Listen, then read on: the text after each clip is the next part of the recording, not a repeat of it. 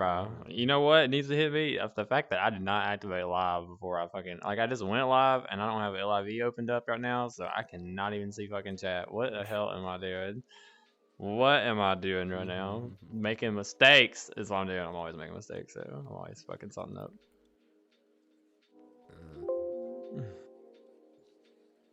Close that. Okay, there we go. That's open. That's open finally. Oopsie daisy. Sorry, everyone who's watching me go live right off the bat and thinks I'm like stupid because I don't know what I'm doing. Look, here's a thing of me and some cookies. Cookies? Cookies, yeah. Watch my stream, earn cookies. That's what they're calling is cookies. Love it. I love it though. You know, I freaking absolutely love it. Let me make sure this YouTube music is not like overbearing. And let's just get on it. Oh yeah. It looks like everybody's good. Snaky, say something for me. Hey, how you doing? Yeah, I'll take that as a 5. Voice.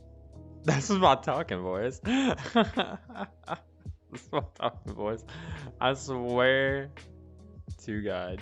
Alright, so yeah, so we're gonna start, guys. Hey everybody, welcome back for another episode of Tales from the Dance Floor. Yo, this is episode 3. I can only do 2 because I'm on quest. How'd I do it? Whatever. You know what? Anyway, yeah, this is episode 3. So thankful for everybody. I've enjoyed every second of it. You know, we started this 2 weeks ago, on a whim. Just kind of, you know, personally, everyone knows I love meeting people and I love talking to people and learning stuff and just making new friends. And honestly, there was so many dancers in the community that I've never met that I would just love to. And that's why I want to do this podcast, to just introduce them not only to myself, but like really just to introduce them to all of you. Because you can get like, I know if you're like me, you watch somebody perform, you're like, God, that's awesome. I wonder where they started. And then like, it's hard to walk up to them and just be like, "Hey, what made you start dancing?" Like, so you know, I wanted a chance for people could get those questions answered and could ask those tough questions, and that's where I came up with this.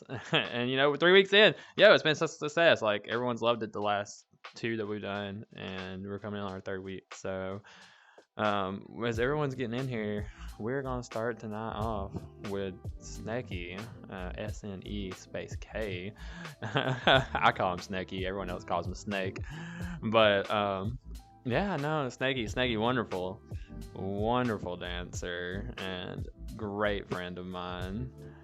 Snake, how are you doing today? Did you say? Doing all right. Oh please, what do you mean? Sleepy? That's because you just woke up, boy. Like, why are you waking up at what 2 in the afternoon? Yeah, I stayed up a little later than I should have last night. It's fine.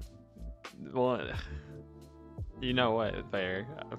I mean, we did dance until like 2 or 3 in the morning, so I feel that I fell asleep in BRC right after that. I went to hang out with somebody and passed out like 10 minutes in. Yeah. It comes So with the territory. You already got some fans coming in. They love you. Oh boy. What do you mean? You're famous. You're popular. Everyone loves you. Oh my gosh. Alright, so Snake, do me a favor. Why is it still looking at me? What the heck? Okay, I'm gonna have to fix this camera.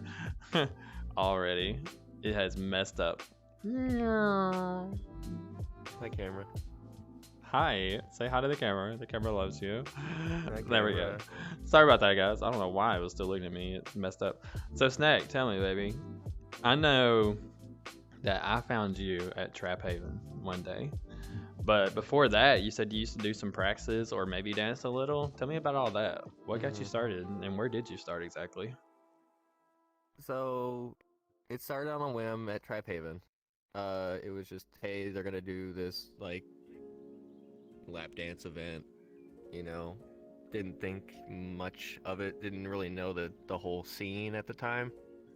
And so when I kind of started, I was very just get on a lap and just wiggle my hips, you know, not like everyone starts out. And it really kind of stayed that way for quite a while. I don't think my my style has changed too much. I mean, that's usually what my intention on getting on a lap is to do. But it was like a year ago now. And unfortunately, the Trap Haven scene had, well, fortunately, I should say, had a really good set of dancers that really knew how to teach, thankfully. And I mean, for a crash course, he gave me everything I needed to do. Especially being a femboy main, which was perfect for me. Comes in the territory, I'd say. So the Trap Haven dance scene the owner kind of like collapsed the dance section of their events. And so technically I'm the only official Trap Haven dancer now. Everyone else is left. Or mad at Rack, but who knows? I don't know if I'm supposed to name drop like that, but oh well. Oh, you're fine. You're fine. It's not my fault that I'm not in there no more. I didn't do the ID verification in time. So then that kind of drops off. So I'm looking around the clubs. I've got a couple ones that I was looking around at, and they are all kind of like intimidating to join because again, I'm going from this non-existent club experience to people who are just like on me, just like right away, just out of nowhere, and I'm like this shy little bean at the time, and I'm like, oh fuck, this is whack. I don't know if I like this.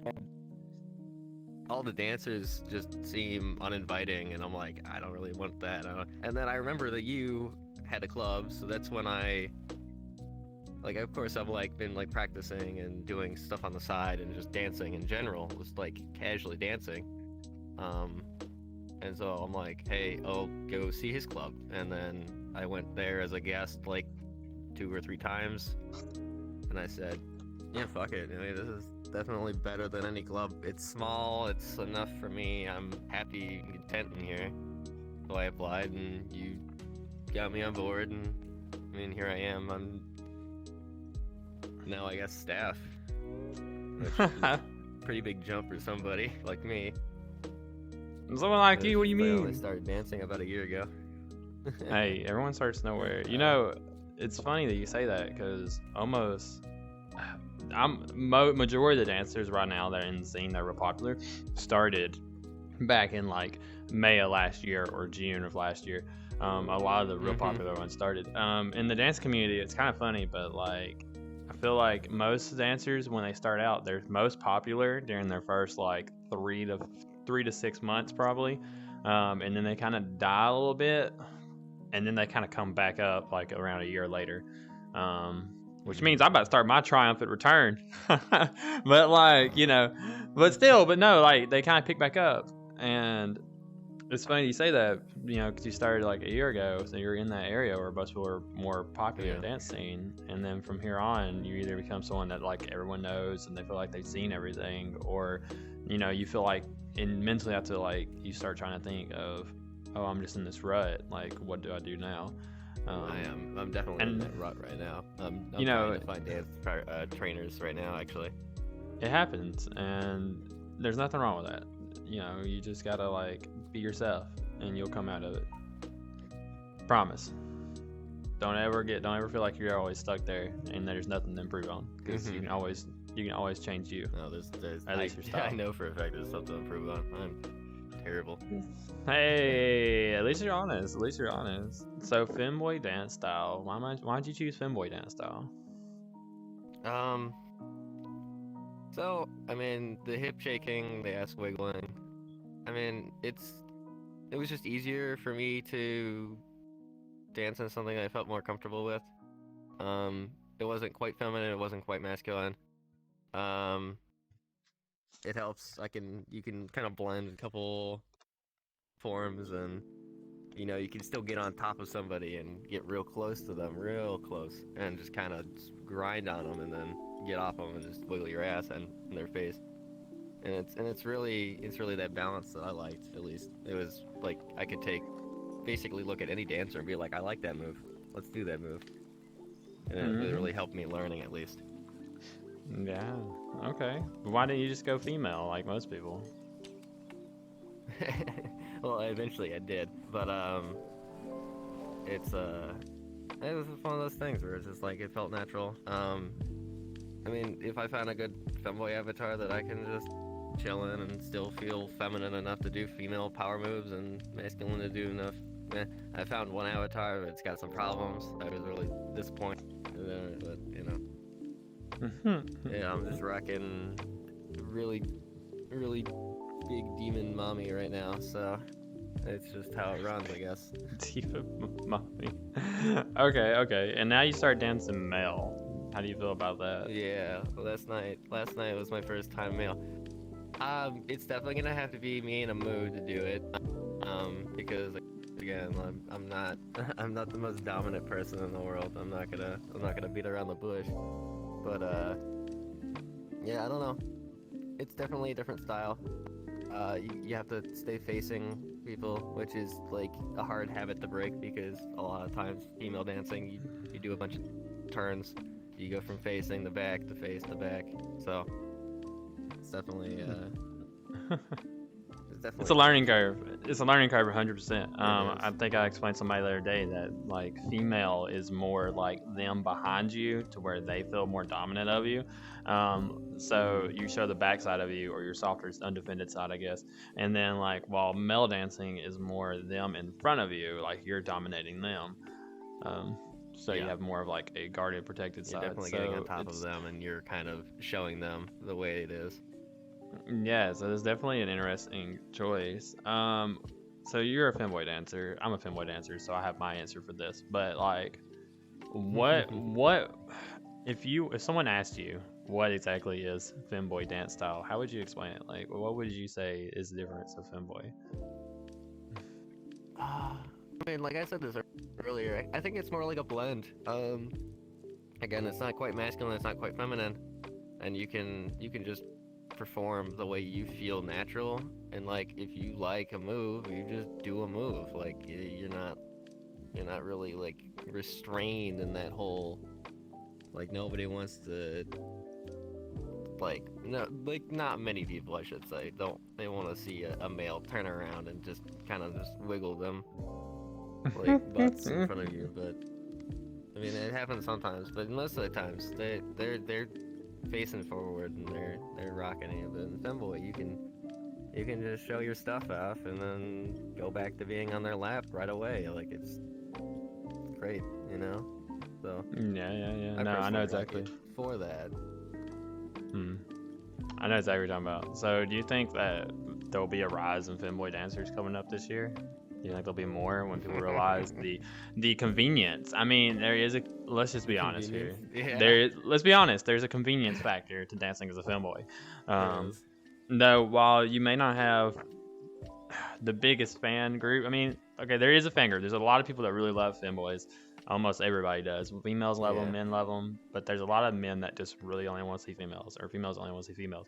Do you think, though, at the end of the day, like, more dancers will start dancing more in the femboy avatars, knowing that they have that fluid ability to kind of do whatever they want?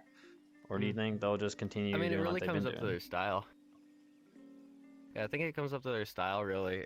If their strong suit is that female the moveset, and they can't really just sit down and do a male, like, real dominant performance. I mean, a lot of times it's a challenge. Like, I mean, for me, most of my moveset has kind of formed to a female, more ass shaky kind of a form. So it's kind of it's just one of those things where it's like I have to kind of learn to I just have to learn to pull my masculine side back out, which is hard to tie. I mean, VR chat's one of those things where, you know, Had to fix that camera. It's killing me.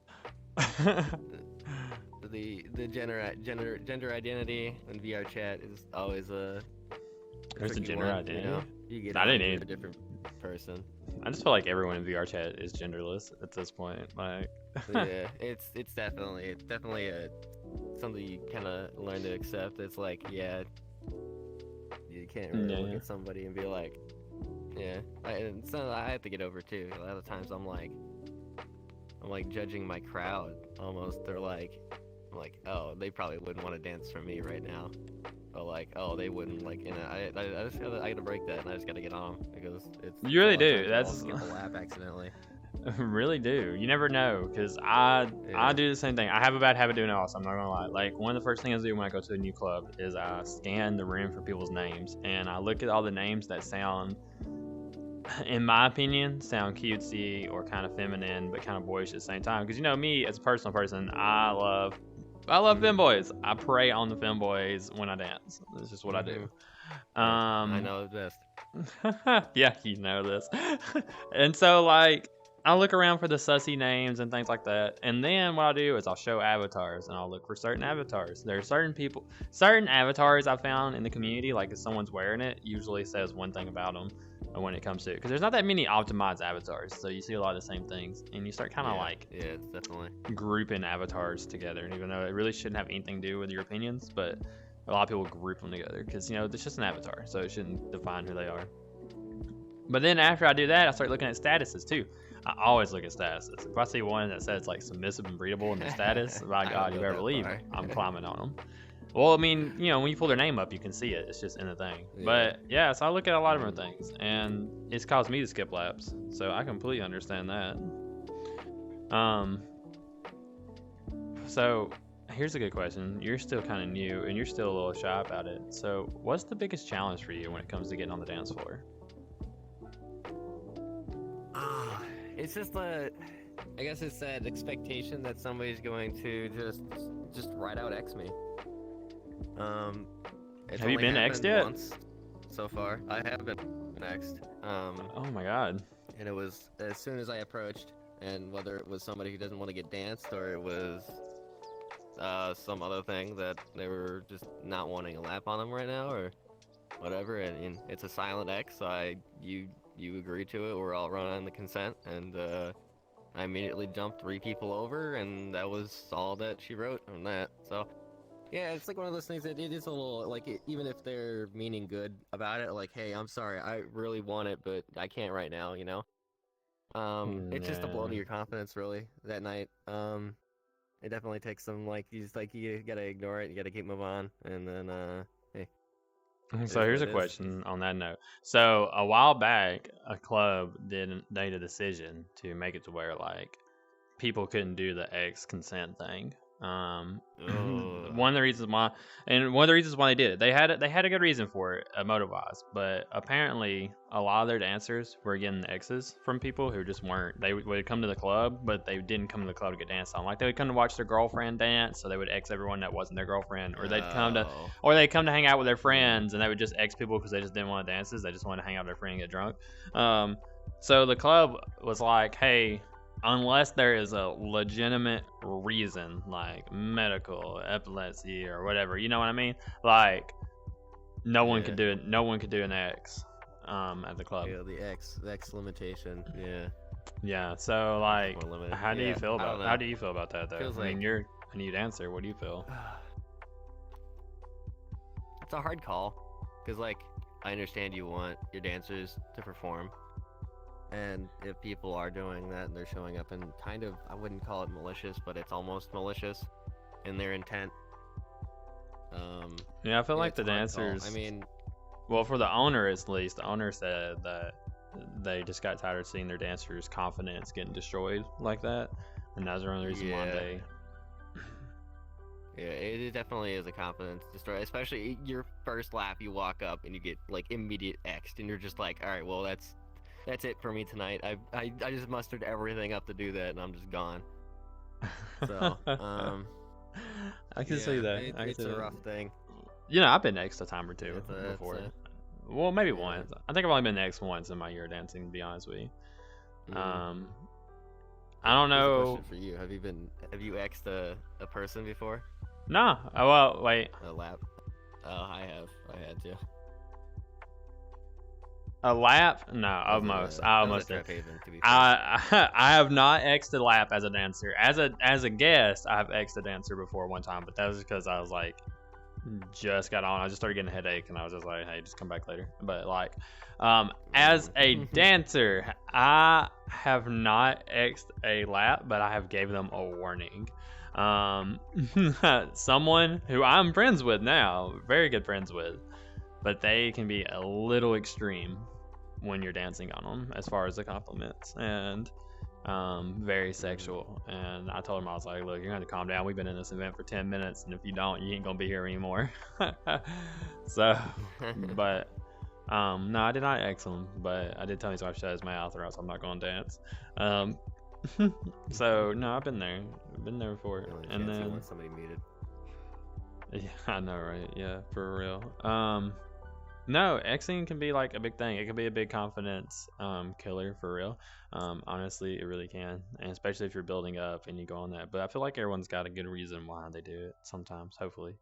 And then a lot of clubs do the whole thing like, if you're not sitting on the couch, people won't dance on you. I've had people actually get mad at me before because they'll stand like behind a couch because they're too nervous to sit on the couch, or they want to single themselves out. I don't really know what the deal is, but they'll sit behind the couch and then they'll get mad at us as a club because we didn't dance on them. But most Not clubs getting feel danced. like if you're not on the couch, you don't want to be danced on, so they usually like back away anyway. So snack. Yeah, sometimes people are hanging on the wings of the couches. I'll still get onto them, but yeah. You got to. You got floating to. around. I'll come up and hang with them, see if they need anything. Say, hey, how you doing? And go ahead, pat or two if I know who they are. But I mean, generally, I'm kind of I'm on that same page where it's couches are the rule of thumb. Yeah. So here's a good question for you. Why'd you go with the meme of Snack? Oh, okay. It's kind of got like a dual meaning.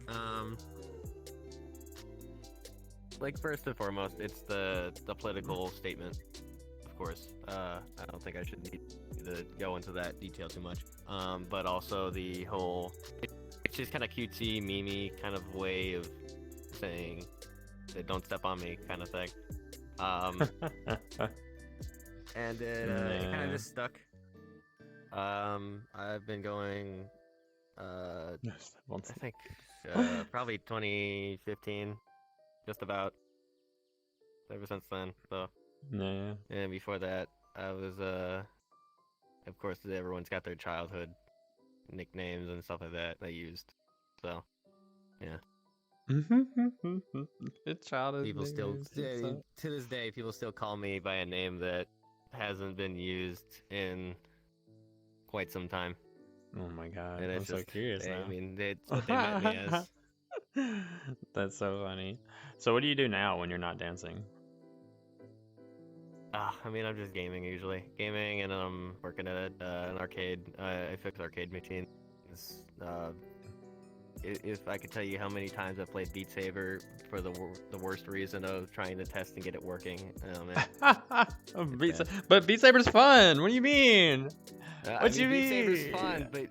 Beat Saber's fun, but when your right controller is disconnecting 2 seconds because a cable is kind of jimmied one way, and you have to go and take 3 screws out just to jimmy that cable right, it gets annoying. You can't even finish your song. It's just the same thing over and over again. Alright, so here's a good question then. Let's go into your future as a dancer. Let's talk about that, because I know you personally are looking at evolving and looking at changing and learning new things. So are you wanting to mainly focus on male now? Is that what your goal is, or what are you thinking about trying to do? It's gonna be a small stint, I feel like, and then it's gonna be a mood dependent thing. Because I am putting the time and effort into learning. I'm gonna try to keep it up, but I will return to my normal avatar probably at the next big event we have. And I am kind of looking like, no, not gonna lie, of course we have some dead days, so I am looking for more clubs on days that we don't do stuff, which is a hard task, especially because, I mean, it's basically doing the same song and dance that I did before I found your club, is going and being that new lap on a couch somewhere and getting absolutely just ignored. Just it is just awful. And then when I find one club that's really good, it's on a day that I'm working most of the days, and I just happen to get off early enough that day to go visit. So there's no chance I could be able to dance in there. But it's a lovely club. But yeah, it's just one of those things where it's like going around exploring and seeing what I can find. But like right now, it's just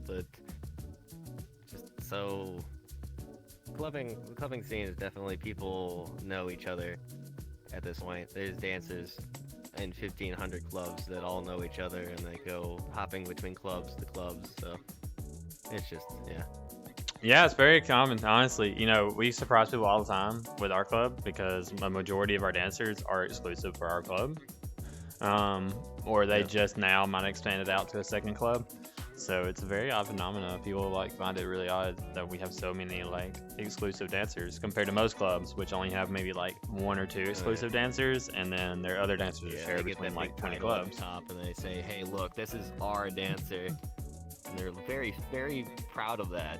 You know, they get the official title, and it's like, you know, they like it. So, hey, Yeah. more No, power to them. I like it. You know, honestly, I think we should do something. We should probably actually do something for the exclusive dancers. Now that I'm thinking about it, give them like a special role on the side, a different Yeah, dancer don't push rank, for maybe. it. I mean, it's gonna come naturally. If someone says, "Hey, this is like gonna be my only club," and I don't think I'm gonna do another one, sure, make it a little scene, but Yeah, I feel like there should be something special for it. I mean, you know, yeah, uh, that's something. so you dance at one club right now. What would you say would be a maximum? Yeah. I know most people start going to other clubs and then they'll end up dancing at like, I mean, for example, I used to dance at like 40 clubs, bro. 40 clubs. Okay. I was an active member at 40 clubs. I used to do 7 events a day in a row. So I would dance. I would dance here for like 2 hours, and then for like 30 minutes, I would take a break at the first beginning 30 minutes of my next event. Like I would just sit in the back for the first 30 minutes, and then I'd come out and I'd dance for an hour and a half, and then I'd take a break for the next 30 minutes for the first 30 minutes of my next event, and that was pretty much what I did, man. That was like my thing for the longest time. Yeah, you were grinding on those laps. Yeah, all day, and. You know, so what about you? What do you think? What do you think is gonna be the limit that you want to reach for as far as clubs go? I feel like I'm in an unusual disposition. Because of that loyalty that you talked about being kind of only in one club. It definitely skews my idea of what club I want to join. I do want that club that I can come in and, you know, get to know the community and get really personal with it, and it kind of show the effort that I'm here for the club. I really want it, and I'm not gonna just show up, dance, and leave. Because I know there are people that with hundreds of clubs, and they dance and they jump, they dance. And 1 week they're at this club, 1 week they're at that club, and it's just like, I mean, it feels bad. Like I know these requirements are like one event a month, and it just feels super weird to me. It's like that with the rules. I feel like allows people, I mean, not saying it's a bad thing, but like allows people like you to just go club to club to club to club to club to club, and if you miss 2-3 weeks, you're back on the lineup the week after that, and you're like, hey, by the way, you gained like 4 dancers and I'm still here, haha. And it just feels like, I don't know, it's just personally, it just feels weird to me to do that. I mean, like, you're joining a community, you're kind of going into it, do it. It's odd, yeah. I feel like having too many clubs can be an issue. I've told a lot of people to like kind of slow down because I know, for example, like me. Okay, there's 2 clubs that I dance for still that I'm considered a come and dance whenever you want. We're happy to have you. You're always welcome. Clubs don't do that. That's not a thing that clubs do anymore. It's something that most clubs don't ever do. They have a dancing requirement of so many dances per month to be an official dancer there and to be a guest dancer. I'm just got excluded from it. And you know the club because one of our friends works at it. But like, so their head dancer actually texted me yesterday and was like, hey, I noticed you're a dancer here, but I haven't seen you in like 2 or 3 months. Like, is there a reason? And I told them what's up, and they were like, oh, that's a thing. I'm like, yeah, it's amazing. I was like, I'll try to be there soon. But it's always just been like hey, they message me and just be like, can you dance tonight? And I'll look at my work schedule and just be like, yeah, I'll be on. But that's what it's always been.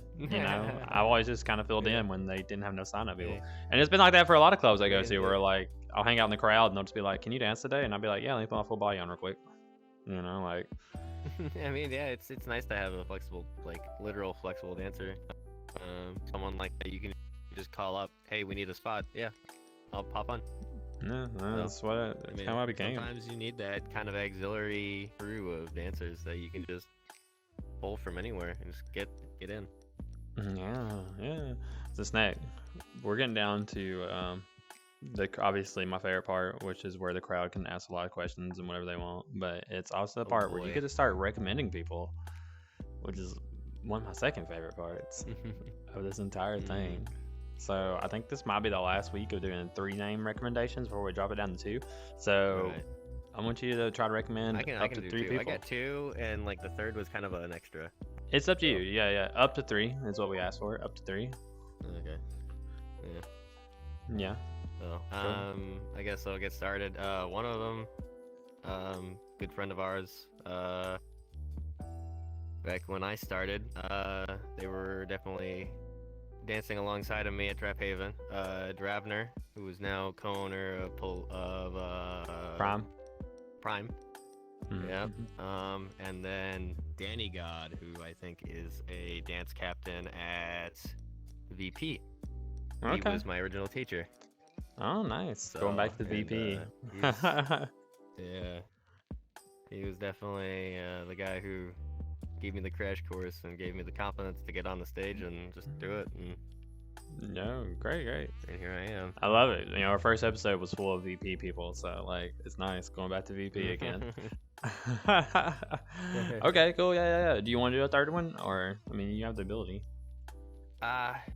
I guess I'll let me find out what his like actual name is real quick, so I don't like make a mess of myself. No, make a mess. It's okay. That's what that couch is for. It's steam cleaned every week. I promise. GC Ghostwriter. He's Ghostwriter.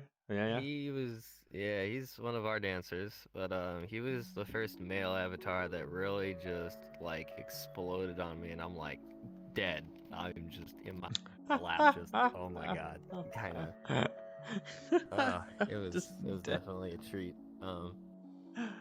So yeah, it was the first time I've also like seen somebody use the cloning system in a very not just I'm sitting next to myself kind of a dance. They were definitely like switching places and going all over the place with it and having it. It was a performance. It was an amazing performance. They knew what they were doing, and it blew me away. What more can I say? Good. So, tell me about this stream of yours, your radio. My radio. It started out. I just wanted to have music that I like listening to. Whether or not it's true or not, I've been told that I've got a good selection, I should say. I take my time out every week. I'm finding 7 or 8 songs that people usually wouldn't like listen to because it's just like so underground. So 10,000 views on YouTube, like less than that on Spotify, and I'm finding them and I'm like, this is amazing. And so I just want to jam with people, and it's something that I can put on myself. Like I listen to my own stream basically. I just have a laptop and I just boot it up and call it a day, and I just run it through. And yeah. And what's that called again on Twitch? What's that channel? It's Nick WTF. That's right. Snack WTF. I'm this close to changing my name on VR chat to that, but I'll let you know on the cord. I think I got it. Changing a name in VR chat is a mess in its own. So it's easy. I've been asked to change mine plenty of times, but I refuse to do it. I'm just saying, like getting names updated in Worlds, Patreons, all that sort of stuff. Yeah. It's definitely, and then I gotta change every single club Discord that I'm in. Hey, this is my new name. Don't freak out. Yeah. No, that's completely fine. You know, it's the same thing. So I went to dance at a club last night, and you know, everyone in the club scene knows me as Kitty. Well, I went to that club scene last night. First time dancing to that club. I wanted to do my premiere. I premiered myself as Ace and Rise, which I've never done at a club ever. So the first time doing it, but the only reason why I did that is because I was looking in the chat. We had 20 people in chat, and 10 of them were all Kitty something. Named Kitty. Yeah, Kitty this, Kitty that, Kitty that, Kitty that, Kitty. And I was just like, you know what? That's when I go with. I'm like, you know what? Just for today, just for them, I'll do Ace and Rise. I mean, I get that all the time with Snack. It's not an uncommon name, so I get a lot of people. I mean, even you. I did meet the original. I met the original. Did you want Andy? Do what? Yeah. No, I met the original. I was confused for a minute there because I was like, but it didn't occur to me to look for the space in the K. But yeah, they are definitely a hoe though compared to you. I'm the original on Discord. That's all that matters. I'm the one in contact. I'm the official original one on Discord. So. Well, good, because they're the original one in VR chat, most definitely. They want to meet you one day. Well, they want to meet you one day. I told my Darren you show why not. Yeah. So, tell me about this club you dance for. How do you feel about it? You talking about yours?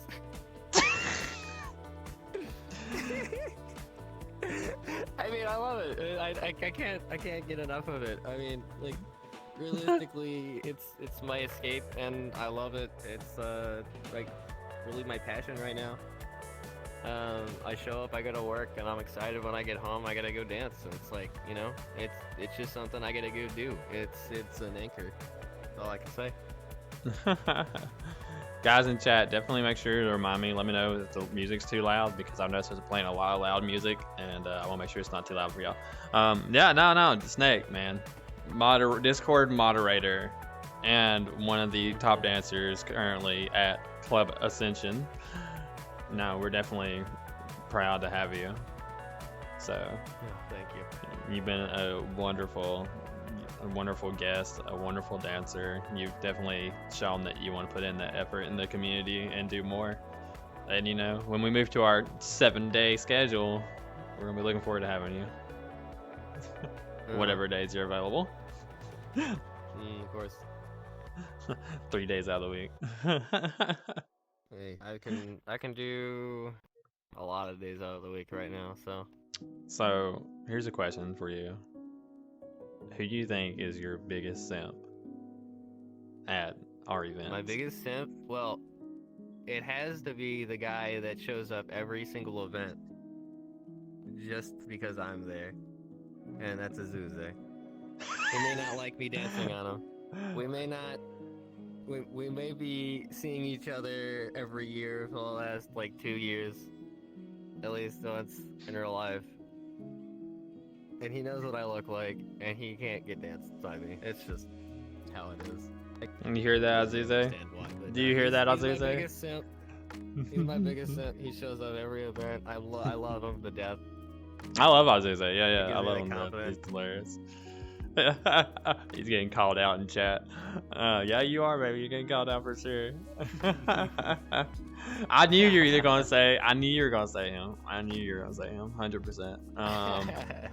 Because I was like, maybe not my biggest simp, but he's definitely my biggest supporter, I'd say. If definitely not him, then I expected you to say Link. But you know, obviously for obvious reasons with Link. But yeah, me being my boyfriend, it comes in the territory, I feel.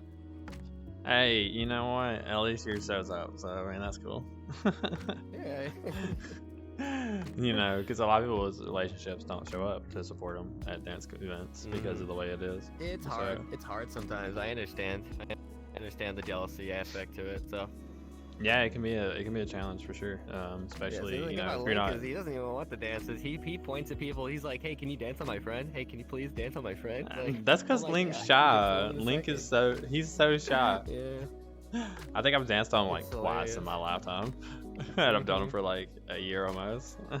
So almost a year coming up, and I think in July will probably be a year since I've known him. I feel like, or actually no, it'll be longer. No, it won't be July. It'll be like September. whenever I joined Trap Haven, it took me like 8 months almost to get into Trap Haven when I was trying to get into it. So.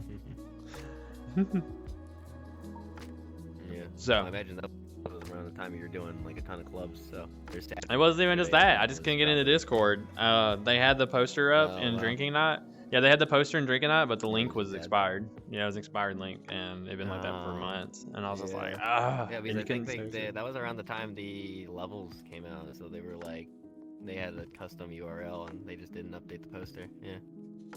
Yeah, it was such a bad. I didn't even realize it was like, yeah.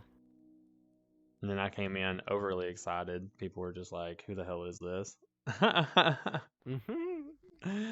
love fanboys. I love fanboys. I love fanboys. Yeah, no, I was like, I'm gonna be on this dance. I'm gonna be a dancer here. Everyone's like, what? And I'm like, I'm gonna be a dancer here. I say it all the time. As soon as I joined in, I was like, hey, I only joined to become a dancer for this club because I was made to dance for this club.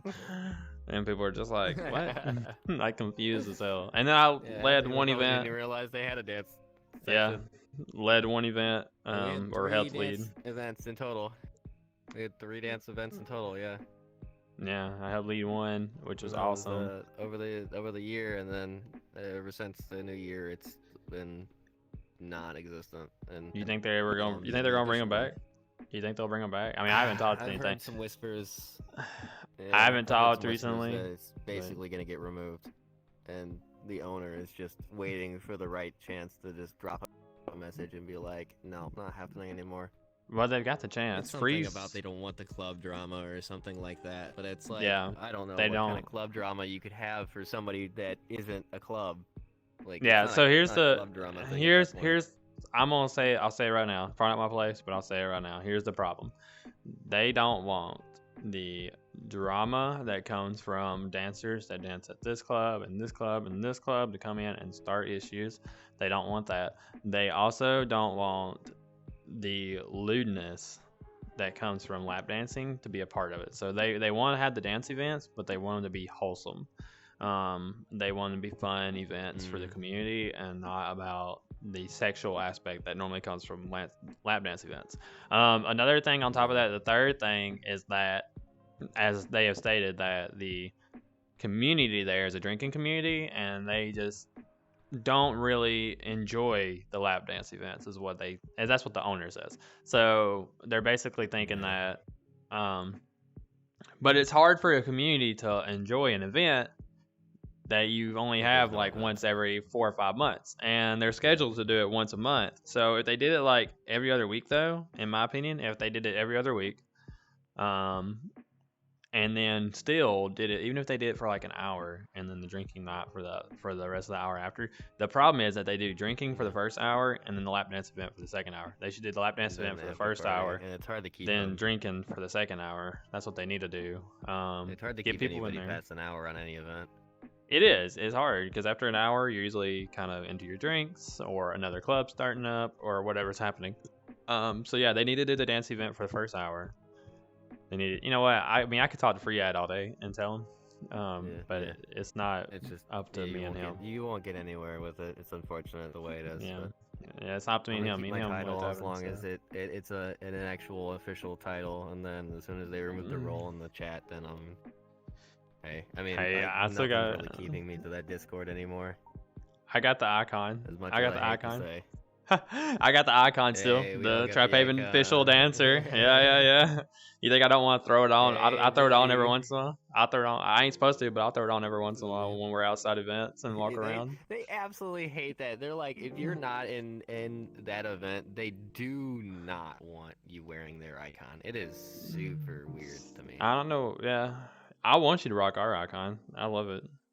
So we're going to go ahead. I'm going to get up here. Get my hug from you, and we're going to go ahead and grab our next guest who's out here in the lobby. Cat. All right, let me get the cat out of the way. Get the cat out of the way. Come on in here. Oh, I'm attached to a cable, so I just kind of like choked myself for a second there. Snacky, make sure you get on Discord and you send me the Discord IDs for everyone. I know, obviously, pretty sure I get over. Sure. I know where to get 2 of them, but like, definitely just send them out to me. And I'm gonna go grab our next guest. We'll be right back, guys.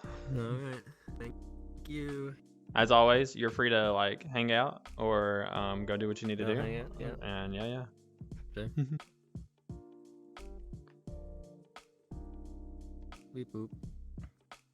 Yo! All right, honey, you can follow me. Oh, thank you. Sure.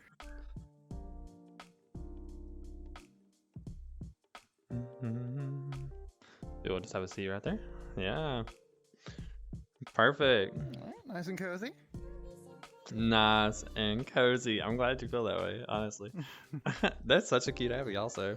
I love it. Oh, All right. thank you. So, I didn't mention it a second ago, but Snaky was just on here was recommended to us by our own dancer Raven. And coming up now, we have Espera. Is that how you say it? Espera, right? Yeah. Espera, but people say it 1,000 different ways. I kind of just accept at this point. Hey, you're golden. It's okay. I literally said it. What did I say? Your Discord version, which has the X. So I was like Expera, Expera, whatever. I don't remember. And people were like, "Oh, Espera," and I was like, "Yeah, sure, whatever that is. Yeah, we'll go with her." That's the name. Because I was like, I'm not seeing that, but whatever you're seeing. So you were recommended to be on here by Panda Juice. So. It is an honor to meet you. Welcome. Welcome to It's good to be here. Tales from the Dance Floor. Yeah, so first off, before we go into anything, tell me, where do you dance at right now, if you dance for a club? Right now I dance mostly for Virtual Pantheon, but also I dance for Foxhole pretty regularly. I'm so glad that you said Virtual Pantheon, because everyone else just says VP. That's all I ever hear is VP. And I'm like, that could mean a lot of different places. Yeah. And Foxhole, I haven't heard Foxhole in a minute. It's been a minute since I've heard somebody say Foxhole. Like, I mean, I know they exist, but it's been a minute since I've heard anyone ever say their name. So yeah. So tell me about VP. What do you like about it? What's your favorite part of it? It was my first club. It's where I got started. When I came into VR, I never expected to dance. Like way too shy. Yeah, I mean, I was way too shy, way too reserved.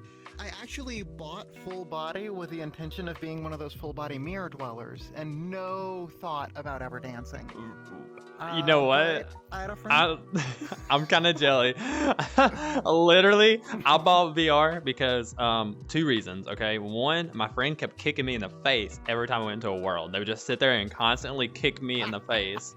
And then the second part was because my friend, another person who I was kind of like flirting with and stuff a lot, they would always ditch me to go cuddle with some random full body skanky, and I got jelly, so I was like, you know what, I'm just gonna get full body. I'm gonna get full body a day, and you're gonna cuddle me, and I'm kicking you in the face. I literally kicked my friend in the face the first day I had full body, and I never got my cuddles. They just ditched me still. You gotta get the cuddles, then kick them in the face. I think the order of operations will sort of have an effect. Yes. People that are joining chat, hello. So no, I mean, I'm glad. So Mirror Dweller did not work out, and you started dancing, huh?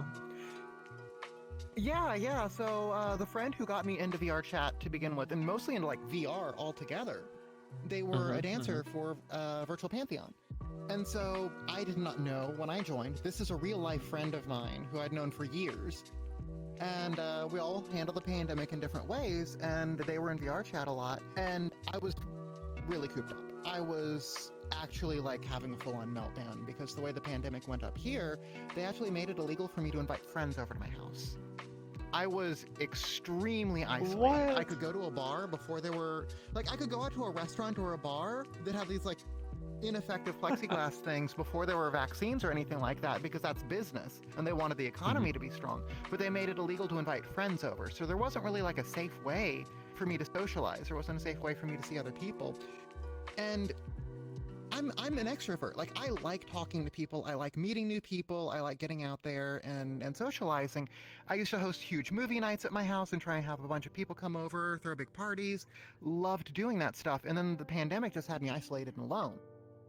And so I'm feeling super cooped up. I get VR because it's like, okay, I'll be in my house, but I won't be in my house. I'll feel like I'm somewhere else. And I was just like thinking about the Steam VR experiences of just like you go to those worlds and you get to look around. Wasn't even thinking about anything social. I was asking about it on Facebook. My friend replied about VR suggestions. They gave me a list of like, here's all the different headsets, here's the pros and cons. And if you end up getting it, let me know. They brought me in. I meet my friend in VR. They take me to a VP show, and I'm like, oh my god, this is amazing. Wow, look at what these people can do. This is incredible. And I made friends there. I started talking to people. I went to an after party one time. And I was talking to some of the dancers, and I'm like, yeah, I'm so impressed with what you do. I could never do that. I'm way too shy to get up on stage and dance or anything like that. Like, I don't dance in real life. So the idea of like doing anything in VR and like getting into that was just like, no, I like sexy dancing. Like y'all are doing like, Sexy really dancing. sexy dancing. That's like, oh heavens, no! I could never. And that did not last long. Oh my god. Somebody overheard me, and the thing was that not wanting to is a good excuse. Having like a physical thing where you can't is a good excuse. Being too shy is not a good excuse, and that wasn't going to work for him. So he's like, no, you're going to dance now. Here's a stage in this world we're hanging out in. There's a stage up here. Come up here. We're going to do hip rolls now. He taught me hip rolls. And then the next 3 nights, I spent 3 hours a night in public FBTs where he was just like, no, keep dancing. Resting is for cowards. And sort of like bullied me into Resting's it. for cowards. And yeah. After that, I was never really shy about dancing anymore. It sort of burned through all the anxiety in those first few days. And going to public FBTs and dancing on strangers, there wasn't anything else that could really get to me anymore after that. So I got a lot of practice. I got over the first hump of difficulty. And then from there, I joined VP and as a dancer, and I've been there ever since. I just love the club, love a lot of the people there. It's been a fantastic time. Oh, that's good. Honestly, I'm proud. I'm glad you got to enjoy it, but go out there, see all that, experience all that. It's amazing. And now you're a dance captain. Now you're teaching people yourself. Yeah. I'm a dance captain. I'm an instructor. I'm running classes. I teach 2, sometimes 3 times a week, depending on what's going on. And it's just dancing changed my life. In a lot of ways, it saved my life. I was really in a dark place when I got into VR, and just being able to find this community, find these people, and find this physical expression just brought me to such a better place that I really want to share it with as many people as I can. And so started teaching, started encouraging new people, started trying to help people get over the shyness. A big thing I talk about is safety and training, and trying to build a culture of people learning to dance in ways where they won't injure themselves, or they'll understand how to treat an injury or respond to it. And make sure people take care of themselves so they can keep dancing. Of course. And that's what we want, honestly. We want you to continue dancing. Because, like, it's a dangerous thing. I mean, I've been hurt before dancing. You're literally doing all these cool, sexy dancing, as you call it. Or, you know, you're doing backflips like some of these people can do, which is ridiculous. But you're blindfolded with a microwave attached to your face, as people call it. So, you know, you might as well be blindfolded doing this. And that's what's amazing. But what's even more amazing is I get hurt more at work standing still, barely around anything, than I do dancing in VR chat. And I do a lot of stuff in VR chat. Yeah, it's one of the weird things about it is watching new dancers. When I first started teaching, I was seeing a lot of people who were like completely new. And I was seeing this very common progression of injuries that would happen. Somebody would start dancing, and then a week later, their hips would hurt really, really badly, and they'd have trouble walking because they strained their hip flexors. So, the thing that comes down from the top of your hips to the front of your top of your leg, they would strain that because they learn hip rolls. That's all they can do, but they can practice hip rolls anywhere. They can practice hip rolls in front of the mirror. They can practice hip rolls in their house. Whenever they're at home and chilling, whenever they're with friends, they do all these hip rolls, and they tire their muscles out, and they strain something. Second injury I kept seeing, people would hurt their knees. Because usually dancers, they learn hip rolls, and then they start learning a few other things. Usually that involves like kneeling or doing groundwork and going up and down from the ground. So suddenly they're doing all of these squat type motions all day. And they make their knees tired. And then after they've made their knees tired, they do some motions, and they've dislocated a knee. They've torn LCLs, ACL, PCL, meniscus, things like that. Damage to the knees. And I've seen people in like their first week or 2 of classes not even doing anything exceptional, but they've used muscles they've never used before. Because dancing's using a lot of muscles you don't normally use, and they've tired themselves out, and they were using motions that they didn't realize were working against what their body wants to do, and they strain and hurt something. And it's a problem that was pretty bad for a while there, and I was seeing it happen at multiple clubs, multiple communities, multiple people who I saw getting into dancing. So I was really trying to narrow down on how do we teach safe movement, how do we teach people to listen to their bodies, how do we teach people to recognize that it's not going to be that big yeet you do for like some of these big moves or handstands. That's not going to be how you necessarily hurt yourself, especially as a new dancer. It's going to be not paying attention to ways you've made yourself tired, and it's going to be just one weird movement. No, I feel that. Have you been hurt yet? Have you hurt yourself yet? Several times. Oh my goodness, several times. So a little bit of a side thing on that, I'm actually literally physically disabled. I do not make a kind of connective tissue very well, so I'm incredibly prone to joint dislocations and subluxations. Subluxation is like, normally you think of like a dislocation like your shoulder joint, ball and socket. Dislocation is it comes out and it's in the wrong spot. Subluxations I get a lot more where my joint just sort of like won't stay in, and it's just sort of like dangling out of the socket. Oh man, it's incredibly painful. It's hard to resituate it. I bet it helps with flexibility though. To me, it makes flexibility a challenge. I am flexible in ways that I should not be, and the problem is, it's kind of like when you're you got like one of those whole roast chickens, and you pull the leg off. You pluck. Well, it lets you do that. Nothing stops you from pulling the leg off. I just don't want my leg pulled off.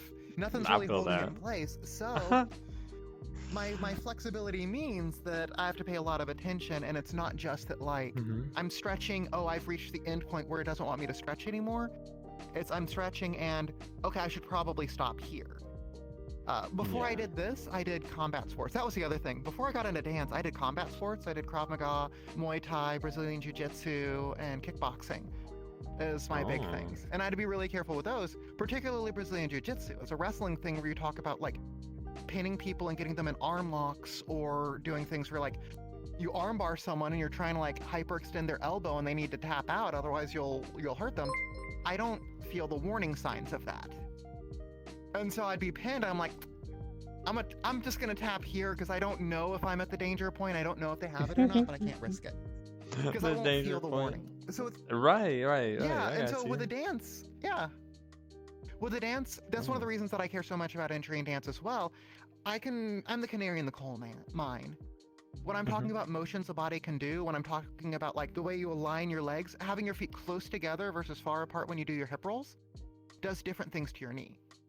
And I can feel these differences very clearly, and I can talk to people about what it's doing for parts of your joint and the things to watch out for, because if I do certain things, I'll hurt myself very badly, and I have. Newer dancers, if I warn them about these things and I try and teach good fundamentals of motion, good fundamentals of body positioning and awareness, and then I call out, by the way, there's this variation you can do, but it's going to do this to you. Pay attention for these warning signs and stop if you feel them. Giving them the ability to see the red lights they may not recognize otherwise. And it's helped, I think. I've seen a huge reduction in injuries of the people I've been training since I've started doing that, and thank goodness, because like knee injuries are no joke. Knee injuries are terrible.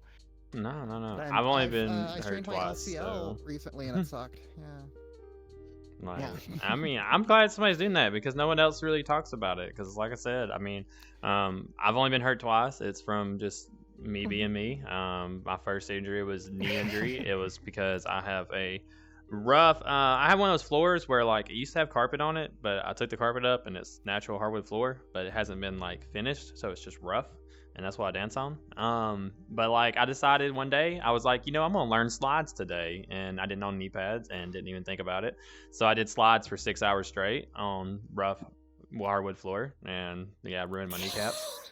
And then my other injury, I was like, you know what? I'm going to dance male today. I've never danced male. I'm going to learn how to dance male. I did a handstand, came down, dislocated 3 of my toes.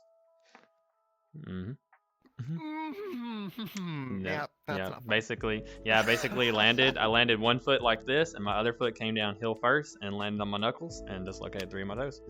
And yeah, all in VR chat, all in mid VR. I was doing a Yeah. practice dance on someone just to see if I could dance male, and yeah, did that. So, but you know, Yeah. but I didn't get warnings. I didn't get warnings. Nobody's ever come to me and be like, oh, you know, you could actually get hurt doing this. I mean, obviously, then the obvious sign of like if you're doing a handstand, you could fall and hurt yourself. But like, I never had someone come up and be like, oh, you know, rolling your hips, you could get hurt. You know, you could do that. You could get hurt. Yeah. Like just standing there, you could get hurt. Yeah. No one's ever said that, so that's nice. A big part of that for me came from the combat sports background. Whenever I went to any gym for any sports thing I've ever done, Mhm. you've got a person who's a professional in front of you watching you train in person. VR chat, these instructors, we're not professional instructors. We're not watching people in real life. We haven't taken training courses. We're teaching people things that we've picked up on our own. And Yeah, so yeah, of course. bad habits get passed along, a lack of awareness gets passed along, and an invisibility, because with IK, you can't see what the person's really doing. And so you might see a person doing what you think you're doing, like you might think you and another person are doing the exact same motion the exact same way, but they're doing something that's going to hurt them. They've got like their toes turned in or something, and that causes them to like feel this pain in their knee. But they think they're doing it the right way, and they see you doing it. They assume you're doing the same thing. It'll get better. I'm just weak. I haven't done this yet, and so I'm ignoring it. And then they hurt themselves, and then they get a dislocation. They tire out some of their stabilizing muscles, and they have problems. And I can't see people in real life in VR, but I can talk to them about what's going on and try and get them to tell other people and try and start spreading out this culture of a bit more awareness of what the injuries are. Honestly, I feel like voice in VR is probably the most important thing. I mean, like, I love the visual aspect of being able to physically feel like you're sitting beside somebody and with somebody that you get out of VR chat, which is amazing because for just a social game that was just made as an entertainment thing, it has become a replacement life for so many people. But like having someone who's able to share those hard facts and will actually use their voice for something better than just harassing somebody is a miracle to come across on its own. So it's true though, it's a miracle of its own, because most people in VR just there's not as much positivity on VR as there is negativity, which is unfortunate. It's very unfortunate. Yeah. But that's why we're in this dance community, because a lot of the people in the community are really, really family oriented with each other, whether you're from the same club or not. I mean, there's a few that aren't, but like the ones that are, there's a lot that are. There's a lot of people that really just love dancers for being dancers. They come out here and they put their heart and soul into dancing, and to meet someone else that does the same thing, you're like instant friends. I feel like I'm best friends with you already. I just met you, and I'm like, yo, here we go. Let's go. I will never delete you off my friends list. You're gonna be on it forever. Like already, yeah. So as a dance captain, obviously you love it. Was it a challenge for you to just come straight in from as a dancer to go into becoming a dance captain? Did you have to like work extra hard for it, or do you feel like it just naturally came as something that you would be attuned to? It kind of naturally came up. I wasn't interested in being a captain, really. I was interested in being an instructor. I started dancing, I started getting better, I started seeing people who were newer and sort of helping tutor them, and I started wanting to help train other people, because one of the things I found is if you start learning something, eventually you get to a point where teaching new people is a way you can start making yourself learn more and more and more. And it starts pushing you forward as you're trying to teach others. And a lot of things I've done in my life, trying to teach others has made me learn the material better, has made me master it better. So it seemed like the next solution, the next step on my own trying to improve, on my own, like finding ways to keep motivated, finding ways to push myself more. I was really interested in being an instructor, and instructor at VP is one step before captain. And I was doing the instructing thing, I was talking to a lot of people, and eventually just sort of turned in this natural progression of I'm talking to a lot of people in the community, I'm trying to like get people socially engaged with each other and excited about learning, and talking to people on the team, and a lot of the dancers I trained started joining the team, and it just sort of turned into this natural thing of joining the captain side as well. Now, were you invited by someone else to become a dance captain? They just walk up to you and be like, hey, do you want to be a dance captain here? Or did you ask them if you could become more into that role? I don't remember asking, but I don't remember asking. I think it may have just been offered. I don't think I just woke up one day and had the permissions, but I honestly don't remember. It was a long time ago. It was something like July of last year, something like that. So I don't remember the conversation anymore. Okay. I mean, I you did know, I just feel like it ask happens. to be an So. instructor though, so that was I did Hey, remember okay. that.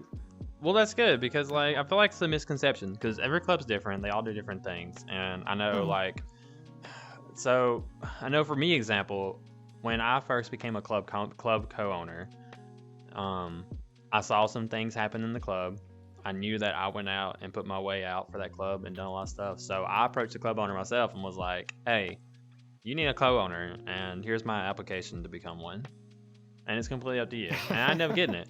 But like I told them, you know, I love this community and I want to be a part of it. I want to do more. And I know y'all need one right now. And there might be other people that you might think's better suited, but I definitely would love to be in that position. But it's up to you. And I feel like a lot of people starting out, they may want to become a dance captain for a club that they love and that they put all their heart into, but they might feel like they're overlooked. So it is a question like, do you just go up and approach your owner and just be a club owner and just be like, hey, you know, I would love to do this position? Or do you just kind of like wait back and see if they notice you? Like, what's the better route? Because it's so much work, I tend to think that you should put yourself forward for it. It is not just something that like, oh, I'll take this on as like this little side thing as a hobby, and like, oh yeah, no, like when you start going for instruction or you start going for captain and things like that, you get a job. You're volunteering for extra really work. do. You're volunteering for like You really extra do. meetings, trying to like make sure you talk with people, trying to help organize stuff.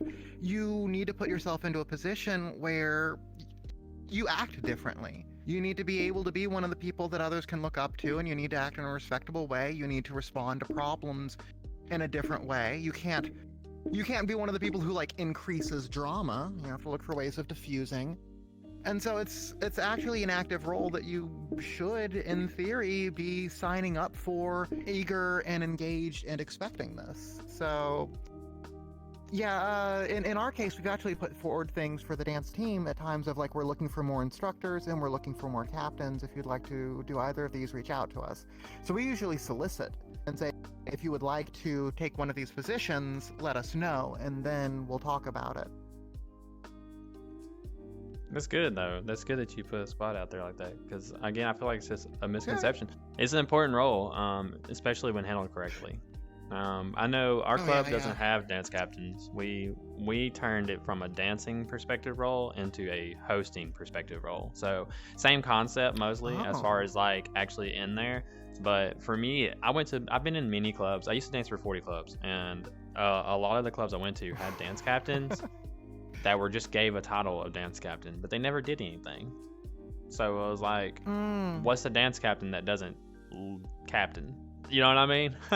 So when I created our club, I was like, no, we're not doing dance captain role. And people don't like me for it, but we made it more of a host, because host, in my opinion, I feel like dancers, you entertain the guests. You keep the guests coming back for more and stuff. But hosts have more of a tendency of leading that entertainment and keeping it on balance and on check. You know what I mean?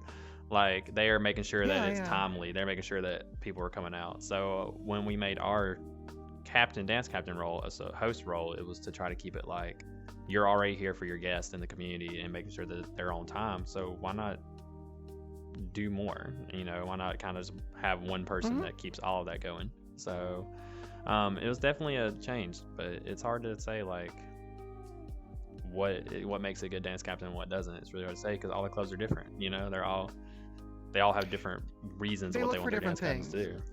Yeah. Yeah, because dance captain can be during the event. It can be managing things for the dance team outside of events. We do a lot of organization for making sure that like the lessons are done, and scheduled out. We look at the schedule. We do polls for the dance team to be like, okay, what dates can people make? We're looking at changing up the specials. We're looking at doing a shift to how this event is run. What does the dance team think? We're pitching new ideas, and we're talking through things with everyone. And so it's a lot of out of the show work that the captain team for VP does. And it's a lot of it's behind the scenes and invisible to the community, and it should be, because it's not necessarily interesting to hear about all the proposed ideas that we have that turn out, oh, actually, no, this is not going to work. And we don't need to necessarily like bog down the entire team with that. It's just something that, oh, we've got this idea, we want to make sure that we bring it forward. We're sort of working through things and trying to help make sure everything can run smoothly for the team. Yeah. Okay. So, tell me about yourself. So, what are your futures as a dancer? What's your future plans? What are you looking forward to doing next? You want to do your own club one day, or what are you thinking about? Oh God, no. It has been, I don't know why, it has been a long-running joke about me starting my own club. It's a question I've been asked a lot and in a lot of different situations, and I have zero desire to take on that organizational burden. I just, more than anything, do not want to have to organize that much. With the instruction stuff, I, outside of VP, run a thing called Open Mat. It's a open training thing every Sunday. Every Sunday at 8 p.m. Eastern, I get together a group of people, and I post to a number of servers, and it's people from all over VR chat who come in, and we dance, and we train together, and we talk about different things, and we workshop different moves together. Different groups of people show up each week. I'm on Blue, and it's a Friends Plus world, and so there's a lot of churn as far as each week is different. And there'd been talk about turning Open Mat into its own thing and starting to build like this, oh, what if we had like a thing of, we hook students up with instructors at a lot of different clubs, and it was like, oh, no, that's just gonna be so much more work for me, and I'm already, it's more time working and less time dancing, and I'm already spending too much time working and not dancing. Yeah, no, you're golden. And honestly, like, it can be a lot of work, especially if you start teaching stuff like that. You know, as a member of Black Shard, I feel like doing that instructor thing and having that, you got to have that format. Everything's got to be lined up. It's a lot of planning. If you don't communicate and you don't plan it right and format it correctly, it can be a hassle. I know plenty of times my last couple lessons have been like mistaken lessons where people will try to join a different instructor and they join me and they're like, yeah, I can't wait to learn breakdance. And I'm like, well, this is a pole dancing course. I'm going to teach you how to dance on a pole. Yeah. So like, yeah, so there's been a lot of communication differences in it, and so I feel like, yeah, I mean, that's great though. I love it that you're doing something outside just with the standard club and you're teaching people things, and that's what's amazing, especially opening up to anybody that comes around the corner. Like, that's incredible. Open Mat. Yeah. Y'all hear that, everybody? Join Juzo for Open Mat. I mean, Espera, my bad. I was looking at Juzo just joined over there. Espera. Join Espera for Juzo Open was Mat. there for a lot of my early Open Mats too, and hopefully he'll start coming back home soon. Oh, well, no, you told him here. You say yourself, so. No, yeah. Juzo is a person who was literally one of the first people to ever give me dance lessons. He's a very old friend. Like, I've known Really? Juzo since I started. Yeah. Interesting. Yeah, so it was really funny that, like, neither of us knew the other was going to be on the show today. And then we were looking at the description, like, oh, wait a minute. It's like the Spider-Man meme pointing. That's my favorite thing about this show, is that no one knows. Like, I was talking to I have a couple friends that really love it, and they love the show, and they love watching it every Sunday, listening to it. And I was talking about it today, and I was like, yeah, this week we have. And I was, like, naming all the guests. And they're like, oh, I love this person. I love this person. They're so great, too. I'm just like... I love it though. Like, we've had a lot of really good guests, and it's all been thanks to y'all. It's been thanks to you, you know, and the people like Panajuice that recommended you to come on here. And that's one of the things we definitely are kind of like an invite only exclusive show. So but it's super nice. It's super nice because I wanted to meet new people, and I wanted other people to be able to meet new people. So that's why I did it. And guys that are watching the stream, make sure y'all do know, like, you're free to ask questions for them to answer. Just let me know in chat. I have it pulled up. I'll be more than happy to pass it along. So anytime y'all got any questions, be asked. So there was a question I was going to ask, but I can't remember how to word it. I know you started as a mirror dweller. I mean, I started shaking ass in front of a mirror myself personally.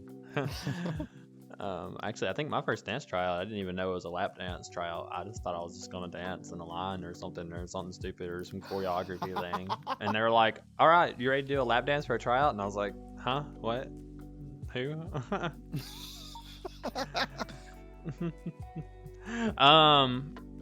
What advice would you give somebody who's just starting out, other than obviously taking it slow and making sure you're not overdoing yourself? What other advice would you give somebody? Yeah. Big problem I see a lot of new dancers have is nervousness early on.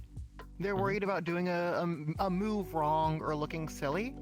And the advice I usually give is make bigger moves. Every move should be big. You should be that theater kid, and like on stage, every movement needs to be seen from the back of the auditorium. I almost never see dancers where I'm like, no, dial it back, make your movement smaller. Because a lot of new dancers, they're just like very much tight and trapped inside of themselves, and they're worried about making big moves, and they end up looking like very, very small in their movement. And the confidence that you portray with a bigger motion, that's going to bleed into yourself. You're going to feel more confident when you start making the bigger motions, and it's just going to look better as you do it. So don't worry. And the other big thing is, don't worry about ever giving a bad dance, because I guarantee you everyone is going to forget in a minute. It takes no time at all. I've done terrible mistakes in a dance. I've totally messed up moves. I've fallen flat on my face, and by the end of that same song, I'm talking to the lap afterwards, or I'm talking to a friend who was watching it, and they didn't remember me falling on my face or something like that. They're like, oh, wow, that was great. I'm like, yeah, but oh, right, that did happen in there. Like, if you don't remind them, they forget. And yeah, no, it's true. You're going to be harsher on yourself than anyone else. I literally fell off my pole in the middle of one of my events, and no one even noticed. So, like, no. But I will tell you right now, I did have my pole follow me at a collab and broke my window out, and I get reminded of it at every event I go to. Every event I go to, every time I dance, they're like, dang, you're such a good dancer when you're not breaking your windows. And I'm just like, oh my goodness. Yeah. Can we let this go already? Okay, I should call the audit and say, as long as you don't mess up to the point of property damage, you tell other people about the property damage so it turns into a meme, then nobody will remember. Yeah, I have so many holes. I have so many holes in my wall. I doing a wall handstand, I kicked a hole in my wall because I didn't realize the wall was so close to me. My pole has fallen twice already and put holes in my wall. No, I've done a front flip into my wall, straight through it. Old house, very fragile. Every time I pull dance. Every time I pull dance, and that's the somebody other says thing. something. Either nobody remembers, or they've got a much longer list of mistakes they've made, so they're not going to be paying attention to yours. You'll remember really your own do. list of 1,000 things you've done. And then, yeah. I think everyone should know that, like, there's no way to mess up dancing. There's no way. Like, literally, there's no way. 100%. Just have fun and put your heart into it. You said something about the little movements. Yeah, so like the little movements, this looks really good for that lap you're dancing on. So if you're only confident doing small movements, when if you're doing a lap dance, the only thing they're noticing is you, and you're going to look beautiful either way. Yeah. You don't have to be like, you don't have to be like some of us that are like really extravagant, like show off dancers who try to like entertain the entire lobby, even though you're supposed to be entertaining that one person at a time. So like, you don't have to be like that. Just focus on that one person. That's what I feel like. Yeah, and yeah, you said something that I really do agree with. There's no such thing as a bad dance. There's no such thing as a bad dance or a bad dancer. If you're getting out there and you're doing it and you're having fun, you're doing it right. And that's the big important thing. Just get out there and dance, because you're not going to get better if you're not practicing. You're not going to be able to feel more confident if you don't do it. But don't worry about like not being good enough or anything like that, because that's a myth. There is no good enough. There's just what you do. And what you do should be fun, and you should enjoy it. Yeah, exactly. So we're getting down here in those last couple minutes. So I'm gonna ask you a couple things, and I did tell you about this beforehand, and I feel really bad for it. But I want you to recommend to me three people that you would love to have sitting right there where you're sitting from a future episode. Oh, jeez. Okay, yeah. I'd say Steph, a friend of mine. Okay. She and do know too that do know they don't have to be dancers. They just have to be involved in the dance community somehow. They could be like a host, club owner, a guest. It doesn't matter as long as they're involved in the community somehow. Yeah. So, but yeah, Steph. Okay, heck yeah. Yeah, no, Steph is absolutely wonderful. She's a brilliant dancer. Absolutely amazing dancer. Some of the best body motion that I've seen out there. It's just every time I watch her, I'm just hypnotized. And Okay. she does a lot of go-go dancing as well, which is a style that I've recently started to get into. She's been a huge inspiration for me in breaking into a style of dancing that I hadn't been super comfortable with until recently, and she sort of helped open that door for me. There's also Scarlett, who is one of the first dancers that I ever met, first person I ever duoed with. Absolutely wonderful, super positive, and a tremendous voice for the community and a fantastic instructor. And then a friend of mine, Scooty, who's a more recent dancer. I think she just started in like October, but Okay. she's an instructor now, and she's like shot off on it and is absolutely loving it. And I've really seen just a light appear in her since she started dancing, and it's been wonderful to see. That's beautiful. I think we actually have a guest, and one of our guests today is one of our dancers that's like only been dancing for like less than a month, so it's definitely gonna be interesting. Oh, yeah. No, I love a new dancer, especially ones that move up, and putting out them, especially for a club you love. So it's all about community. And let's see, and I know we talked about a lot about VP, and we didn't really talk a lot about Foxhole. Anything that we need to know about Foxhole? It is a really fun event every time. They do Tuesdays and Fridays, and God, they have just an absolutely gorgeous world that they've set up for it. Every time I see a person come into that world for the first time, they're always blown away by it. Good. It's an incredibly fun show to dance for, and the audience is always incredibly positive. So I've been having a lot of fun dancing there. Awesome. So we're getting down to the last 9 minutes of your segment before we go into the next thing. So this is what I like to call your time. Is there anything other than just dancing that you work on that you would like people to know about for you? Whether it's like maybe streaming something, or you can talk about open mat more, or just in general, whatever you want to talk about. You can just promote your clubs. Things it doesn't that matter. aren't dancing. I don't understand that question. I know, I'm either right? working or dancing, pretty much is the thing, or talking about dancing, or talking about dancing, where I'm organizing teaching and lessons and things like that. My girl. But if I'm plugging things, then Open Mat and the Virtual Pantheon Dance Instruction Program are the two things that I'd really like to encourage people to see. I mentioned a lot of things about injury reduction and prevention that I care a lot about. I'm going to be doing a class on that tomorrow in the afternoon for Virtual Pantheon. So if anyone joins the server, takes the student role, you'll be notified of that. And if you show up tomorrow night, I'll be able to talk for a while. It'll be a 1-hour class where I just talk about ways of preventing injuries, listening to your body, and different ways you can do warm-ups or different ways you can approach dancing and movement that'll make injuries less likely. And then if you do get injured, what to do. Because I've seen some people make small injuries way worse because they ignored them in the moment and they just try to keep on dancing. And we don't have like medical leave or health insurance that we provide for online VR stripping. Like online VR lap dancing does not give you medical insurance, so don't hurt yourself for it. Like. Yeah, if you pop your knee out, or if you dislocate an arm, or if you pull something bad, hop off stage. No part of the show is more important than your body. No part of your show is more important than being able to walk tomorrow or even next week. And seeing some people get injured because they tried to push through is frustrating and scary for me.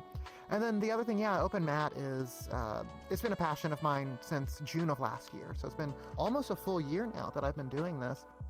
And it's 2 hours, but sometimes it runs much longer on Sundays. And if people are interested in that, we can post like my Discord, I guess, to the channel or something like that, and people can DM me about it, or they can just send me on VR chat.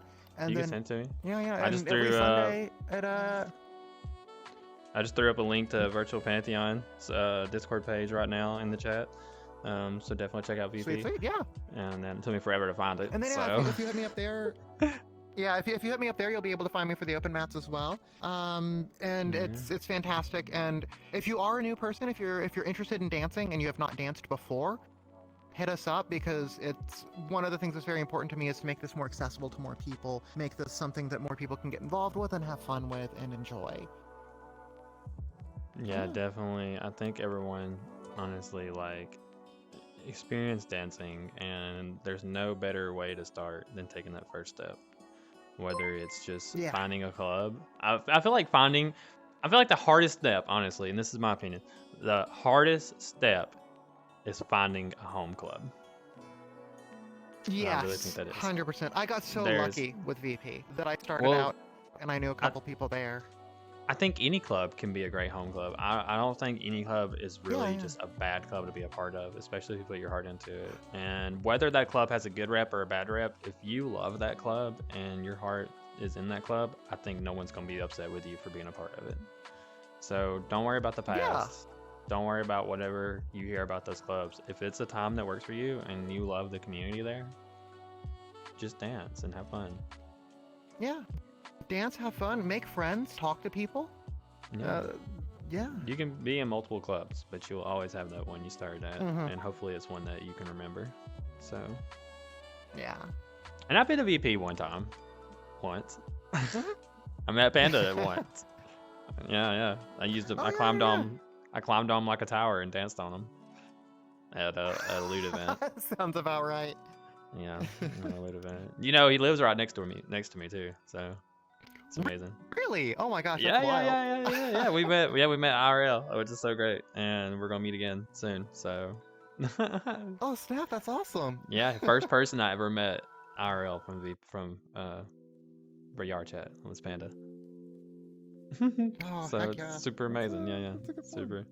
Panda's always gonna be important to me. So it's so nice to like meet Mhm. friends of his, and I'm glad he's doing so good at VP because I've been trying to get him to come dance with me forever, but he's like, I can't. I gotta go dance at VP, and I'm like, VP ends, and we're still running for another hour. I'm like, VP ends at this time. We're still mid event for another hour. Come to me as soon as you get out of VP, and he's like, well, I can't. I'm like, you don't have to go every Saturday. Just one Saturday. Just come dance with us one time. That's all I want. Still won't do it. Oh my gosh. Anything else you want to let them know about before we get ready to end you here in a little bit? Nothing comes to mind. Nothing comes to mind. Well, honey, first off, you are just exceptional. You are a gift to the community, in my opinion. Very loving, very excited. I love that you have all this, like, you've done your research, which is great. And coming into this world, even with, like you said, with a disability, and still going out and putting your heart into it and showing that people can still be a part of this community no matter what's wrong with them. We actually accepted a host recently who has a bone deficiency disability, and is basically just, he's in a wheelchair and everything, can't move, but like exceptional. Would not have anyone else on my team. Disabilities cannot stop you. Knowing your limits, obviously, and pushing up and pushing beyond that is amazing, but be careful. Yeah. Don't hurt yourself. I'm gonna be watching you when I come to VP again and I actually watch one of the events again, preferably a dancing event and not a Ludi meetup. I was there on Milky Monday or whatever it's called. So I only do the dance events and the after parties. I haven't been to the Milky or the Friday thing. I didn't know what it was. I was just, somebody was like, hey, there's a lot of femboys at VP, and I was like, oh, bet femboys, and then I came. Yeah.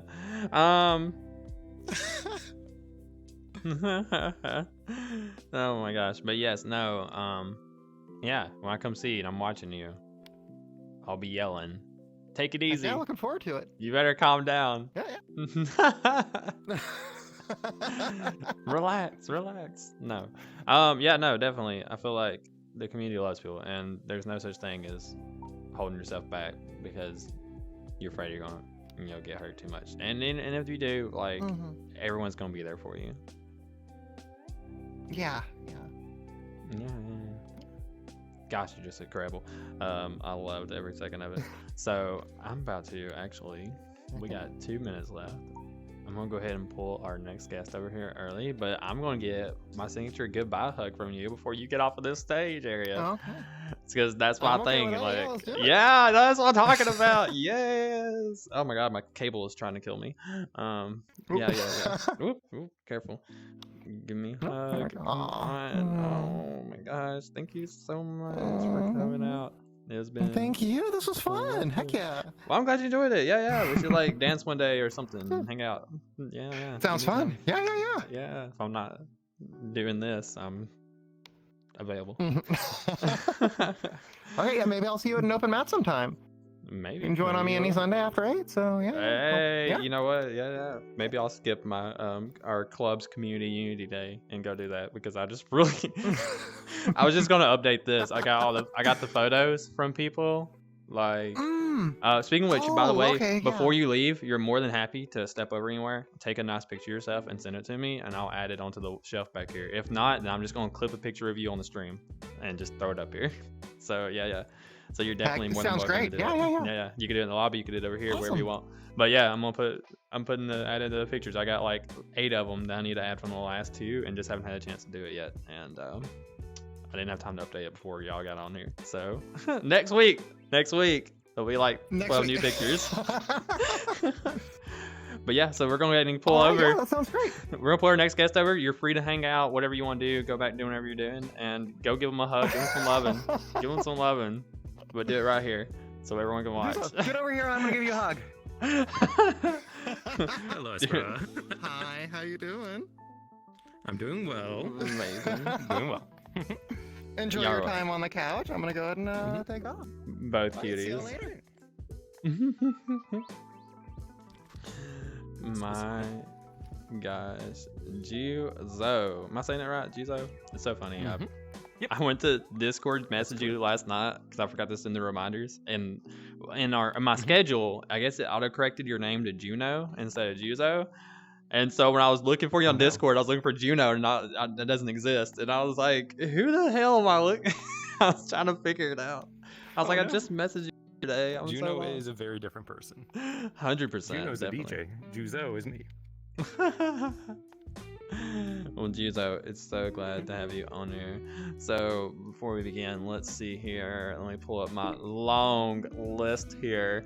You were actually recommended also by Panda Juice, which is great because normally I don't have 2 guests recommended by the same person. So I think it just kind of happened to just kind of happened to work that way. I think one of them just didn't respond to me in time, so I went ahead and messaged you next because you were on my next list of people. All right. So always glad. I need to shrink this desk because my legs are just coming out of it anyway. So what's the point of having it? So straight by Panda. So does this mean that you also are affiliated with Virtual Pantheon too? Yeah, I'm the dance lead at Virtual Pantheon. So I make most of the decisions regarding a lot of the dance team instructions and whatnot.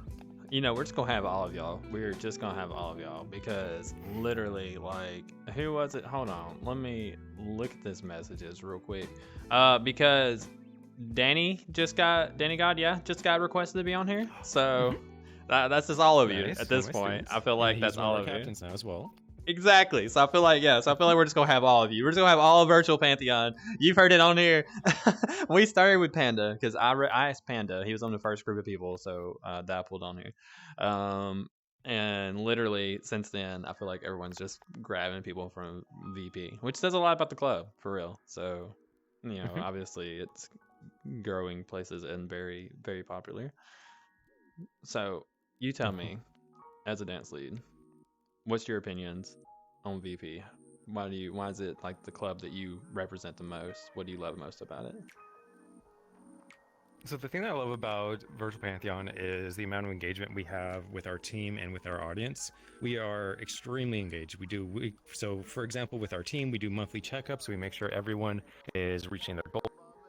I've written literally an algorithm with one of our captains in order to make sure that everyone is getting very fair treatment in regards to like attendance and selections so that we don't have any favoritism issues. And then we just have a very high level of engagement. I'm actively talking to dancers, our dance captains, instructors. I talk with our owners, and it's really nice to be able to see that back and forth and see how things go from point A to point B and how we change things and how much stuff we just shoot down because it was a horrible idea after all. No, it's my goodness. Really nice to see that from the inside perspective. Y'all get a lot of like bad ideas recommended to you? You just have to throw them out, or how's that process work? Yeah, everyone's got ideas. I'm happy to get a lot of ideas, but so generally you can just make a suggestion. We've got like a suggestions channel. The dancers come up to me with ideas of things, and they're like, we should try doing like duos on stage more often in the first half, but when we do that, we run into stamina issues keeping the stage full, and it leads into consent issues as well, because not every dancer wants to dance with every other dancer, so it can get into a really awkward situation. Because like, yeah, we have like the X rule and everything, and between audience members and dancers, that's completely fine. No one ever has really any issues with that. But when it gets between dancers, it can get kind of dramatic. So it's like, oh no. So we try to avoid that and keep things as clean as possible. But there's a lot of suggestions that come in, and most of them, they're okay. And some of them are really good.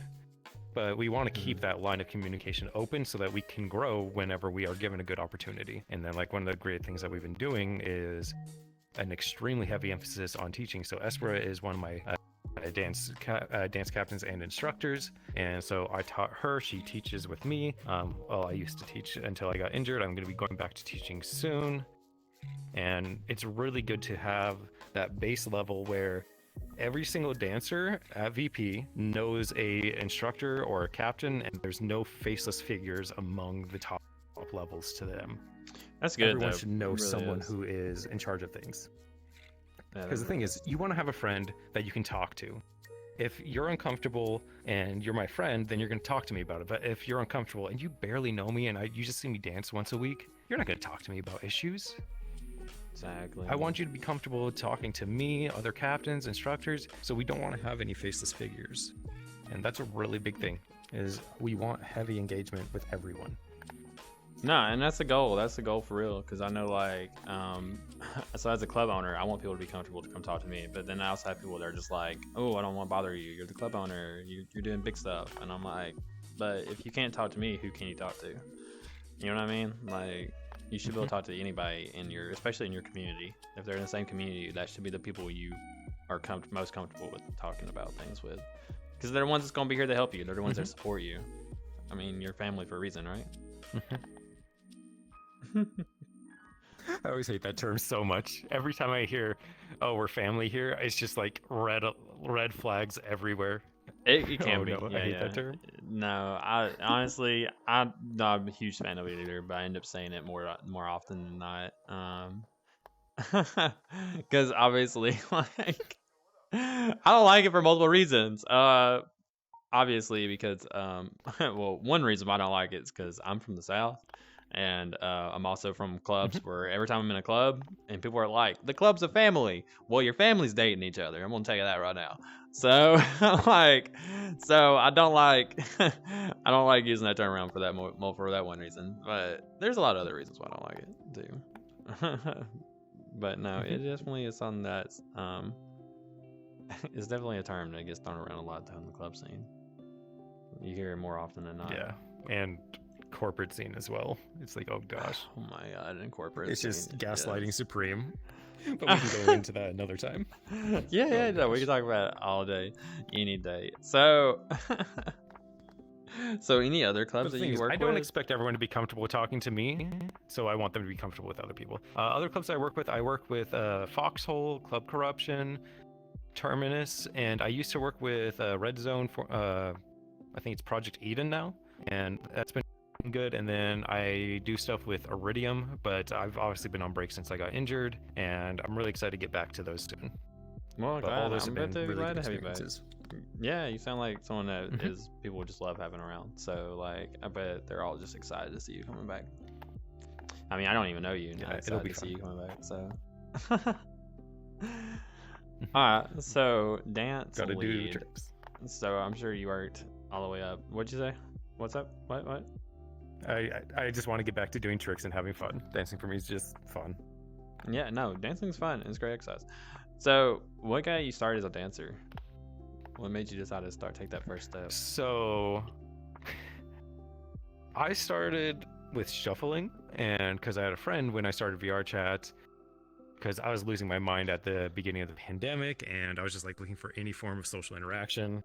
And I Yeah. was like, oh, I've got a VR headset because I used it for like Beat Saber, as I like pulled out my old HTC Vive from 2016, whatever, and then got into VR chat and went into the world where you can feed the ducks with the bread and watermelons and everything, and met a friend there, and then just hung out and we talked about like some dance stuff, and I was like, oh yeah, I like shuffling, it's kind of fun. And then one thing led to another. I met another friend who was like, "Oh yeah, Virtual Pantheon does these lessons," and I went to it. It was not a shuffling lesson.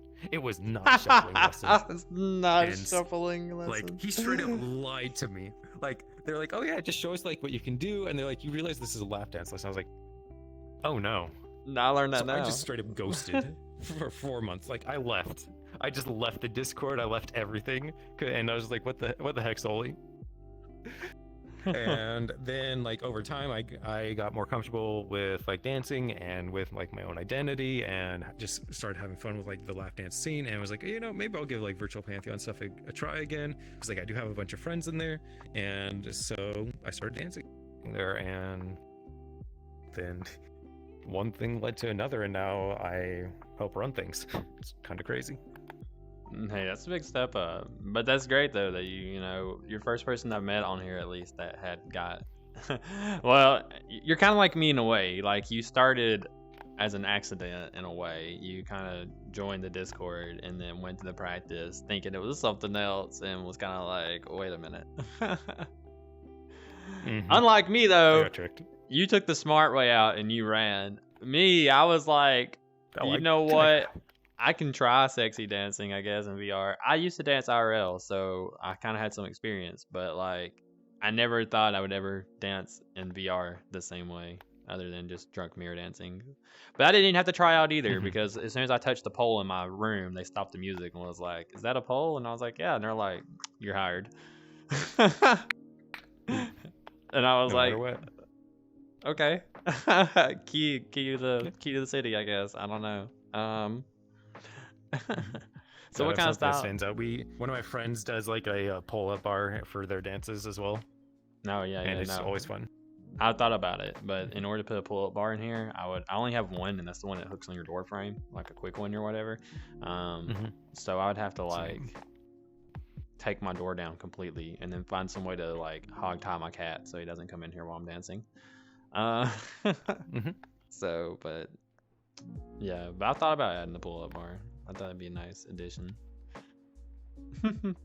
So tell me about this style of dancing that you chose. What is the So my style is just kind of whatever I feel is fun in the moment, but like I've done a lot of lap stuff. I've been learning hip hop, I've been learning break, I've been learning crumping, and it's been fun to kind of mix all those together. Like I do lap stuff with all that involved. I do a lot of non-lap stuff with my crew, and that's been fun.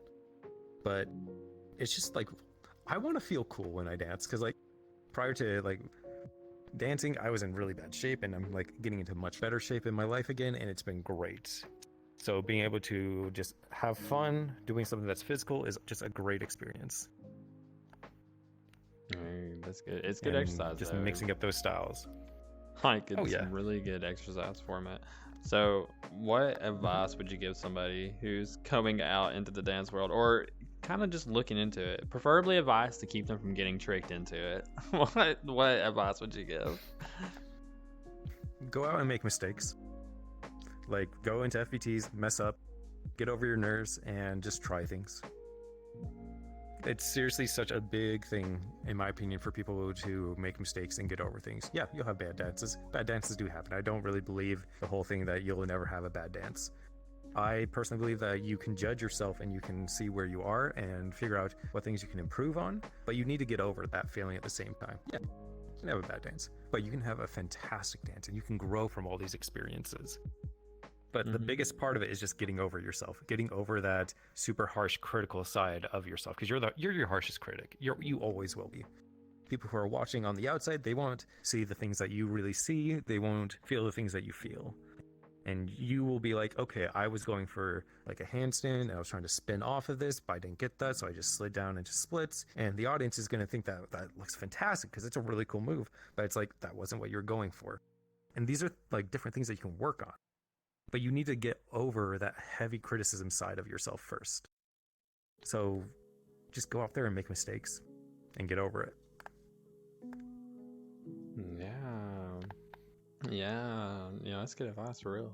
Everyone's got a different advice that they give out, and I love it so much. Okay, so for someone who just hangs out in VR casually here and there, how can you find these communities? So FBT Heaven is a really good place to go. So you can find a lot of random people who are just dancing. You can talk to them. Honestly, once you find one community, you start branching out and you start finding every community through that, because you find out about different communities from communities. So as soon as you find a single one, then you're going to branch. So I'd honestly just recommend going to FBT Heaven and talking to a few of the dancers and seeing like if they do shows, when they do them, and if you can go, if they do lessons. Like that was a big way that we advertised lessons when we were having poor attendance on classes. Was myself and a few of the other instructors, we just went to FPTs constantly, and I still go to FPTs constantly to dance, and people wanted to learn. Like, people want to get better, they want to dance, they want to have fun, and if you're in a fun community, in a good environment, then you're gonna have a good time. You're gonna get better about things as well. FBT Haven. Personally, I hate FBT Haven, but I will go to it. It's still not my favorite place. Okay, no worries. No, I mean, okay, look, let me just be fair here and give a full warning out to anybody that goes to FBT Haven. Make sure you have like an anti-crash before you go to FBT Haven. That's all I'm gonna say. I don't even use mods. Yeah. So because well, the reason I say that is because there's a lot of crashers. Yeah, every time I go to FBT Haven, every 10 minutes, there's one in the world. And it's usually the same person. It's usually the same person running multiple accounts. I experienced that. I think the last time I went there was last Saturday when I was just dancing there. And I would do a song, and then someone would show up, and they would try to like crash with bots, or they would try to crash with audio. It'd be the two things that they would do. And it's just... it's a hassle when you're just there to have fun and to, like you said, meet new people.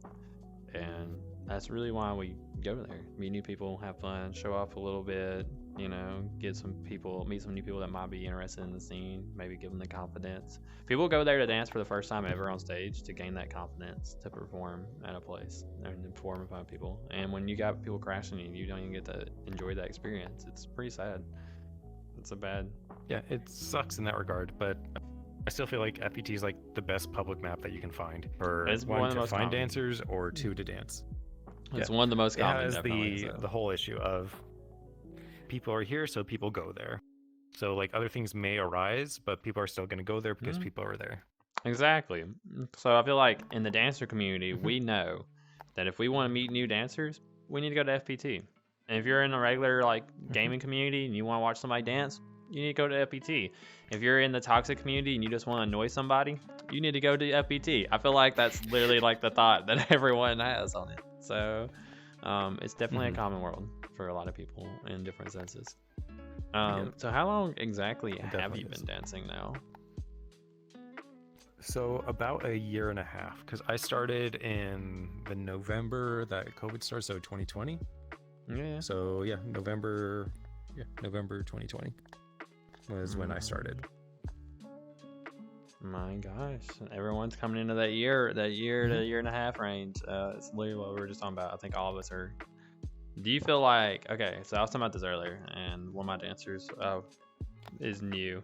I feel like, in my opinion, I feel like most people, when you start dancing, after you've been dancing for like a month, you really come into that super rise to fame, I guess you can call it. Like, everyone loves you, everyone's learning you, you're amazing.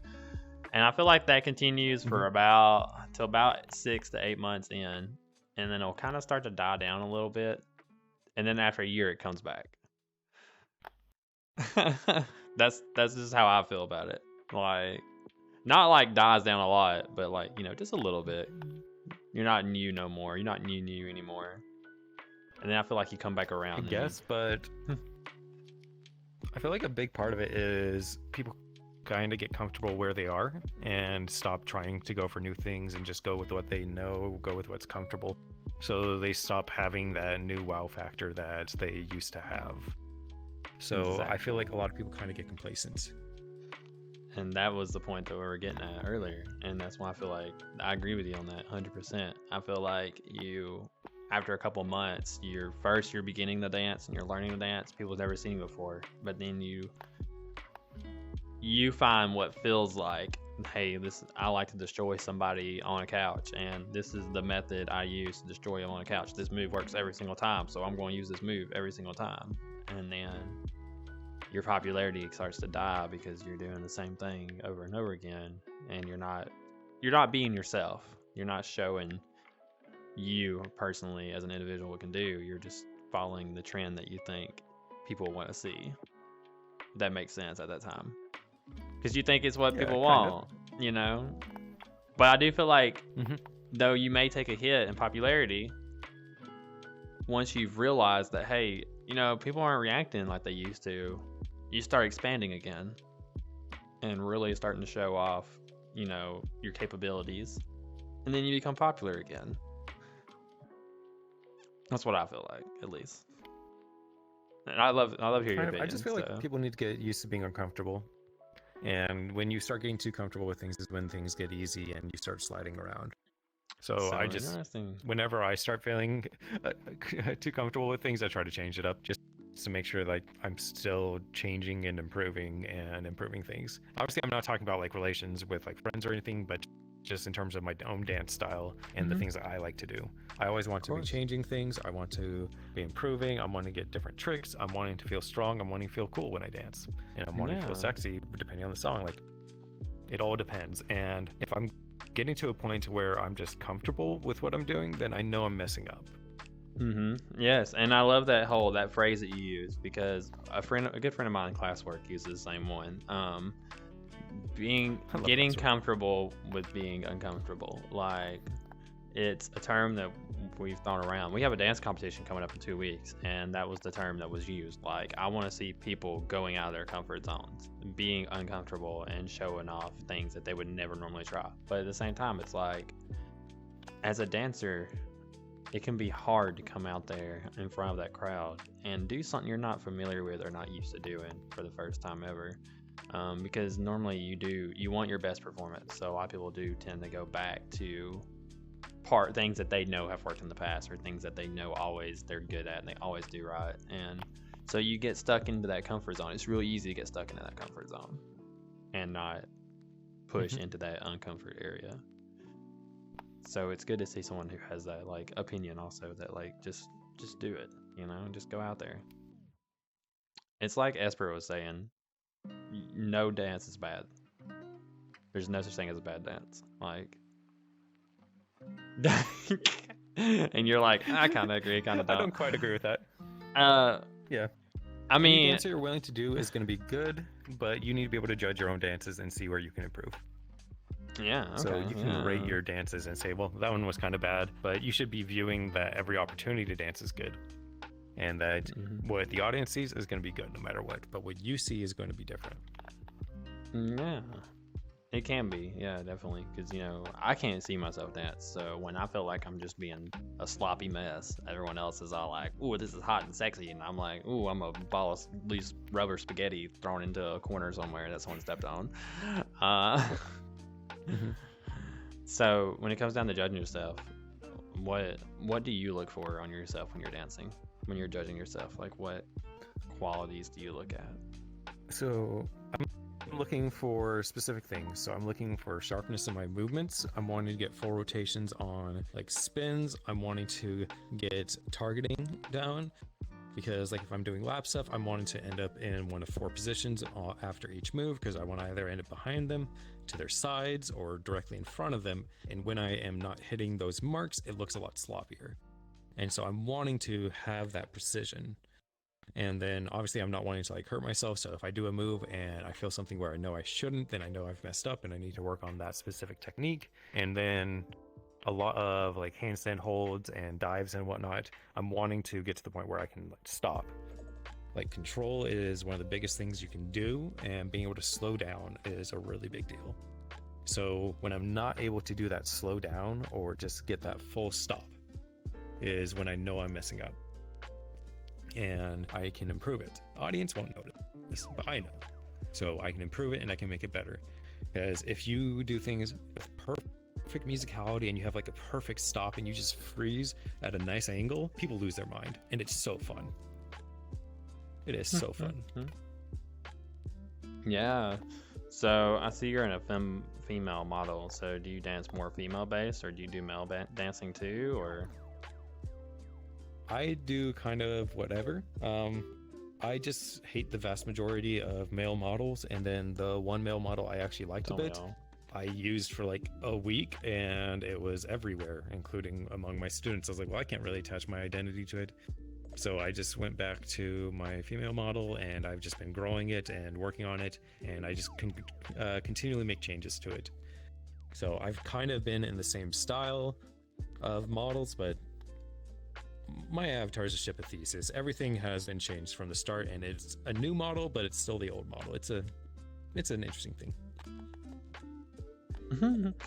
I love it too. You're like, I hate the majority of male models. I cannot agree with you more on that sense, because like, oh my gosh, the majority of males.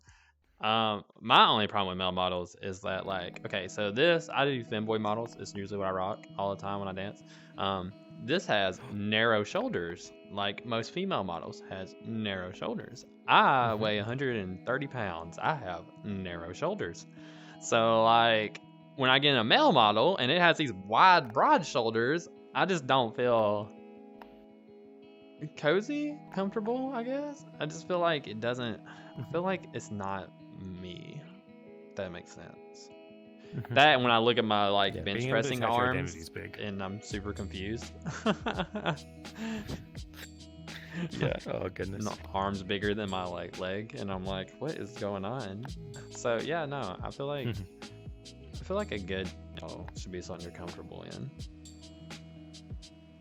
And I think it's really hard because like, I don't know about you, and you may have changed when you started dancing, but I know like when I was on VR chat before becoming a dancer, I mostly hung out in a female model, and normally like a small like loli kind, like the smaller ones, kind of like my friend Maiden over there, and like the smaller models. But when I became a dancer, I moved into the femboy models with like a little more obscure on the looks and the clothing and things like that. That I normally didn't rock, and now this is my normal. Now this is normal what you see me in. Do you feel like becoming a dancer has changed some of the way that you present yourself in VR chat compared to how you was when you started? Definitely. So when I started, I was just in public avatars I thought were fun and kind of fun to be around, and I was in this one called Whiskers for a while. It doesn't exist anymore. It was taken down a while ago, and I just thought it was a fun little blocky avatar and went with that. And then my friend made me an avatar, and it was like a lolly kind of thing, but we all matched within our friend group. It was just this highlighter crew thing, which was really cute. And then when I started dancing, I was like, I'd be really uncomfortable with someone in this dancing on me. And so I went and tried to find something that was basically like an aged up version of it, and then recolored from there. And then from that outfit, which was basically lingerie, I swapped to this kind of outfit, which is a lot more tech wear, like athletic wear. And then that model was TDA, so I had to change from TDA to non-TDA. So I got the Flexibase, and I made the head and Vroid, and then I used the old hair, and then a friend replaced hair, and then I got new hair again. It's just been a journey going from this cute little avatar that was just fun and with my friend group to this avatar. It's been a long journey. I feel like it's a hard decision to make, like, what's the avatar that you want to speak for you, because I feel like, I mean, and I could be wrong, but I feel like no one noticed me as a regular person hanging out in VR. Like they would, because my personality, like they would talk about, but I didn't just walk into a room and people be like, oh, that's Asin. I know without nameplates that's Asin because I see his model all the time. But as a dancer, like I just joined a club and people are like, yo, I seen you dancing at this club, or I seen you dancing over here. Like, I know you. Like, and then even in Worlds, like nowadays, I rep the club in the host account, but I can go into my normal account into a random public world and say one word, and someone will be like, yo, don't I know you from this club? And I'm like, you do, but like, I feel like people, when you become a dancer, like you're like an idol in VR chat in a way. Even if you're just a small dancer, or even if you're just like club staff, like people recognize you, especially if they're a community of that club and they go there every week. They see you all the time and they look for you. And they see, you know, they recognize Your social you group outside. definitely grows beyond your own group, which is weird. And just Yeah, it can- hearing your name out of nowhere, it's like, what? It can be nerve-wracking for real. I feel like it can be very it can be like, it can be good, but I feel like it can be kind of scary sometimes too, because especially if you're like kind of an introvert. Which we get a lot of shy dancers. A lot of shy dancers come out and they're super amazing. How do you like handle it And they though? often open up a lot They do. Oh my in god. regards to like people recognizing me. Yeah. Or just, I guess, in regards of like just being a part of all these communities and all these people that you may have never met. Just knowing that your name's floating around because you're amazing. I appreciate that.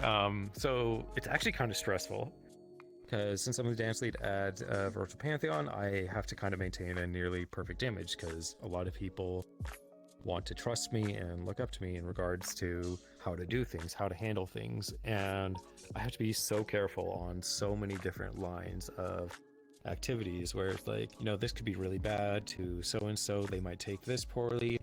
If I say a joke here, they might take that poorly. It gets really stressful, honestly. And going into Publix and having people recognize me is just kind of funnier. Because, like, I went to an FPT just 2 nights ago, and there were like 20 dogs on the stage, and one of them was like, wait, that's Juzo. I know that person. So what do? I just copy clone their avatar and I dance with them. They're just all on stage. Like, most people just want to have fun. And They yeah, do. you may get recognized every now and then, but just take it as it is and go have fun. As long as you're not getting recognized for bad things and you're not doing anything that's going to hurt your name, it'll be fine. Just go out and experience things. So we're getting down towards the last 15 minutes, but before we do that, I have one more question. Since we're talking about recognizability and becoming famous or whatever, I guess you could call it.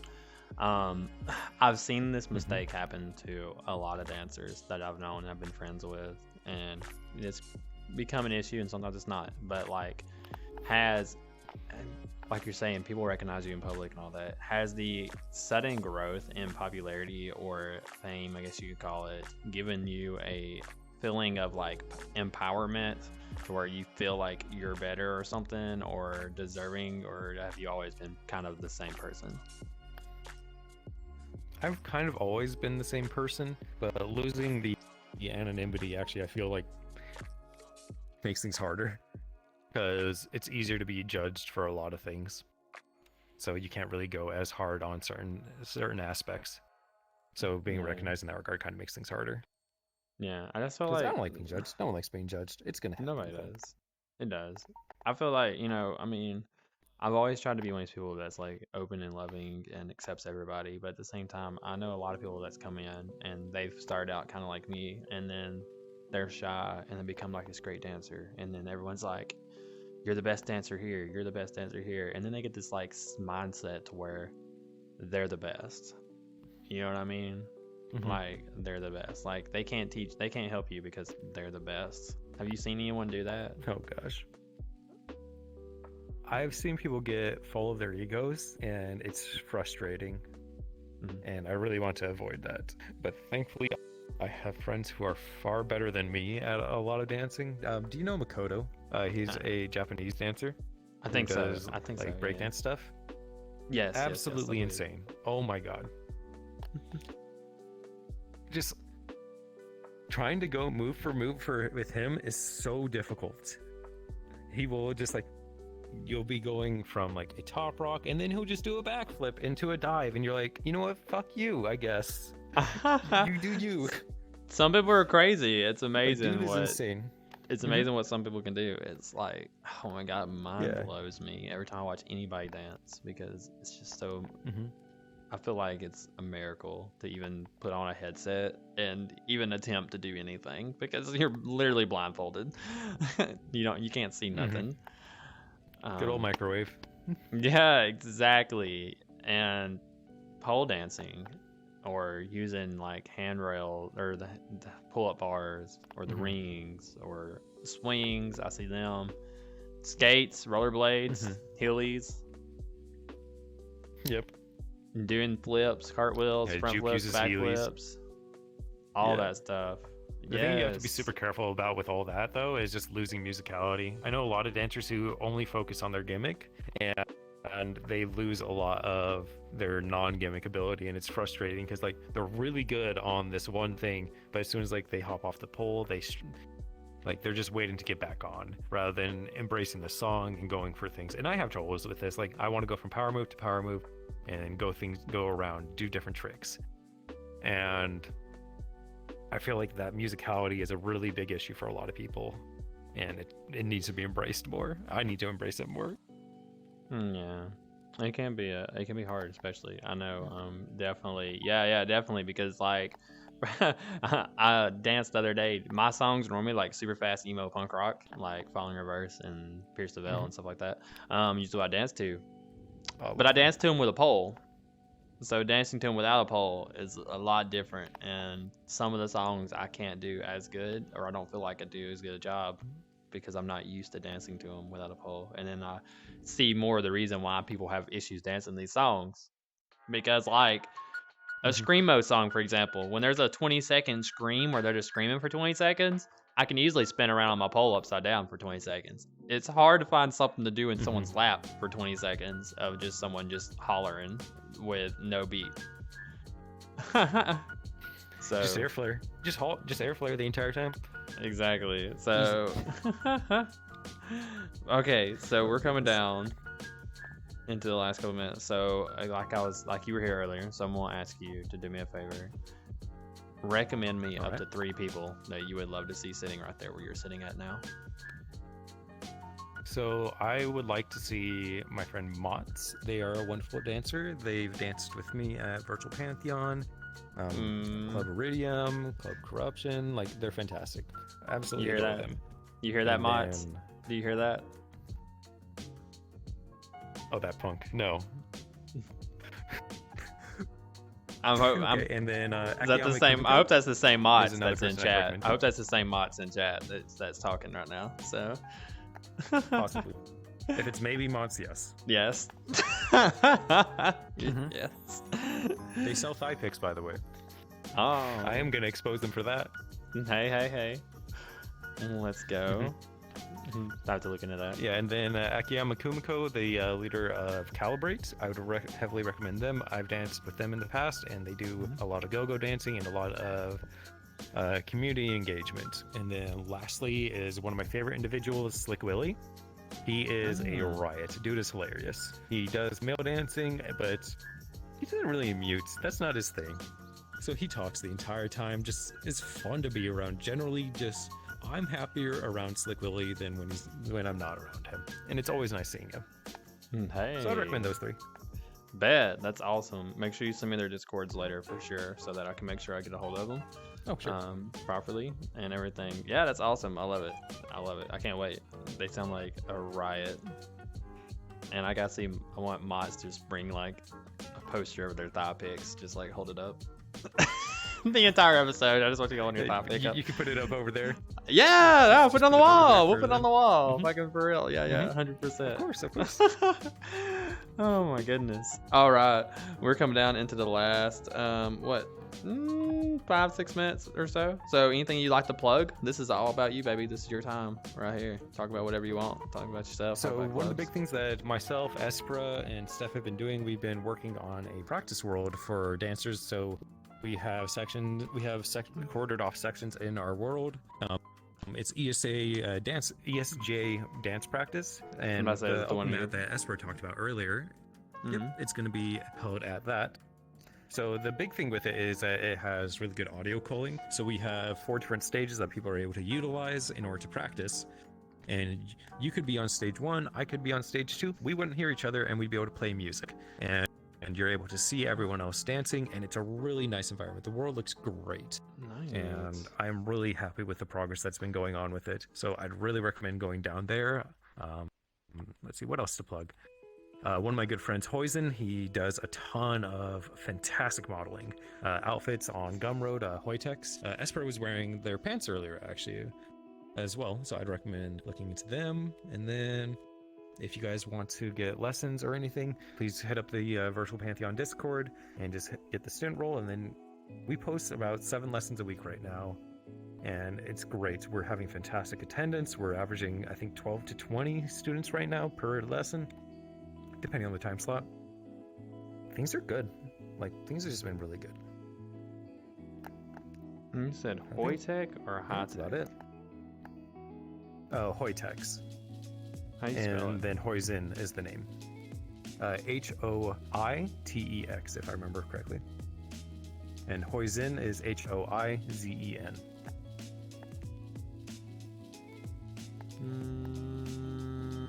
Trying to find them real quick. Hoizen. Yep, they are fantastic.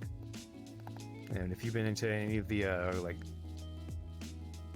DJ scene stuff, you've probably seen a lot of this material because people have been using them a lot at those events because it's low poly, it looks good, it's audio linked really easily, and it's like the kind of techwear vibe that a lot of people are going for lately.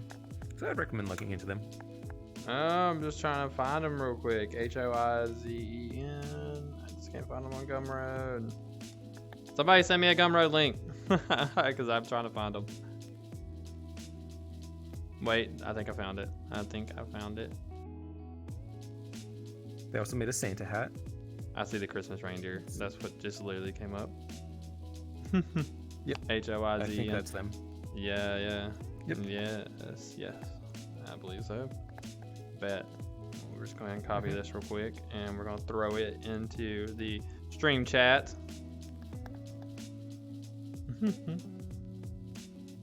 What else? Anything else that you want to let people know? You can talk about your clubs, whatever you want to do. Talk about I yourself. think I'm good. That covers everything I talked about. Virtual Pantheon, I guess. I could talk about myself. Like, I don't know. For me, like, dancing is a big physical activity. Obviously, it's been an opportunity for me to improve myself, and it's been honestly one of the best things I've ever done. I've lost 65 pounds doing it, so I've gained a little bit of that weight back during this time of physical therapy and everything. So I need to lose that weight again. I started 230, I got down to 163, I'm back up to 180, so I need to cut back down to like that 165 range. I'm 5'11" for height range reference, and it's been a really good experience for me, but it's also helped me a lot mentally and emotionally as well. I've made a lot of really good connections, and being able to not really fight through problems, but be able to fight through problems with motion is a really nice experience, because sometimes you just get those eureka moments. Like, I'll be mid-dance and I realize a problem to one of the issues I was having with work, like halfway into the dance, and be like, oh, that's how I could solve this issue. And it's a nice experience having those eureka moments. And then I've been able to like expand my skill set. Like, I'm learning Blender, I'm learning Unity, I've been meeting a lot of great people. Like, dancing has done so much good for me. I love it. I can't wait to do more. Yeah, I bet you're gonna be amazing. I can't wait. I hope I get to actually see you. Yes, Espera, they did mention the map. I know you were asking about it. The map was mentioned 100%. Yes. The awesome dance practice map. Love it. Can't wait to see it. For real. Might have to use it sometime because I know we're about to start doing our club dance practices here in just a little bit. So it'd be cool. That keeps me from having to go make one. Thank God. So got enough on my plate as it is. No. All right. Well, we got a we're raise platform for teaching as well. Which makes things easier. Yeah. Well, we're wrapping it up. So you know what that means because you was in here earlier. So I'm about to scoot on over there for that nice goodbye embrace. All right. It's the only reason why I do this, so I better get one. Okay, this is the only reason why I do this. I don't want to make out with you, or maybe I do. I don't know. We'll talk about it later. Off stream. Off stream. Yeah, we can go over there. No, I'm just kidding. Or on stream. I don't care. No, it was a pleasure meeting you. Honestly, I enjoyed it. I enjoyed it a lot. It was a pleasure. I think everyone else enjoyed it. So. Thanks for coming on. What did you think when I hit you up? I always wonder what people think when I first send them that very first message. Panda sent me a message first and let me know, and I was like, oh, okay. No, yeah. It was just kind of random, and I was like, all right. I didn't really have any like real thoughts about it. It was just like, oh yeah, this is a fun little opportunity. I feel like some people, when I send it to them, they're just like, what? And they just kind of ignore it or something. Or for example, we're doing a collab dance competition in 2 weeks, hosting 24 clubs, I think, are going to be a part of it. I sent an invite out to the club owners of 130 clubs. And I feel like people were just like, you know, they just didn't respond. A lot of them did. Some of them didn't respond. I sent one to y'all's club owner too, MVP, and Foxhole, I believe. I don't remember if I did Foxhole or not, but I know I did VP. So, because I'm definitely good friends with y'all's club owner. So, I think he was just kind of like, "What is this?" I feel like everyone's like that when I send them anything. And then 2 months later, they get another invite from me to something else. So, we're gonna get our next. Probably. We're gonna get it was an opportunity for me to guest chat, talk about stuff I like. That's good, and that's what we do do it for. Hey, like I said earlier, you're free to hang out, free to go do whatever you want. Be sure you're free to take a picture of yourself anywhere in the world and send it to me to be put up on the wall over here. Oh yeah, wherever you want. Yeah. So do. Definitely. Thank you for coming on. And we are going on that note. We're gonna go ahead and get ready to pull on our next guest. So we have a surprise guest coming in that was not on schedule. If you looked, I'm pretty sure I changed the name of the stream. But can I get Lorena to come over here, please? Just slide on in, get comfy. The couch has a thing for eating big booties, so you might have to watch out for that. Don't worry, I think mine's safe. It's big enough. Yeah, it takes up the couch. All right, so we're gonna come in. I So can lose half of it. It's fine. Still big. Let me just kind of like fix this view just a little bit so we can see you. Lorena, thank you for doing this, by the way. Last minute. Akira, I guess, is asleep and overslept this morning. I don't really know. Or they got nervous. You know, there's no telling. It could be anything. But welcome, Lorena. First off, let me just say, because you weren't technically invited on here by anyone, I just kind of hit you up because I saw you were online. I was literally like panicking, and I was like, who are we going to get on here since Akira's not here? And I was trying to see who was already online in VRC, because I figured that'd be the easiest way to get somebody on who's like already online, obviously, because then they don't have to like... Actually, when you sent the message, I was asleep. I literally woke up that second. And nice. You were like, hey, you want to do this? I'm like, sure. I mean, my stuff's I was already in the game, just had it sitting down. Perfect. So the perfect time to get you on here. People are excited to see you. Yeah, so Lorena, we're gonna talk about it. So I'm pretty sure I'm the first club you danced for, is that correct? Yeah. I thought so. Have you expanded to any other clubs yet, or are you still exclusively with us for right now? Just exclusively with you guys right now. I mean, I have like danced to other clubs and stuff, but yeah, this is the only one. Well, we love you, obviously. You've been a blessing and a charm.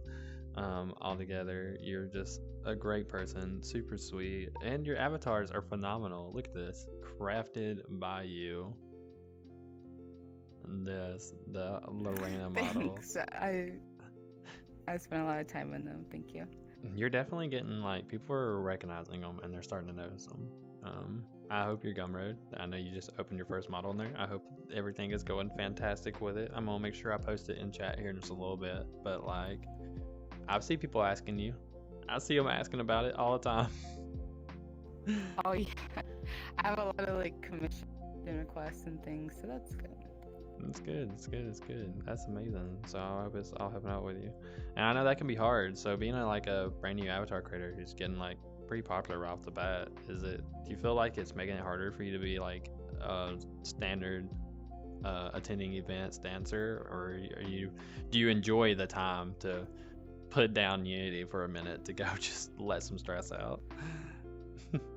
Kind of both. I mean, there's times where I would like to do more, but I can't because I need to work. Because otherwise, I'm gonna lose my house. uh, like I also don't really take breaks. It's a problem for me. I don't take breaks, and every day I'm like, okay, I'm gonna take a break today, and I end up 6, 7, 8 hours on Unity. So it's good for me to do something else. And dancing is like a big stress relief for me, so it helps a lot. So yeah. Yeah, I'm glad. I'm glad we can have you around for sure because, like, I know I can't remember exactly where it was I met you first, but I remember the first time you came and danced on stage, though. I do remember that.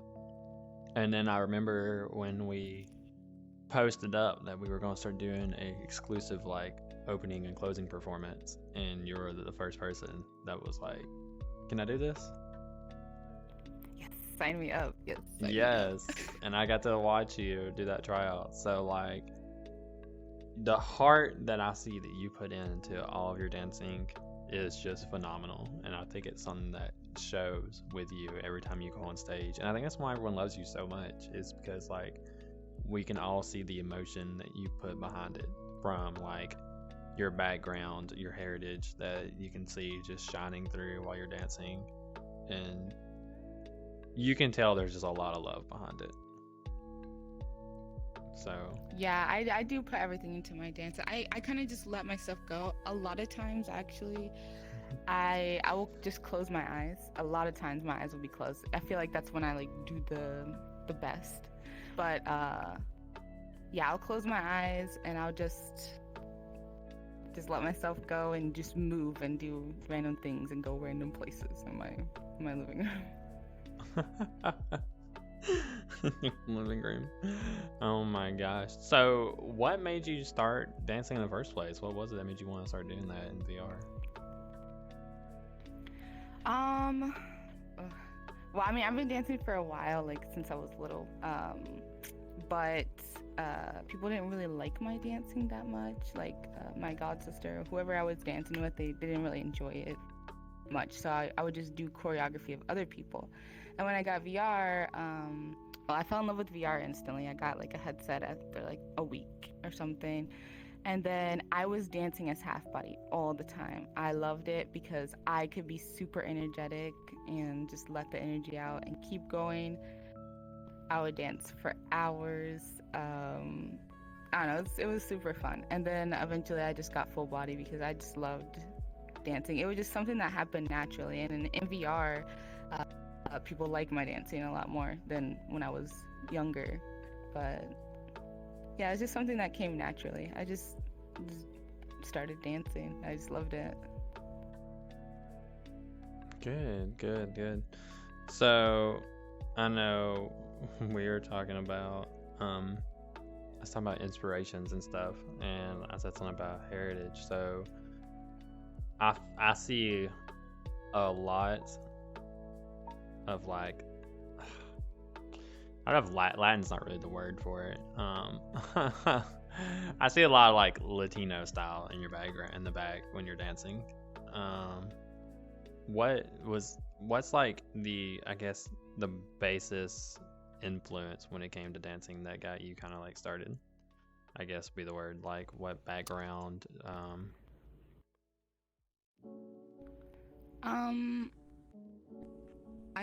I don't understand the question that I much. know it's a hard question to explain it. I guess let me try and do it this way.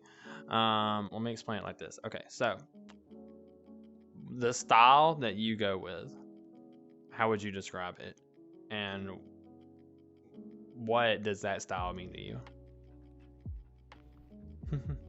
My style, the only way I could describe it would probably just be energetic. I don't know. I let my energy go, but besides that, I don't think I really have a style. I just kind of do me. Like I don't try to adhere by a certain style or whatever.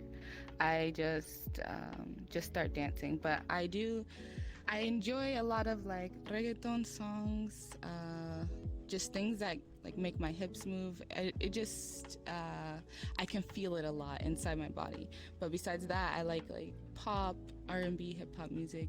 Those are types of things I'll dance to. I guess I kind of mix both like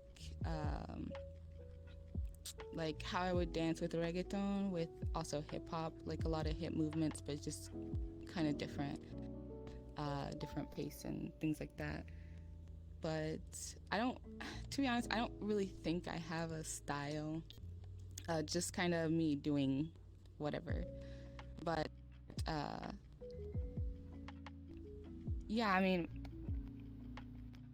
that's about it. Yeah. Yeah, no, that's fine.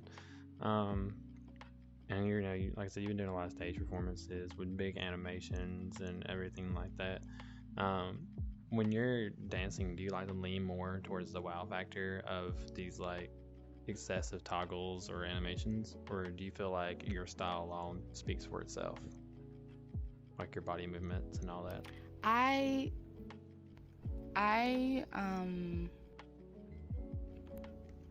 feel like that I don't know, I like the animations a lot, I do. But I think personally that my dancing can just kind of speak for itself. I think I mean, I don't judge people at all, but sometimes I think like it's easy for people to hide their dance skills behind animations or some things like that. Yeah, But I huge personally feel props, like I don't things like need it. that. I just do. I love like timing, animations, and things like that. You can see the work. You can see the work. Like it's obvious, at least to me, who's been around for a while. It's so obvious that you practice before you go on stage. That you don't just go on and wing it. That you always put a lot of practice and effort into it. So it's definitely an obvious turn. What? So you danced for years. What got you started dancing when you were a child? Mm, I guess my god sister. She was when I was young. I was a tomboy. I live in a neighborhood with all boys. I like to fight. I like to climb trees, ride bikes, shoot each other with BB guns. Like that was my thing.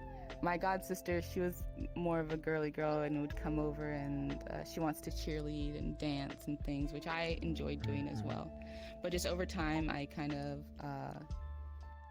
like stopped being as much of a tomboy, and I didn't really become feminine. I was never like girly or whatever, but dancing was just something that I liked doing since I started doing it with her. We used to put on performances and like dance on stage and make choreographies in front of our parents, you know, little kid things.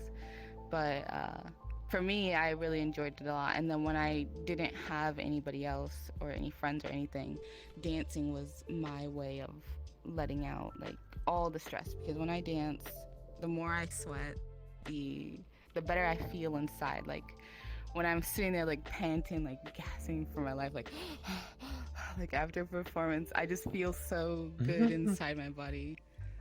Oh, oh, oh, oh, my camera just accidentally hit the wrong button. Hold on.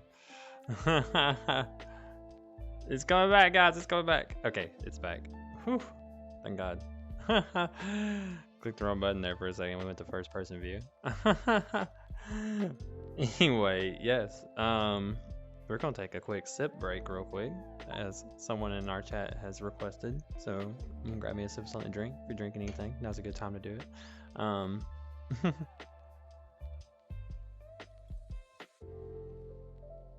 Thank you so much for keeping us hydrated, chat, because hydration is very important when it comes to dancing. Always stay hydrated.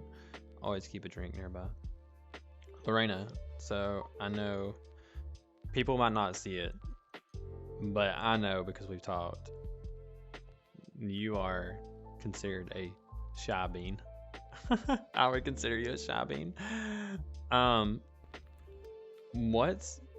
What advice would you give somebody who's wanting to try and get out there and show off like you do? Because I don't think anyone would know if they seen you dance at my club that you are pretty shy and you have to kind of like talk yourself into doing it.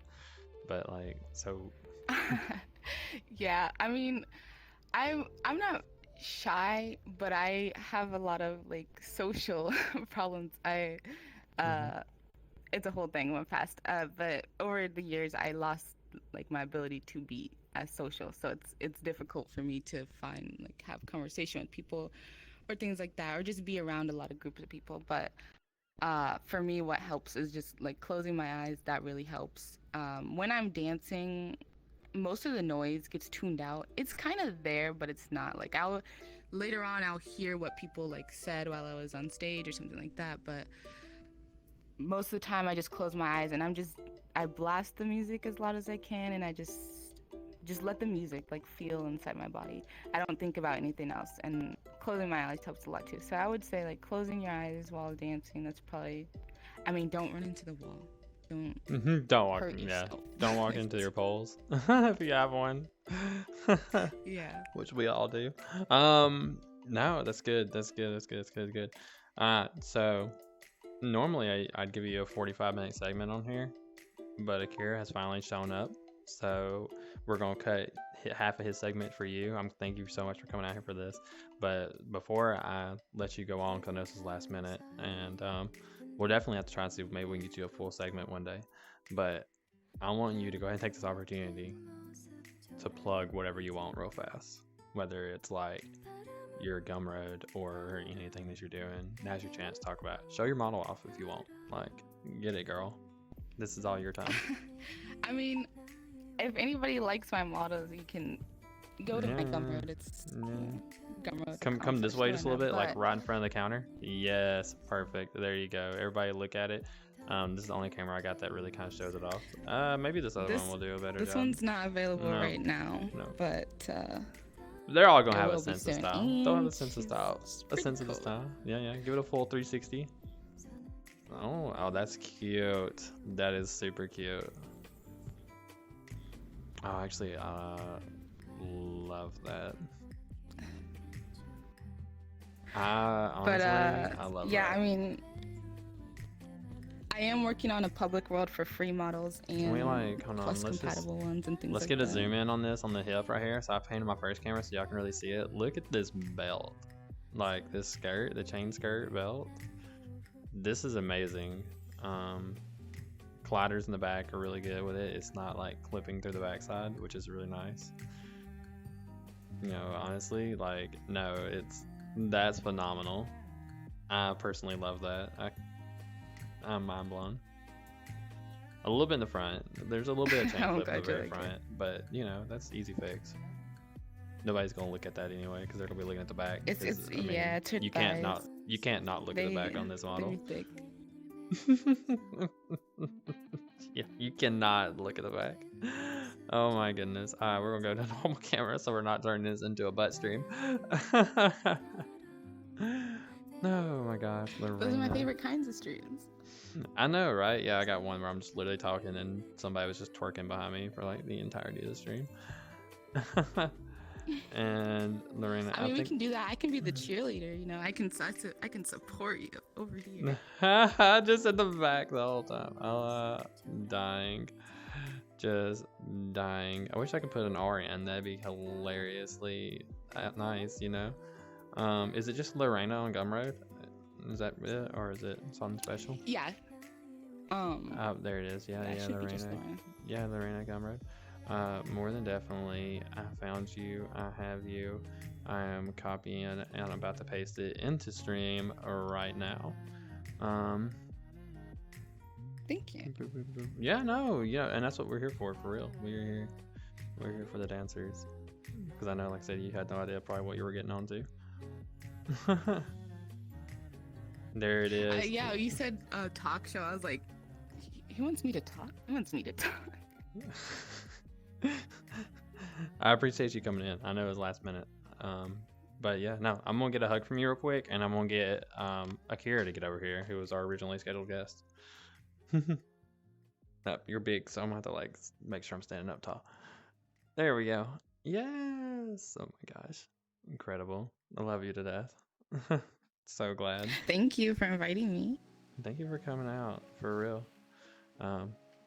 Definitely. Now then, can I go ahead and get Akira over here? Lorraine, you're free to hang out, whatever you want to do. Go work on your models or whatever. Be beautiful. You can definitely take a picture of yourself somewhere in the world and send it to me, and I'll add you onto our wall back here. Akira, Oh, I feel bad. you were late. I was like, oh no. I was like, oh no, oh no. You were late. What am I supposed to do? You were late. I was like, 10 minutes. That's why I said everybody be here 15 minutes early. Uh-oh. I was like, I just looked online and I'm like, who would possibly show up in like 10 minutes? Like they have a 5 minutes to get ready window. I felt bad. I was like, oh snap. I was like, my mom was like, it's like 2:15. I was like, what? I was like, oh snap. I was like, I gotta go. My gosh. Okay, Akira. So we're gonna run you through a fast one real quick. Also, just ask a couple of questions and everything. So you're recommended to be on here by Raven, actually, one of my dancers from episode 1. So Akira, so you just recently started dancing. You're still like extremely new to the whole scene. How do you feel about it so far? Very much so, yeah. I honestly enjoy it.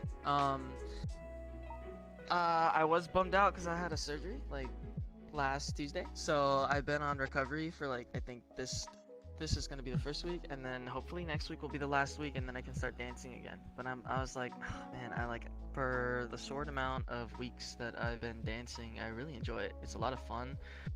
The communities that I've been involved in with dancing are really great. And I've just been having a blast like doing it.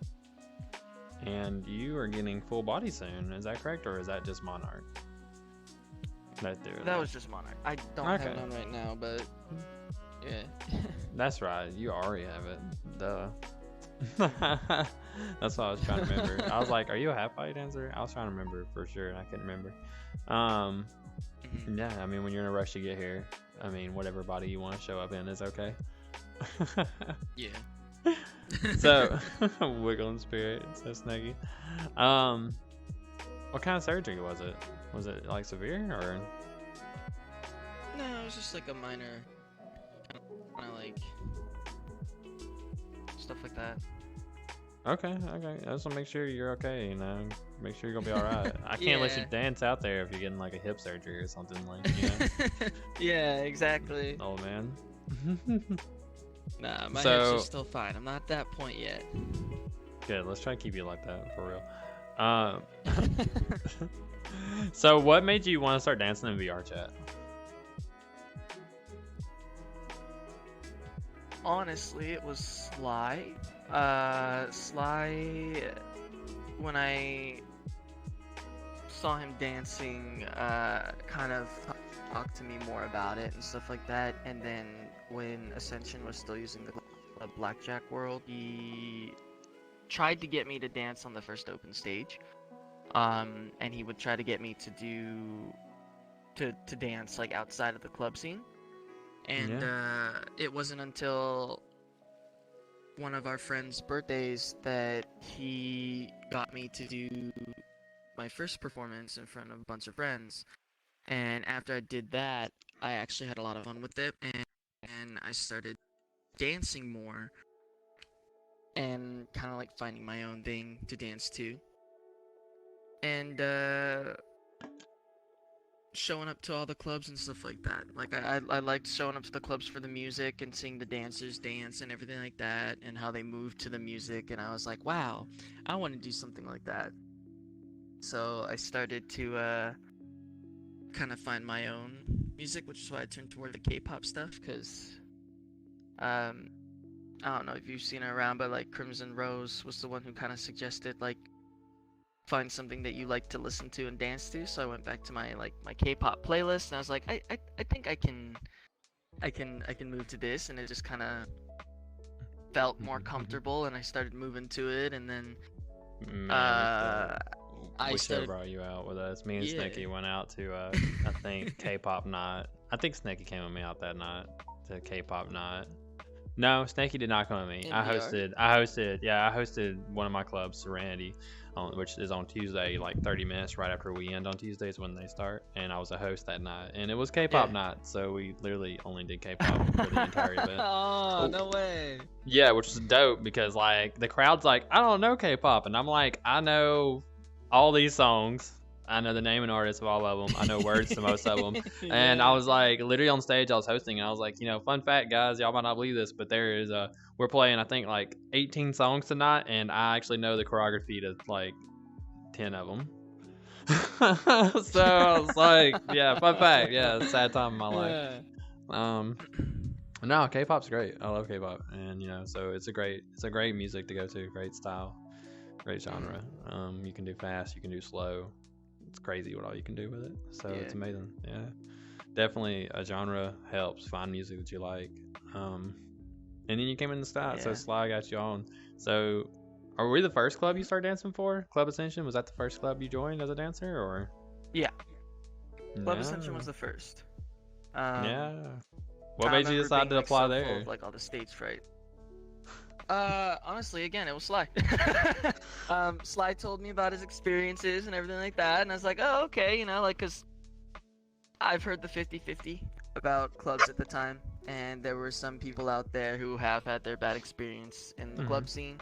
Of course, when it would come up in passing, they would tell me, go freelance. Don't dance for a club. Clubs are they're terrible, they're awful, and they were telling me about their experience. And I would ask Sly, and Sly was saying, I don't have that experience. I'm fine. Like it's fun. And I started showing up more from transferred from the Club Blackjack world to the new world that you guys have now. And the more I showed up, the more I was like, hey, you know what? Like it's not so bad. Like aside from the stage fright, not wanting to dance on stage as much at the beginning, I was like, hey, you know what? Like, all right, I'll do it, Sly. And then guy went to Texas to visit family, so I was like, okay, he's giving me enough time to practice and get ready before I feel like comfortable without being like the fright to be up on stage kind of thing. And now it's like that's all I want to do is I just want to dance now. So hey, I'm down for it 100% because we love our dancers. We love all of them, all shapes and sizes. I'm so glad you started with us. I'm glad. You said something about bad experiences and 50-50. Almost all of everyone in our clubs had a bad experience, and this is their re-rise. This is where they came to be shown that clubs don't have to have that bad experience. But it's sad because there are a lot of times that clubs are just like that. And it sucks. So, but definitely, what has your experience been like so far with the club? How have you felt compared to you've heard all those stories and everything, but like, what would you say your experience for yourself has been since you become a dancer? My experience for myself has been it's been very welcoming. Like Ascension was the first one I danced for, obviously, and it was very it wasn't like the horror stories that some people were telling me that they don't want to do it anymore for these reasons and all that stuff. Like it was very, I guess it was very like more relaxed than what others said in my opinion. Like I felt more like, oh cool, like you have your dance and then you float and then you do like the people that dance have the passion for dancing and like want to dance like you just feel it feels good to like move. And then after you're done, you're like, nice, like I don't want it to end, but unfortunately like the event's over, so now I guess I can go like dance at the after party or something. But it's like the dancing aspect is like the fun part, I guess. It's like I haven't had any bad experiences so far, and I hope it stays that way. But it definitely makes me want to just kind of have my free time sometimes dancing in VR, just because it's been such a blast for the short, what? Well, couple weeks I've hopefully, been dancing. I hope nobody ever has a bad experience dancing, especially not in a club scene that they love, because like, you Yeah. know, hard to explain it, but you know, bad experiences do happen, and they're gonna happen eventually. You're gonna have that bad experience. Hopefully, honestly, it just comes from a toxic guest that just happens to join, and not from the entire like club itself. You know what I mean? We obviously, Yeah. because one guest that happens to join and cause a scene is easy to manage, but when there's a club itself is being toxic and being a bad influence towards you, it's hard to correct that, and it's hard to make up for Yeah. that, and it spreads to other Mhm. people who may be interested in the future. But we want people to have an experience like you Yeah. do. Like, we want people to come in, feel welcomed, and join because they feel like they're having a good time, they're making friends, and Yeah. they feel welcome in the community. And you're growing pretty quickly, so people are definitely looking forward to seeing you come back. So Hopefully it'll be just one more week, because not being able to move, I've been like, I'm like, I want to so bad, but at the same time, I know I shouldn't, because they're like, don't do any strenuous activity while you're recovering. I'm like, I know. yes, and I will yell at you. So I'm Oh not afraid. yeah. I'm only nice until you start hurting yourself. Oh my gosh. Oh, look at all these people coming in. Amazing. Hello, everybody. So, Akira, what Mhm. what was that? So, the first day that you got on that stage, Sly was your lap, is that correct? Yeah. Okay, so we're gonna go back into the Live in the Past because you actually did it twice. So, the first time that you came on stage, what was going through your head when you first started dancing? When you took that first beat of music drop, what were you thinking at the time? I was very nervous, because that was the first time like I did do something in front of a huge crowd, and I had that, the stage fright jitters where you're shaking a little bit.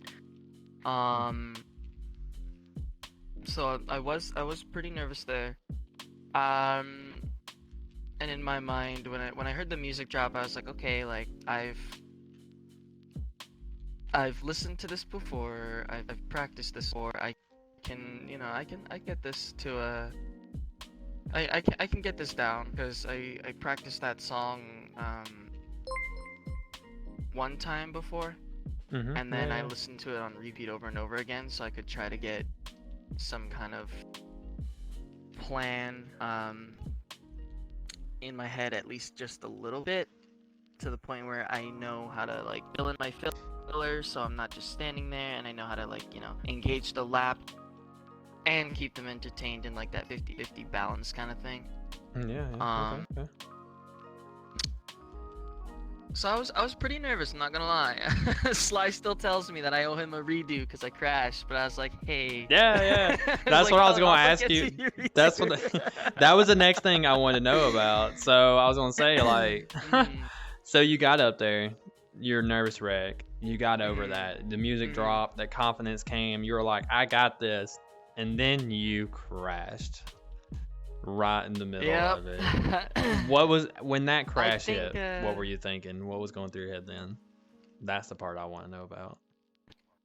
The first thing that went through my head was kind of like, dang, bummer, like, because I'm like a Quest tracker hybrid, so it's like when it crashed, I was like, man, because when usually that happens for me, since I don't have like an index or a Vive, a crash like that means I'd have to recalibrate all of my trackers, because then they get thrown off center.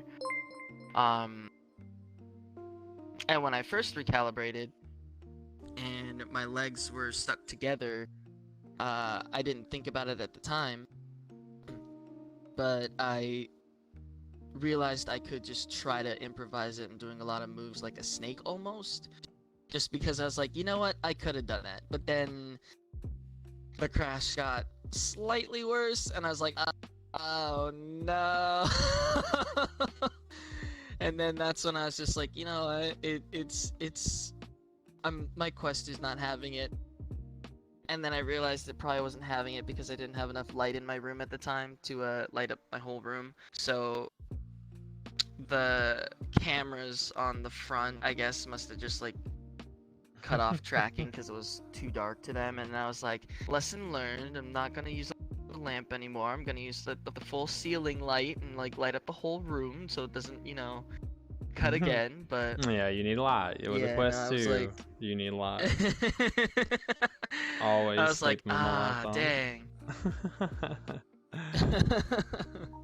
It's freaking great. Oh my goodness. Alright, we're getting into the last 5 minutes. So I'm sorry that you only had to do like 15 to 20 minutes instead of the normal 45. Oh Because, no, you know, that's good. you overslept. But so Yeah. I didn't ask the Rain of this, but I'm gonna ask you. I would like you to recommend 3 people to be right there. Up to 3 people. You don't have to do 3 exactly if you don't know 3. 1 or 2 is fine. Just someone that you would love to see sing on that couch where you're sitting.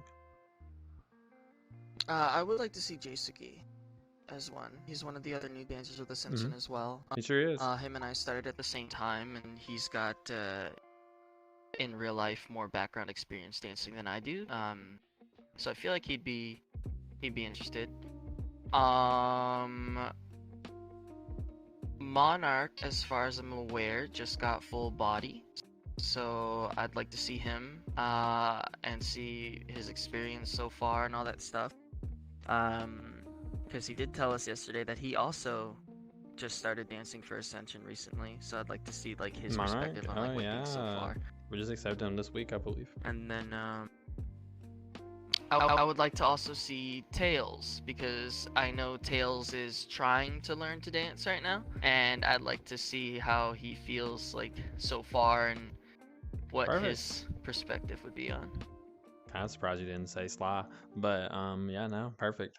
I got you. No, this is great. Yeah, so we got 2 new dancers. No one said Sly already? No, not at all. No. Oh. But that's okay. It's totally fine. So we got 2 people. Yeah, 2 people. So 3 new dancers. So 2 of them there already have become club dancers who are just in that experience, and then 1 who is learning to become a dancer. So yeah, no, perfect. Definitely. Make sure you send me their Discords after this, and we'll get a hold of them, and we'll try to get them on here. 100%. So we're gonna get ready to go into our next one. The chat's like, oh my god, no, not Sly. No, poor Sly. No one wants Sly. Oh my goodness. Oh. Maybe one day someone will say Sly. Maybe one day. Kira, is there anything that you would like to talk about, or you'd like to let everybody know during your last 3 minutes before we go on to our next guest? This is your chance. Plug anything you want. Hopefully I intend to be back in dancing within the next week or 2, so Hey. gotta make the comeback. Yeah. Good. All right. We are gonna use. Well, let me see. We're gonna take this chance, and we're gonna go ahead and bring in our next guest just like 2 minutes early. They're over there getting situated. Akira. Okay. Do you want a goodbye hug? Sure. Because this is probably gonna be the last one I get for a while, so I'm gonna make it work. Okay. Oh my goodness! Thank you so much for coming out. No, I'm sorry we couldn't get you on sorry for early. being so late. No, it's okay. It's okay. We made it work. 100%. Definitely, guys. Anybody that wants to come out and watch Akira dance, come out to Club Ascension and check it out, because he should be hopefully dancing here in like the next week. hopefully, week or two. Definitely come check it out. And Akira, don't forget, you can always take a picture of yourself and send it to me, and we'll add you to the wall back here. So, as long as it's in this world, just somewhere in this world.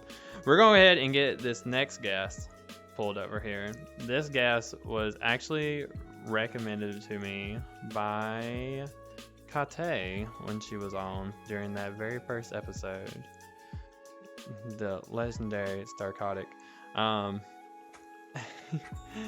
Yes, no, definitely come on over. Yeah, I'm gonna turn you up just a little bit though, because I know you're using the voice changer, and that's completely fine with me. I have no issues. It's actually gonna be nice because you'll be the first person I've I'll got. do my best to be more precise with it. What do they call it? Intonation. No, you're completely fine. And Articulate. well, what's amazing is that not only does it change your voice, but it also changes the voice of your chair when you sat down. So I know, I heard it too. I was like, No, it dang. wasn't the chair, that was me. Alright.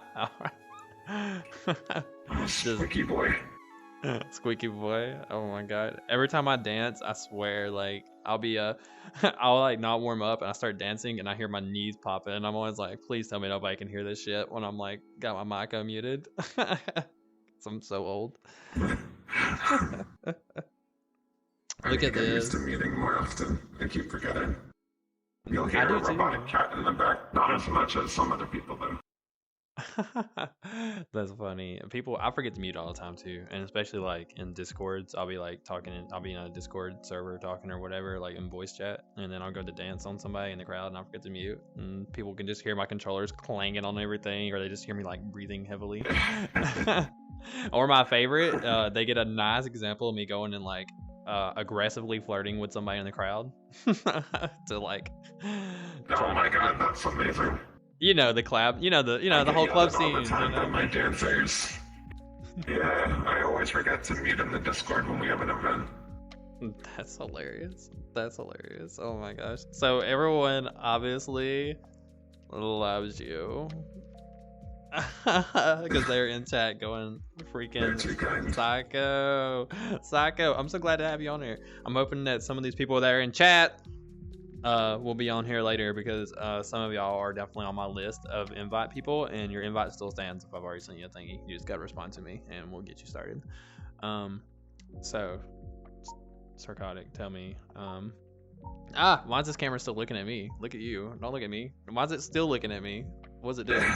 What is it doing? It's not. You know what? We're just gonna like turn this around. The cameras have been weird since the last update because it used to be like I can just hit look at me and it'll look at me and I hit it back and it'll look back at you. But now it's just being retarded. So tell me, what clubs are you at now currently? Yes. Oh boy. You don't have to do all of them. Technically, You can just do like, the main. My name is in a multitude of clubs, various staff/dance positions. But like the ones I kind of pulled out, technically I have a bunch of them for the reasons of I started my own back in January. It was like a year process. So now I think I'm only really active in maybe 4. But I mean, if anyone like a bunch of those people know if they need me, they can DM me and I'll always respond and answer. I kind of end up helping a little bit everywhere because of that. And so you're saying if they need you to come dance, they just need to DM you and you'll come dance? Is that what you're saying? Yeah, like literally, like they can just shoot me a message and be like, hey, we're running short on dancers. Do you think you could like hop in? Or a lot of them will do like staffing advice. They're planning on doing something in the club. They're not sure about how they should go about it. What do we think? Like, what do you recommend? That type of stuff. I do a lot of advising. I don't know how that ended up coming to be. But instead of actually having official staff positions at a lot of places, I kind of end up getting slotted into an advisor role, which I never really asked for. It just started to become a little bit of a trend, which I never mind. And I just try my best to be able to help as many as I can because it's a very rough terrain the clubbing community can be. So if there's anything that I feel like I can help with, I'd love to help with. I want people to know that I'm approachable. As like stone cold as some people may see me, when you get to know me, I'm actually very, very easy to work with. Or I like to think so. I don't know. Some people will definitely argue against that. Oh, don't worry. Well, I definitely took some notes down, so don't worry about that. You know, you available on Saturdays by chance? It depends what time. Maybe every other week. I try to. That's the other thing is I'm part of like so many communities that if I want to dance at one of them, usually 9 times out of 10 they're slotted with another club at the exact same time. So I end up doing like every other week and just kind of rotate. I feel that. I feel that completely, honestly. You know, you're more than welcome to come over check us out. We're the last club open on Saturday nights, so more I'd than welcome love to see it. But no, yeah, definitely. I do feel that. I used to dance for a lot of clubs, so I've had the experience where you're just kind of like, where do I go next? And people are like, hey, you haven't been in a little while. When you coming back? And you're like, oh man, when can I? Let me pull my mile-long schedule. Give me a second. Yeah. Let me get my I'm gonna just connect you to my personnel office, and I'll let them take care of you from here. So my scheduler. So tell me, what got you started in the dancing anyway? What was it? A really drunk night in a black cat, which I'm pretty sure matches up to maybe quite a few other people potentially at the start of their VRC careers. Hey, most of ours started in drinking night, but yeah, Black Cat's the new one for me. Yeah. I'll take it. Yeah, well, I don't know why. It used to be drinking night, but that one particular night was a black cat. I don't remember how we ended up there. I just remember it was like 4 in the morning and we were well beyond the legal range of what should be okay to be drunk as. And I had just gotten my full body, like brand new, couple hours. And this was the one time it worked, and then it proceeded not to work for 2 weeks. So nice. That was pretty sad. So then when I came back after I got it working again, I just had that entire drive of like, I gotta get back into full body. I gotta get this to work, because that was like really, really fun for me. To this weird kind of phenomenon of you never catch me on a stage IRL, and I think that goes for a lot of the dancers in this community. There's so much judgment in the real life world, and it's a very intimidating community.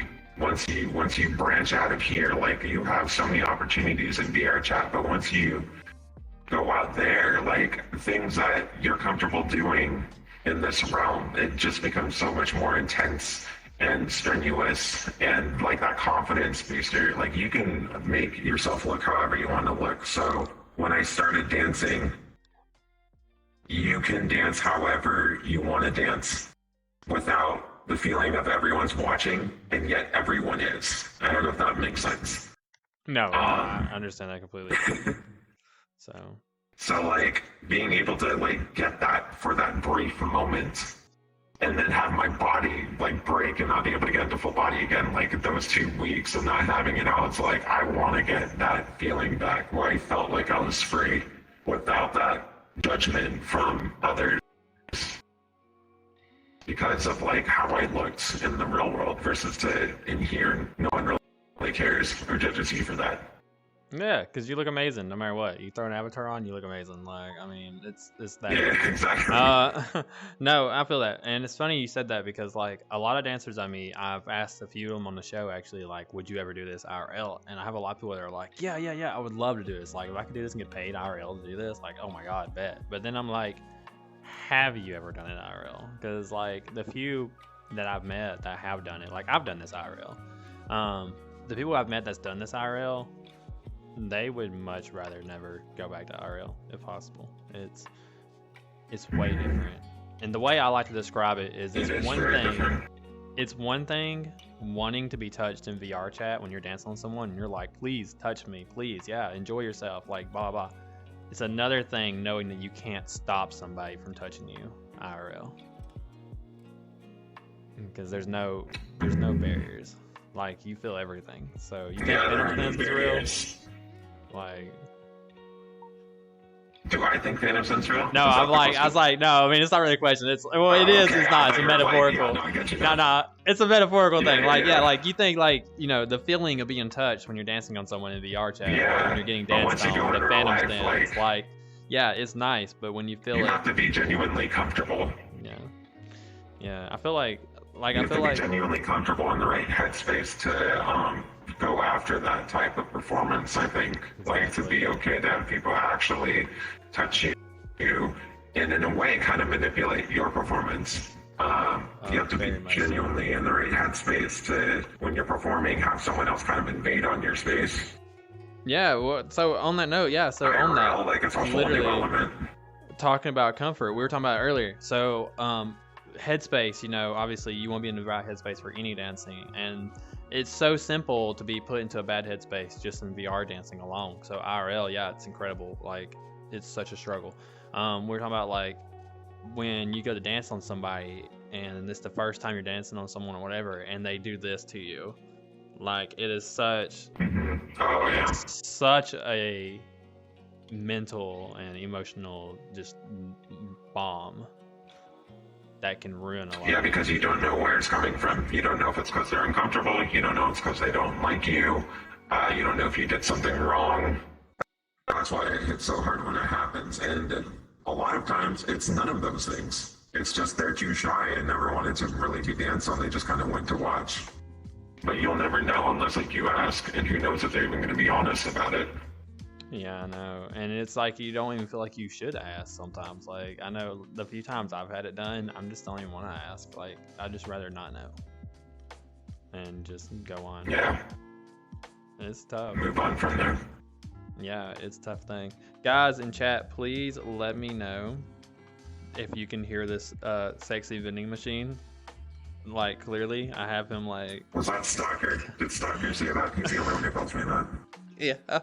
I have him kind of maxed out, so y'all just let me know and make sure that y'all can hear him perfectly in I chat. can probably turn it up on my end too if you need.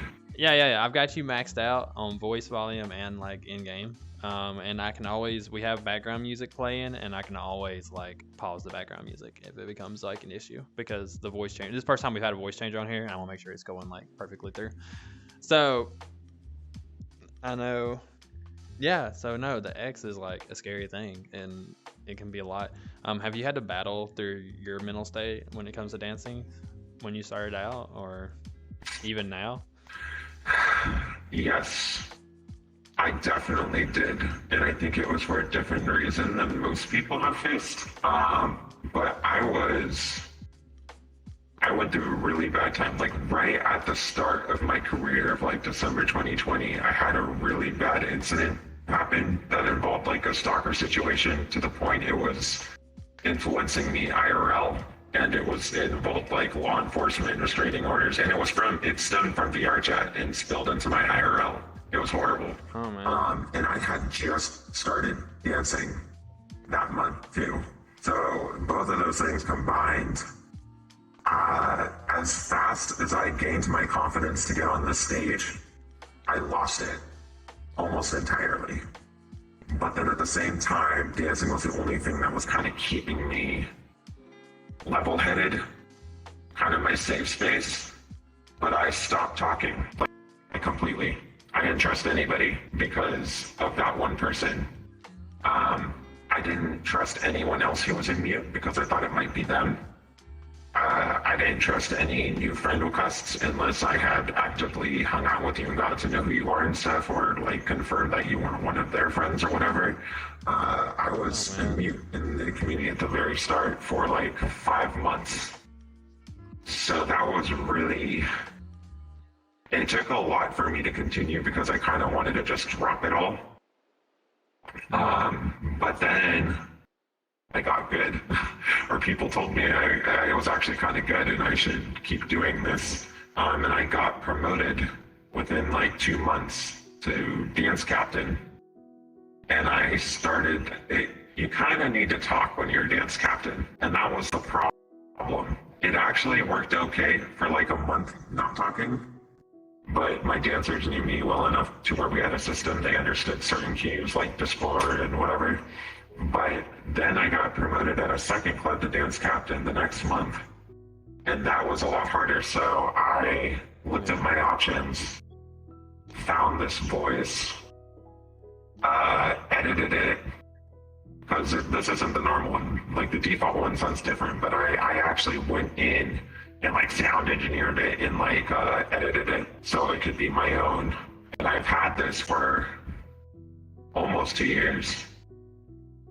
That's crazy. That was actually my next question, was gonna ask, like, why the voice changer? Why'd you decide to use a voice changer?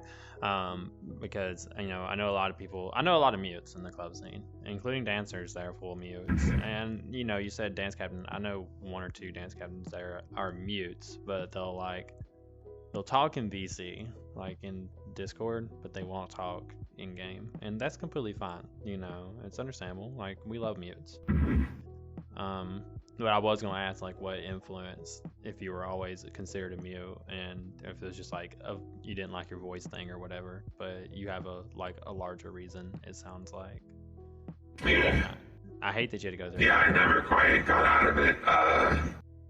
Sometimes, like, I'm really appreciative to the community I had met at the time, because they definitely helped me grow from it. It's still. Yeah. When people tell me, when I get close to people, which takes a very, very long time, some of you might know, my partner Rats, who I love very dearly, also a dancer. The poor thing had to wait 9 months for me to open up. I'm very, very particular in who I like get close to me. However, at the same time, I want everyone to realize that you can always approach me, because I'm always wanting to help other people. But when people tell me, like, hey, can you turn it off? It kind of throws me back into this little me at the very start of my dancing career, getting on stage for the first time and being like so nervous and like scared about it that I was going to do well. So I keep it on. Oh my gosh, that's so funny. But like, there's nothing wrong with it. I've had a lot of voice changers. Now, one of my friends, she uses a voice changer for like another game, but like she'll come in and she'll like accidentally turn it on and start talking, and I just look at her. I'm like, please stop. Like, please, this is not you. This is not you. You're not like this. So I'm glad that. And that's what people don't get too, is that they think it's just another like voice changer and stuff.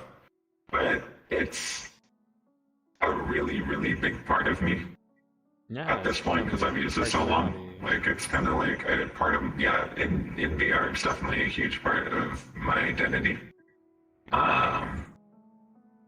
People can hear me from across the room. They know it's me. It's pretty cool. That's great. So here's a good question for you right here.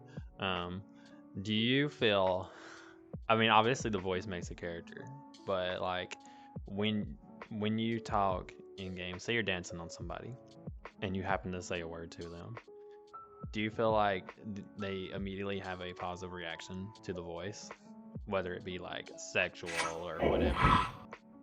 That is such a good question.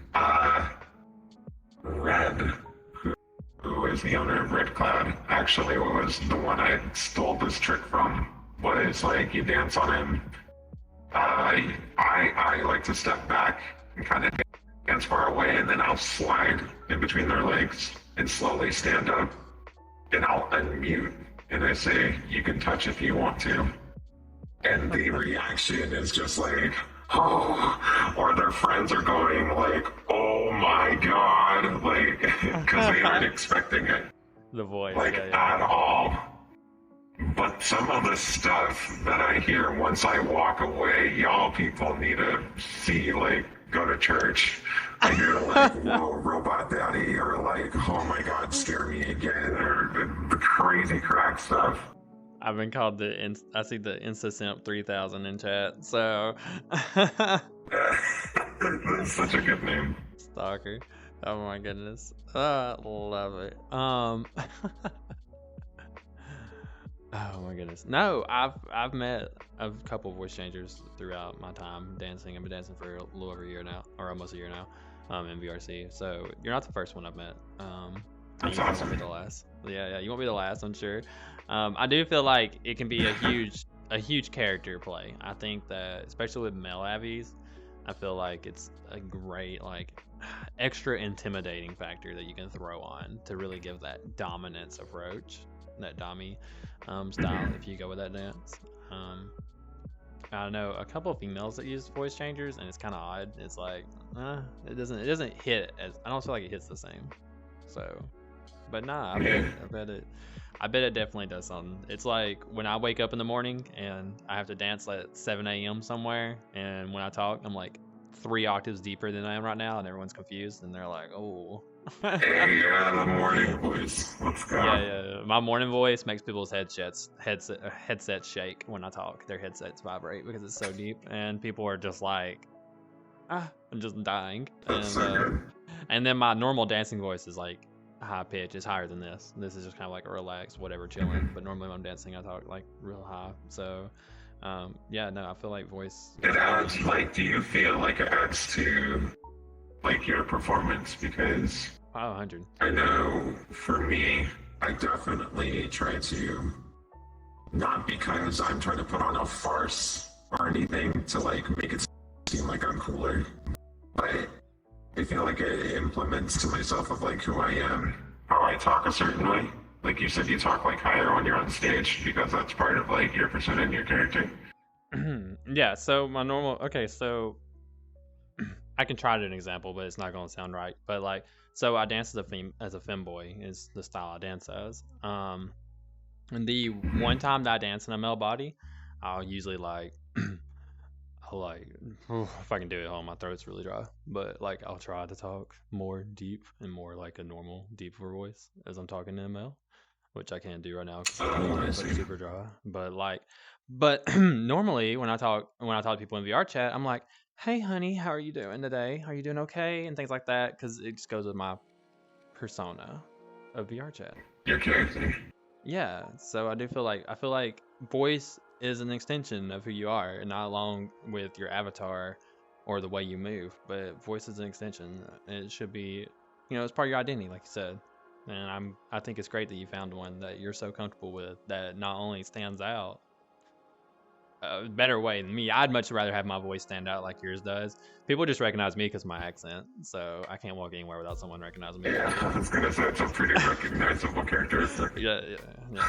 I change accounts a lot. Like, this is my personal account, but if you come to the club, I'm in a club host account, so people will just hear me walking around in the public lobby, and I'll say something to my friends, and they'll just approach me and be like, "Hey, aren't you the host at that one club?" And I'm like, "Oh God." So the accent's super noticeable in the VR chat community, but it's an identity, and so I think you should just like love it and live with it because I like it. I think it's amazing. Of course. Do you think one day down the road you'll ever just like leave stray, I guess, from the identity that you set right now, or do you just want to continue living it? I know it's a tough question. I feel like I just keep getting deeper into it. Because at the beginning, like I said, when I became the first dance captain, there were times where I would unmute, and when it happened, everyone would freak out and know I was serious as heck. Like if the dancers were being like super loud or not paying attention or something didn't go right, whatever, and I was trying to like get everyone's attention, I would unmute and I'm like, "Listen, I'm talking. This is Stark. Please pay attention so we can get the show on the road. I appreciate you guys, but things need to get done." And that would be it. That would be the only thing I said. And like, it would just be like silent. And everyone's like, oh hell. Like, but I realized that I was only effective for so long. So once I found this, I'm starting to get more comfortable with myself. I find myself actually getting kind of deeper into who I am. Like the experience that happened to me were not cool. Definitely not. There were some pretty bad, messed up things that happened. But every person I've met, every club I joined, every fault or wrongdoing that I've come across has led up to me becoming the version of myself that I am today. And to kind of, I guess, release like the changer or this kind of more of myself, I feel like I would almost be going backwards. Because I tried it. One of my best friends, Missy, had a birthday at a club, and to surprise her, I actually hosted with one of my very good friends. It didn't dance, I just hosted the show without my changer on. Oh man. And she almost cried because she hadn't heard me talk in like 6 months. Oh, it could be like. Which says a lot because I knew her prior to the trauma that happened to me. So she used to hear me talk all the time. So that was like a huge big deal to her. But I personally, I felt weird after. I felt like I kind of gave up on some parts of me that I had finally grown into to accept and become stronger from that trauma. So if I do choose to unmask the veil, I'm kind of worried about how I would be perceived by the rest of the community.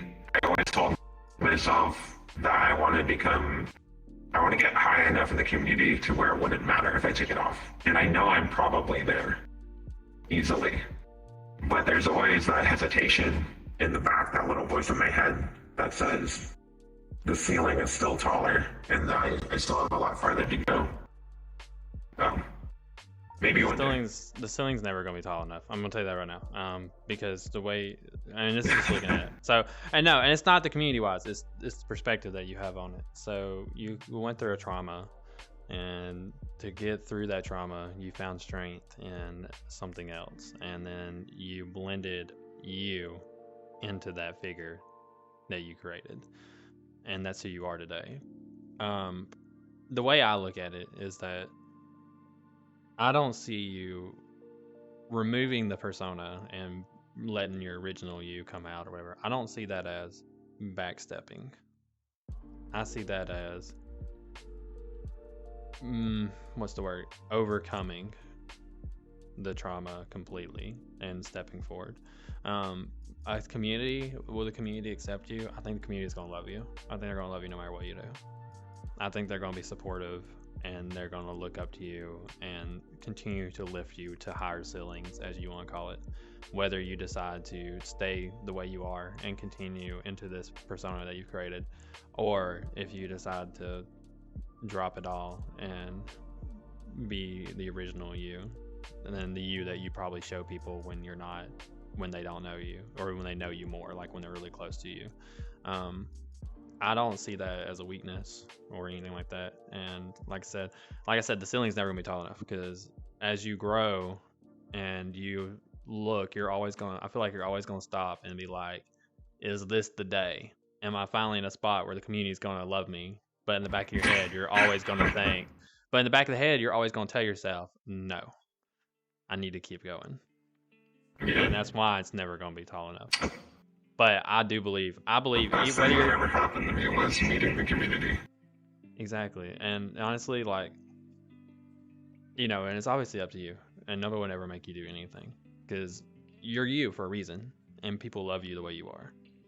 You have so many fans coming in that are just so excited to see you for who you are, and they might only know you like this. Personal opinions, I think that people would love you. I would cry if I came to one of your shows, just knowing you and hearing your story. If you just like said, hey guys, this is me, and just turned off your voice changer and talked, I would bawl immediately in the crowd. I would bawl. I would be so proud and so excited to know you, to meet you, because like I feel like I'm meeting you for the first time today, obviously. But I feel like then I would actually be meeting you for the first time on a day like that. So instead of like meeting you a second time, like it would be like the real first time. No, I think the community will love you, but it's gonna be up to you. And you know, you have all the time in the world. There's no rush.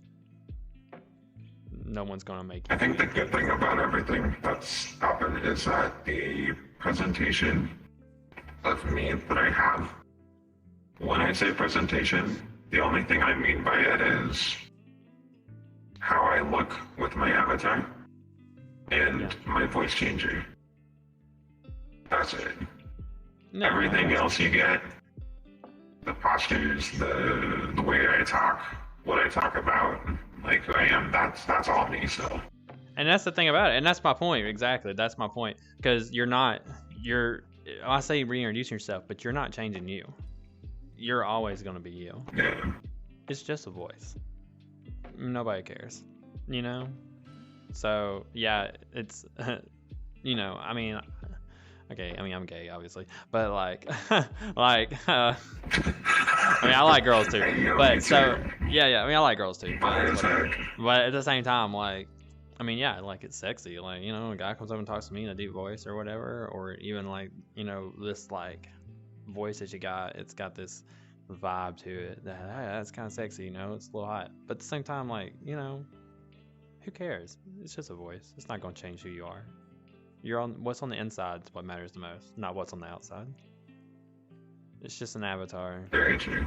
It's just you know, you're still you. I think no matter what, I think obviously the reason why everybody likes you so much is because of who you are and what you bring to the table, whether it be dancing or just personality. So you got mad respect either way. Just continue to be yourself. I think you'll be great. I would definitely not be this far into my my growth, I guess you could say, if it wasn't for the outstanding community in the dancing club community of people that I've met. Be able to speak again, be able to dance again, make assets, make a club that I've only dreamed of making literally for like more than a year. Just like the outstanding support that I've gotten in the community through everything, and for a majority of those people, never even knew what I had been through. I don't think they realize like how much it means. So I'm excited for the future for sure. No, I am too. I think it's gonna be great, you know. And also a couple messages, you know, obviously you've picked up some fans who obviously are loving the vending machine. That's what I've been hearing. No, for real, Rats wants you to know that they love you no matter what. No matter what you look Kind of like. gay Rats. No matter what you sound like.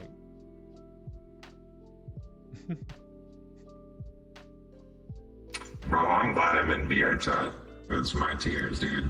I don't have that emote. Don't we all? Look at you, Rat. Rats sus as fuck. I love it. Apparently, you're not this wholesome normally, is what I'm getting out of it, because apparently people can't handle the wholesomeness. So I'm assuming that there's a lot less wholesome out there in the world that I'm seeing today. Well, it's funny. My slogan literally used to be ERP couldn't be me, like all the time. Oh my gosh, imagine. ERPN? Oh my god. What's 11's account? I don't have one. Oh, see, that's what I'm saying. What's 11's account? What is it for real? What does that mean? Yeah. Oh my gosh, Rats. Chat. Rats. I love the chat. I love the chat. Freaking great. Chat, remember, by the way, guys, y'all can literally ask questions. This is what the chat's for. You can ask a Starkotic here questions. You can ask me questions, whatever y'all want to do. It's literally there. We're getting towards the last bit, but before that, I think I have like one more question that I want to ask, and Let me see if I can think of the best way to, I guess, go over it. Well, actually, you know what? I got a different question I'm gonna ask. So let's just do this instead. Okay, so you had that trauma happen, right? And you said you almost threw everything away. If you thrown everything away, what do you think you'd be doing right now? I would probably be voice acting. I'll probably be doing a job that I really didn't want to do, but probably be going back to school, which I am now, but I probably would have finished by now. And I would hope that, I don't know, man, that's a really tough question because just thinking about that, that's a horrible parallel universe I'm really, really glad I didn't embark on. Because of the people who I know now and the things that I've managed to achieve in this community with my club and my staff and my partner, my friends. I'm glad. I'm so glad. So just thinking of all the stuff that I could have potentially lost and never known. I'm really glad that I stuck around. I'm glad you already did too. You know, I'm sure the community is also really glad that you stuck around. You seem like amazing influence. So I'm so glad I got to meet you today, honestly. And hopefully I get to meet Rats sometime soon also. And Stalker. I see you over there. Actually, I think Stalker was recommended to be on here too. They were. Stalker, you were recommended to be on here. Yeah, Stalker, you were recommended by, Bittersweet was recommended you last weekend. I just haven't messaged you yet. So, I haven't sent you the message yet. So, Stalker, yeah, I knew that name looked familiar. Oh, God. So, yeah, we're coming down to the end. So, real quick, I want you to recommend 3 people that you would love to see sitting right there where you are. Anybody you want, whether they've been recommended before, doesn't matter. They don't. I'll say Stalker, but someone's got them on the Yeah, list. you so they're you on the can list. always, you can always do. You can do Stalker So, also. That's just Red. double the reason that they need to be here. Red from Red Cloud has done a lot in a very short amount of time in this community. I mean, they have like over 100 dancers for their club. Yeah, they got a lot. It's They got a lot. crazy the amount of people flying into there and what they're doing over there. You I would said definitely Red? bring him on.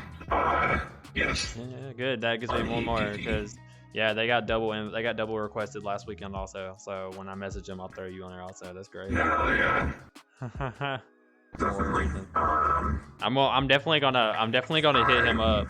I'm definitely gonna hit him up. Huntart, don't you say anything either, because you're invited to be on here also, buddy. I just haven't messaged you yet either. Yeah, just like the whole, just like all the Hokages, all the others are Red Cloud for sure. You know, Yeah, I'm definitely. It's gonna be an interesting stream with Red because I'm gonna ask him why I'm not a dancer at Red Cloud. Yeah, for I would get. Let's see. Rusky from Owner of Frost. He's starting to do some different things in the community that I think would be cool to be able to talk to them about. He's got some really big ideas that I'd like for him to get the chance to share. And then Nessie is my third one. Also, my best friend. She's one of the reasons why I am still here. And she's done some incredible stuff like avatar making, her community and her TikTok. She's like really big on there. She does a bunch of meets and greets, incredible dancer. Definitely inspired and influenced a lot of people with her creativity and stuff. I do love Nessie. I dance beside her at Misfits every once in a while. I love her to death. So I've danced beside her in FET before. As 2 TikTokers and dancers, like I love Nessie to death. So she is great. That'd be awesome. Yeah. No, definitely. Make sure you send me their Discords directly so I can make sure I have the right ones later on, like whenever you get done with this. But because I'm sure I get a hold of them correctly. But no, we'll definitely message them and try to get them on here for sure. Because this is kind of like an invite on them. invite only, as this has turned out to be. I didn't originally plan that, but yeah, now it's turned out to be like an invite only podcast. But It's a kind of cool way to do it. yeah, it is. It's pretty neat. I just don't want it to ever be like, I guess like the way it is that obviously people are going to invite their friends. I don't ever want it to turn into like we're just going through the same circle. Yeah, of course. So, but luckily me, I've danced for 40 clubs, and I'm also like a member of like 130 something discords for clubs. I'm sure I can find somebody I new. feel that. All right, so coming to the end, we're coming into what is considered your time. So you can plug whatever you want. Shout out to anybody, or just talk about whatever you want to talk about. Well, that's. I'm gonna plug my club, which is not really a club. I like to think of it as a show. I actually went into our Discord and changed everything that said the word club. I changed to the word show or event. Hey. I've gotten feedback from it that says that we're changing the game for the dancing community, and we aren't changing the game at all. We're kind of just revealing the promise and potential that already exists within people, bringing it to the forefront and not limiting their creativity. We don't have any avatar limits at our place, and that's exclusively for the reason of we want to promote our performers to not hold themselves back into what they want to do and display for like what comes out of their mind. It's a chance to perform at a place dedicated to exploring the creative limits of avatar creators and like breaking those boundaries. Some people call us the Cirque du Soleil of VR chat, if you will. So we got like particles, we've got clone systems, we've got animations of the wazoo. It's a really, really good time. And I'm really happy with which everyone club is who's a part of it. This is Club Terminus. Discord.gg/Terminus events. Yeah. You can see it in the chat. You can see it sitting in the chat right there. Hey, 8326. But that would be my plug. We have some phenomenal performers. Like you see them in and around you in the community, but we just kind of give them a chance to do more without being limited. Yeah. No, that's fucking great. That's amazing, honestly. I haven't, personally, I haven't heard anything about Terminus yet.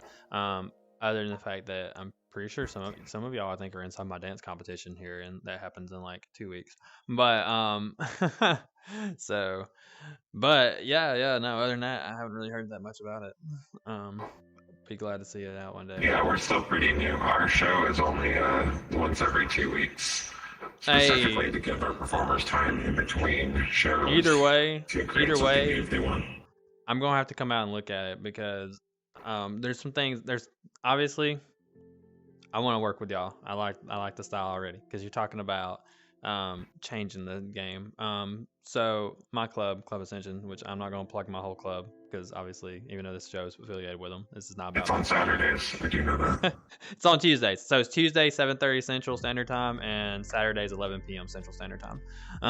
But the thing about it is that as a club, our goal is to change the community of dancing. That's our goal. We are a club that supports other clubs and the community as a whole. Like it's not about us. It's about everyone that comes out.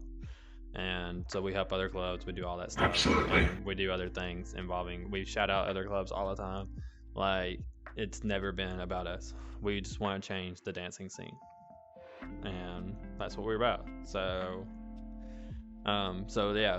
hearing what y'all are doing, like I feel like we got some value. We got some viewpoints and some values in the same. So I definitely want to come out and see it. Absolutely. And so definitely. No, I would love to see it for real. Stranded in the middle of nowhere. That's what we'll definitely talk soon. I love these people coming in chat. Don't talk about the club in chat. Oh, What yeah. else do you want to shout out? Anything else you want to shout out? You still got some time? Yeah, I do, but it's not me. Everyone follow Formula Rats on TikTok. Okay, okay. Oh, I got you. I got you. What we looking at here? No one inspires. Like everyone has had their own influence on my own path and getting to where I am. But I definitely wouldn't have obtained my goals and my dreams that I have managed to obtain without Rats by my side and pushing me literally all of the way every time I wanted to quit. So I love you and thank you always. Y'all are so adorable. First off, I'm just gonna throw that out there. Speaking of TikTok, I got like 5 notifications on here. Jesus Christ, I haven't checked it in like 2 I'm hours. gonna marry him, dude. I'm saying it here so that way when it happens I can go back. I'll send you the clip when I clip it here in a little bit. Yes, please. When I clip it in like 2 weeks because I'm always so far behind. Don't Dude, follow. oh my god, putting me back to my stream days. That's Oh my amazing. god, I'm so bad about it because I'll do a stream and then I'll clip everything like 2 or 3 weeks later, like right when it's about to fall off the video on demand. I'll clip it and then post it on TikTok or whatever. The worst part is when you know it's gonna be a good clip, but it just takes you years to do it. Oh, and then you gotta find it. Even worse. Yo, I'm pretty sure that is the right TikTok that I just posted in there. If they said rats on their description, so I'm assuming that's them. 4,000 followers. Yeah. Everyone in there. What's Formula's ring size is what people are asking. Oh, there was a question that did come in from chat that I'm gonna ask. It's kind of a silly one, but you know, I wouldn't mind knowing the answer. So Starkotic, what is your height with and without the ears? Oh, that's hilarious as hell. Stalker, I'm pretty sure you're taller than me, dude. I'm actually kind of short, which is unfortunate. But you know, I am 5'7", so I am short as hell. Aw, cute. Doesn't mean I won't dom you anyway, though. So you know, Yeah, that's all that matters. doesn't change anything. Yeah, that's all that matters. I'm like 5'11" or 6 feet or whatever. My ID says 6'1", so I'm just gonna go with that from now on. I'm 6'1". Just go with that. Just go with that. Yeah, 6'1", 130 pounds. You're adequate Southern femboy. I'm a Southern belle if I've ever heard one. So no, yeah, definitely. Usually a 3-foot e-girl. I just say that's my Yeah, dad. fuck Chirpy. you. I'm dead. Y'all are killing me. Chirpy coming in here. That's my dad. Hello, son. Can 83 bring the rings? 83, you can do whatever you want, baby. Ring bearer, please don't be that one that drops it in the pond. Yeah. Please be the one that drops in the pond, or be the one that like No. put the ring in the flowers and just be like throwing flowers as you're coming down or whatever, and just like lose the ring somewhere in the crowd. You have to find it. It would be our kids. My guys, I love all of y'all. All the support that you've come in here. You've got so much support. Like, I don't know what you're worried about. You've got a huge community, and they're always gonna be there for you. So keep being yourself. Keep being glorious. I genuinely appreciate that. Thank you for having me on. Thank you for coming on. Do you want to shout yourself out? Because I know you sent me a link, and I'm more than happy to throw it out there. Starkotic.vr on Instagram and or TikTok. I am lazy as hell, so I don't update it very often, but you know, if you want to support it, that's cool too. Thank you guys. Yeah. There you go. It's just at starkotic.vr. For anyone that wants to do it, I'll post a link for it, an actual link. I'll go on TikTok. I'll go follow you on TikTok in a second myself, and I'll post a link when I can do it here in a sec.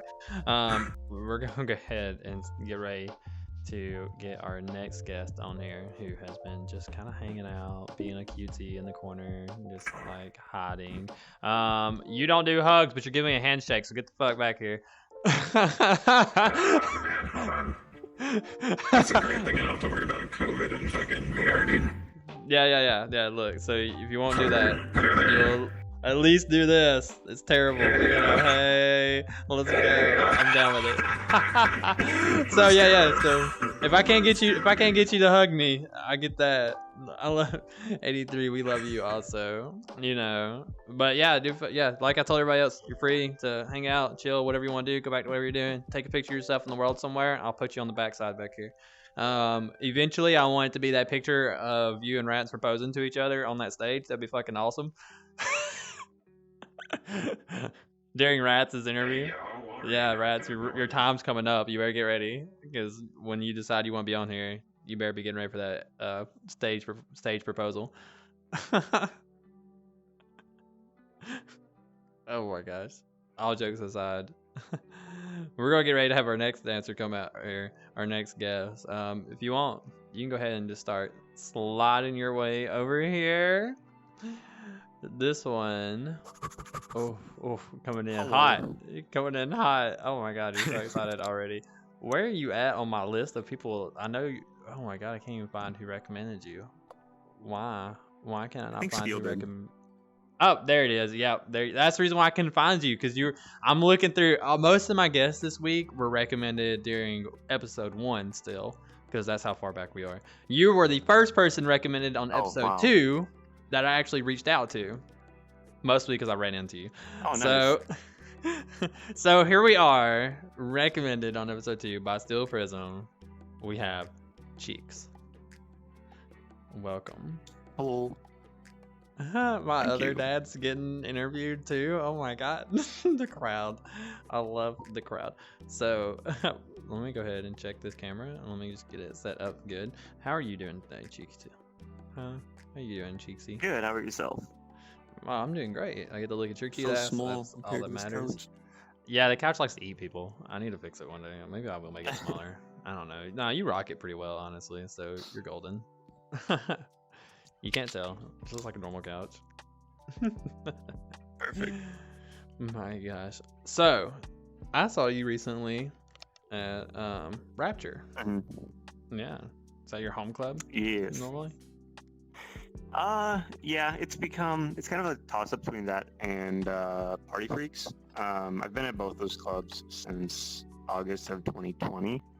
So Yeah. I've been at both those clubs the longest. Okay.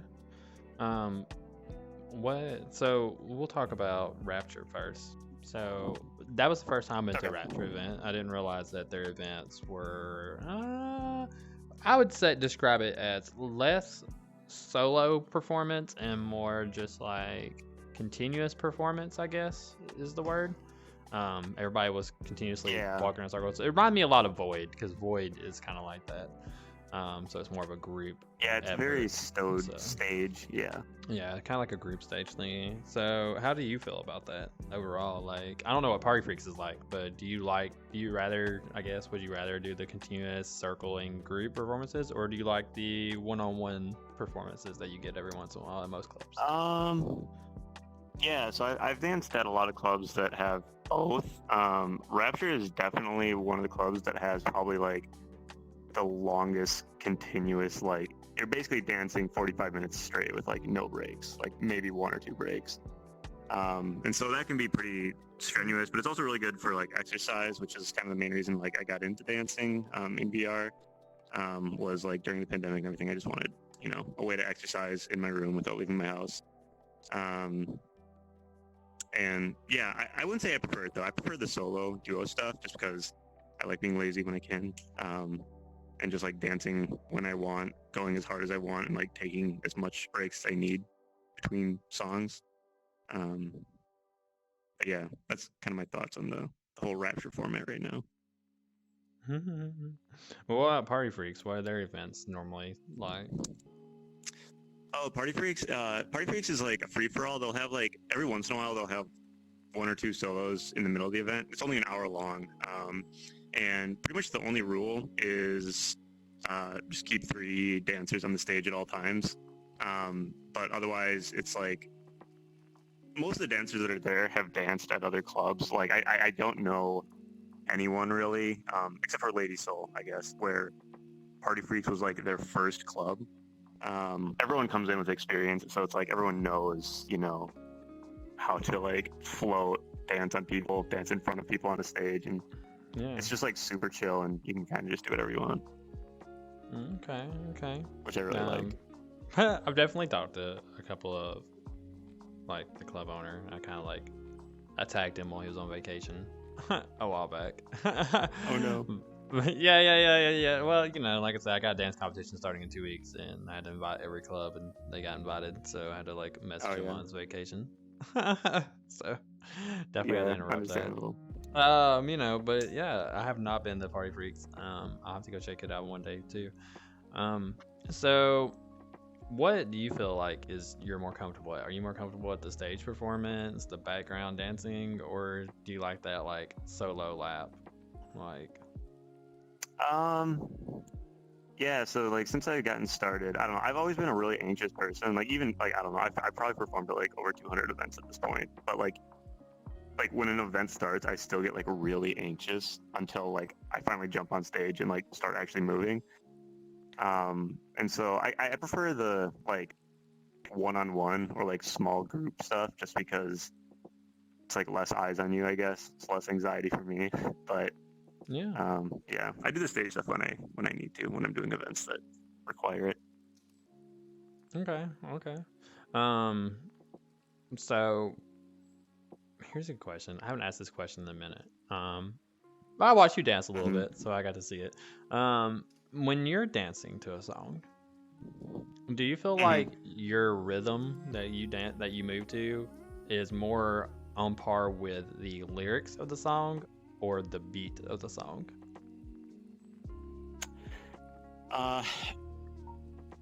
Probably the lyrics. Yeah, I would say because I always like I've given like lessons across a couple different I've instructed at like a couple different clubs over the last few years, and like one of the things that I always tell people is like you can basically just use the lyrics of a song as like directions. Like it'll say like drop it down low, like something to the right, something to the left. Like you don't even have to think. You just like listen and just like pretend somebody's instructing you on what to do, and it makes it like super easy. The reason why I asked that is Also, the lyrics. Go ahead. Oh, go yeah. ahead. No, go ahead. Go ahead.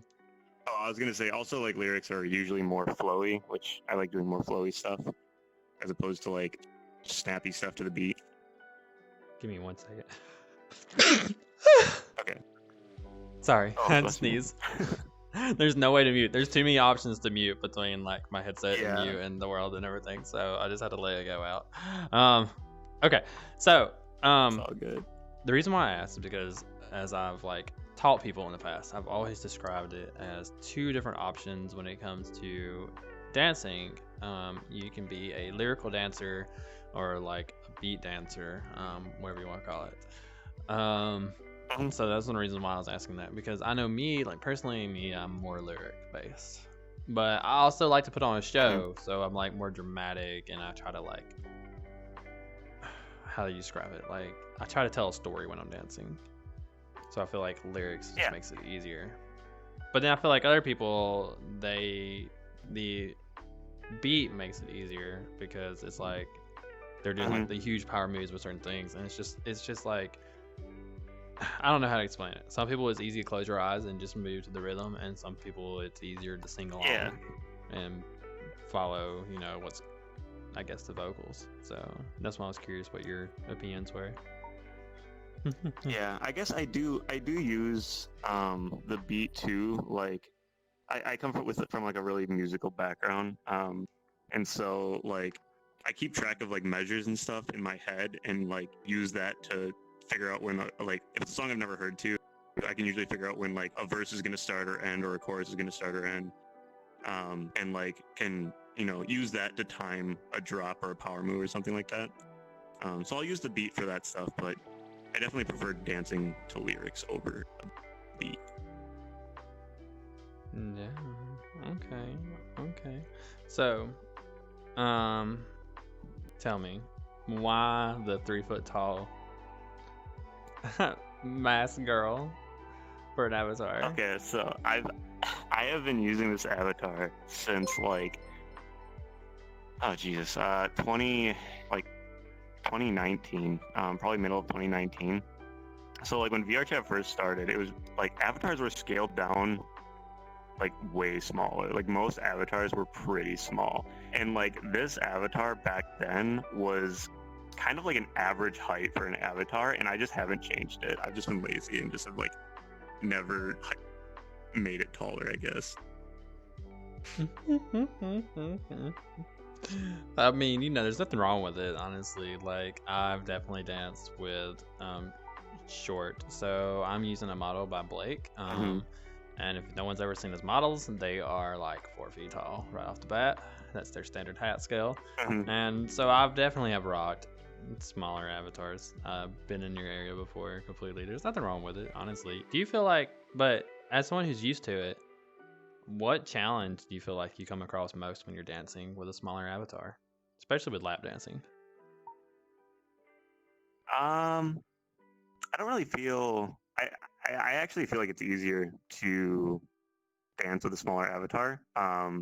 It's easier to like make sure you don't like clip through people or clip through stuff. The one thing that it does make it difficult is like traversing a stage, or because I basically have to like some people will do the RP walk, or they'll have like huge play spaces and just like walk around. But like I have a really big play space, but even though I have a big play space, I can jump and like run around, but I only move like I don't know, like 3 people's seats running across my whole play space. So, Yeah.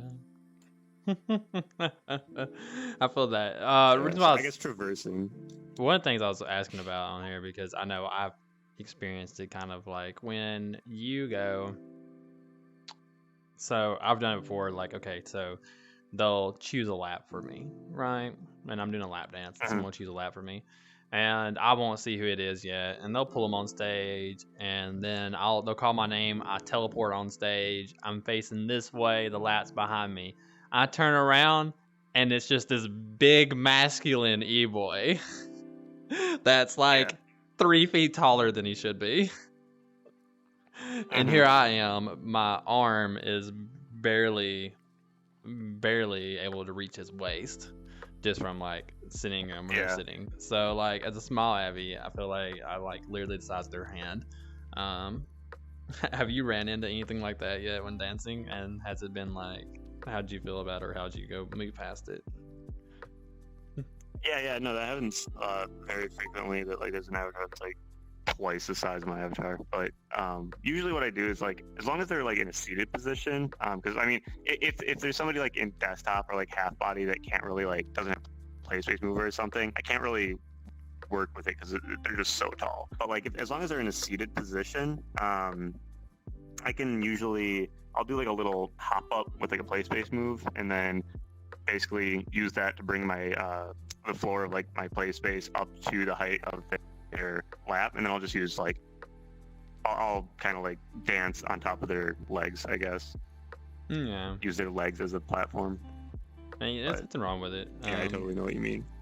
I think the smallest avatar I've ever danced with is probably gonna be about the size of your leg from like your knee down to your foot.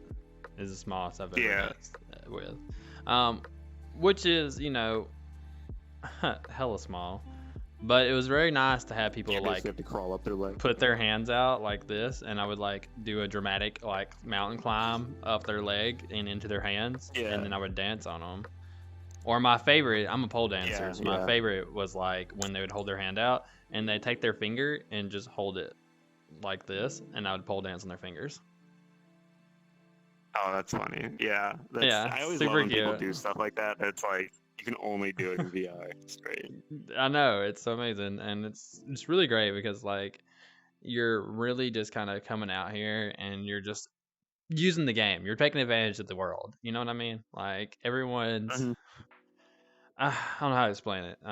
We saw a great example with Starkotic up here, but like a lot of people come in here and they want this to be reality, but some people come in and they try to make their reality this game. So by that I mean like they'll get a character that literally looks exactly like them IRL. They'll make it look exactly like them IRL. They want the height to be 100% accurate, and then they really just, it's not a game anymore. It's like you're living your IRL life virtually. Yeah, you know what I mean? Yeah, exactly. There's and then you got. I've always found that like. Oh, go on. No, I was gonna say, and then you got like the other like 98% of us who are like escape life.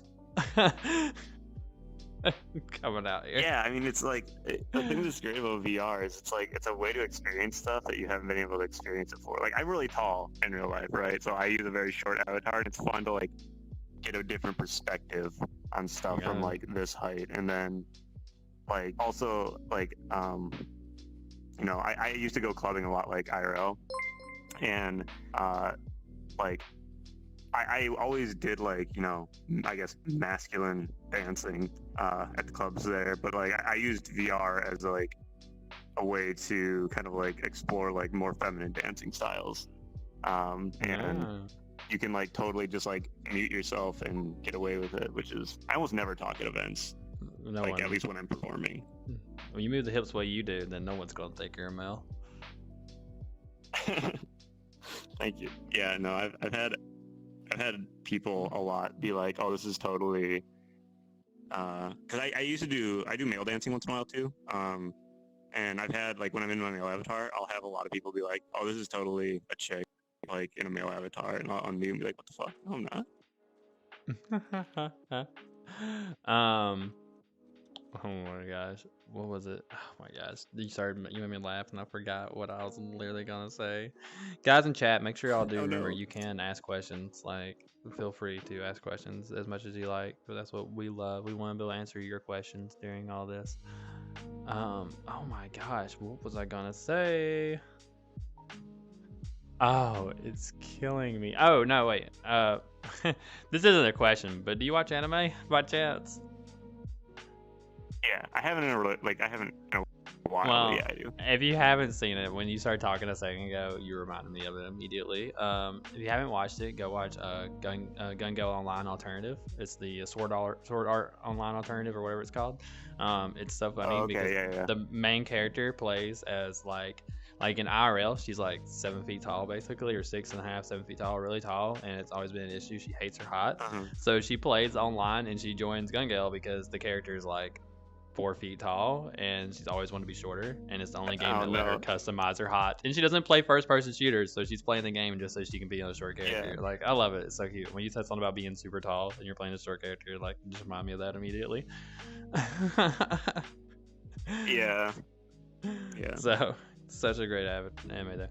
No, VR is amazing, and the dancing world is just honestly, it's one of the reasons why I get on VR chat. My friends make fun of me because we got on VR chat together. They stopped playing, but I moved straight into this club scene, and they always make fun of me all the time IRL because they're like, "You own a virtual strip club. You're always on to take care of your virtual strip club. We're outside like hanging out IRL, and I'm texting people in my virtual strip club to like get ready for Yeah. events." And so they honestly make fun of it, but VR chat's a way of life.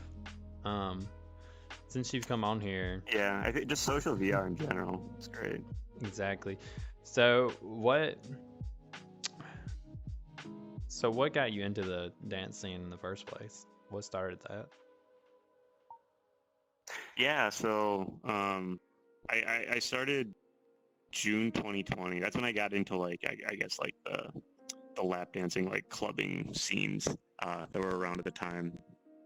And the main reason I got into it was like it was, you know, the pandemic was hit. I was stuck in like a huge city on the West Coast. Everything was tightly locked down. I was basically just confined to my apartment with like 3 roommates. We were getting on each other's nerves. I was getting like super depressed and anxious about like all this stuff. And I went to like a therapist, and they were like, "Oh yeah, you should try just like exercising more. Like exercising is good for, you know, mental health, and then like it'll also kind of, I don't know, help you feel better about yourself while getting like stronger and stuff." And I always used to be like a really active person, I guess, when I was younger. But I'm a software developer, and so like ever since I graduated college, I've basically just like I sit in a computer chair just like all day, 24/7. I'll go to work, sit in a computer chair for 8 hours, come home, like make dinner, and then sit in the computer chair again until I go to bed. Because I'll be playing video games with friends or working on a side project or something. And so I became very weak and like not flexible. And so I saw it as like a really good opportunity to, you know, work on my flexibility, work on rebuilding my strength from like the comfort of my own home, and also just like do something that was really, I guess, uncomfortable for me at the time, which was dancing. Like, I would go to clubs and like, I knew like how to like shuffle and stuff like that, but it was more just like vibe dancing. I never like took the time to learn I guess like the logistics of it and like individual moves and like different styles and mechanics and stuff like that. And so I just like decided that was going to be my passion project for the next year while the pandemic was going on, was to like try to get as flexible and as good as dancing as I could like over the course of the next year. And I've a year passed and I'm still here. It's like almost pushing 2 years now. So So question I have on this, and it's a little out there,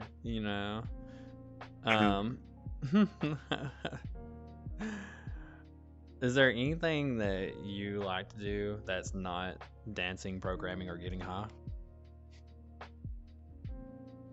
somebody asked that in chat. Yes. Pretty much all I do. I snowboard. I go snowboarding. I snowboard occasionally, but I haven't in a while.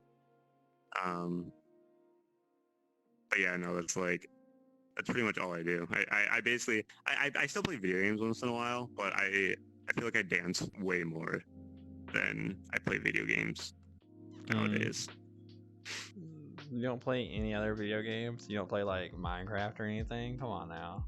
That's like the best game. No, yeah, like I play with I'll play multiplayer games because that's the thing. Like I like whenever I play video games, it has to be a multiplayer game. I'm a really social person, and so like I always have to be doing stuff with friends. And if if people aren't playing a video game together, I'm usually like on VR chat, either practicing with other people or like doing an event. Oh, you always got us. We'll play with you anytime, all day. All day. I love it. Yeah, they definitely asked that in chat. No. Y'all keep throwing them. Keep throwing questions at us. Nice. I'm giving it a low score, but nice. Who was the one that asked me that? Oh, it's just a little steely. Don't worry about it. Oh my god. They're just a cutie pie, so that's the only reason why they had to ask that. Yeah. Yeah, 100%. Oh god, the question was hilarious. I about died laughing when I first read it. I just had to wait. I was just waiting to ask. Yeah, no, it's pretty much all I've been doing since the pandemic hit. So what have you been programming? I work mostly with Unity. So ever since I graduated college, I do VR Unity development. So I worked on a game that got deployed to Steam for a couple of years, and then I worked for I do contracting. I'm like an independent contractor, and so I worked for a VR health tech company for a bit, a VR company that did military simulations to train people with expensive equipment in VR before they actually handle. Yeah, we did that here. In real life. Oh shit! No, we did that here. We have one of the first training facilities in our local town here that does AR augmentation for military development and training, basic training. So they run you through with AR, which that's what I was. Super great. Honestly, I think it's the coolest thing ever. I would love to work there because I'm like, bro, why did no one think of this beforehand? Honestly, it's the best. That's literally the best way to train. You give them that war scenario, that real feeling, without having to worry about losing the soldier, and then you can send them out. Why? Why not? Yeah. Makes sense to me. Also, with AR is in a place right now where it's it seems really expensive to get into. A HoloLens is $4,000 or something ridiculous like that. But to the military, where their equipment, even their not combat equipment, right? It's still $100,000 for a device. So it's we can just buy a headset, pay some people to make an application that is one-to-one with the device, and then we can just give the people, the trainees, the headset, and they can mess with the device without risking them breaking a $100,000 device. So makes sense. I feel that. Yeah, it makes total sense to me, honestly. And just and then the fluid ability of you can go through different scenarios. Tower, I don't know. Tower, I could give crappy examples, but we're not gonna go there. So, oh my gosh. Who is this guest? This is Cheeks, man. If you don't know Cheeks, you don't know anybody. I'm Cheeks.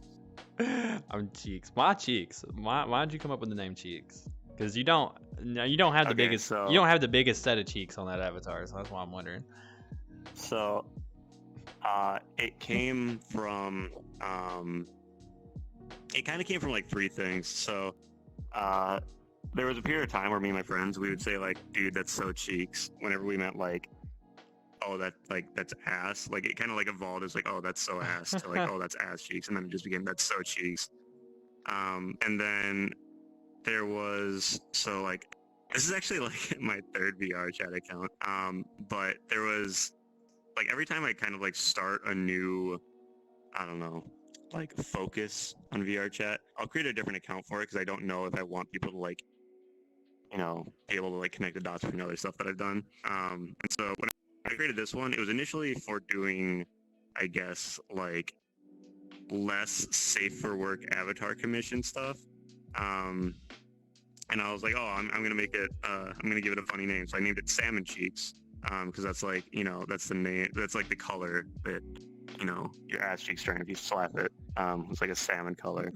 And when I first started, that was the name of the account. But everyone started calling me Salmon, and I was like, I don't want to be known as a fish. So I just, Salmon. I cut up Salmon. Yeah. Yo, is that When salmon? people didn't say salmon, they were like salmon, and I was like, oh Salmon. my God, please. Yo, welcome to the South, Cutting that out of my baby. name. Salmon. We got salmon coming on stage next. We have the flopping up for stream. Here comes salmon. Yeah, it was stuff like that, and I was like, Oh it was my like God. one week after I started doing events, I was like, this cannot be my name. I just cut off the front. It's okay. I confuse everybody when I come on stage because my stage name is Kitty. So everyone just they'll literally pull guests on stage and make them make cat noises or purr to get me to come on stage all the time. And then when I come on stage, they see my name and the crowd's like confused. But like, I can't help it. It's a stage name. Stage name. I've been going by for years. There's one time I got pulled on stage, and they got everyone in the crowd to like slap their cheeks, like make slapping noises. Oh shit! And that was a weird thing to walk out on. I'm down for it. But Jesus. So, so tell me this: what's it like being a stanky boy? Who the fuck asked that? Oh my God! I plead the fifth. I plead the fifth. No, whenever I'm done with an event, I'm assuming that was someone that like knows me. But like, whenever I'm done with an event, I'm always like, I need to go shower. I stank. So I think that's why they're asking that. I need to go shower. I stank. Love it. All right. So here's a question. Do you have a favorite style of dancing?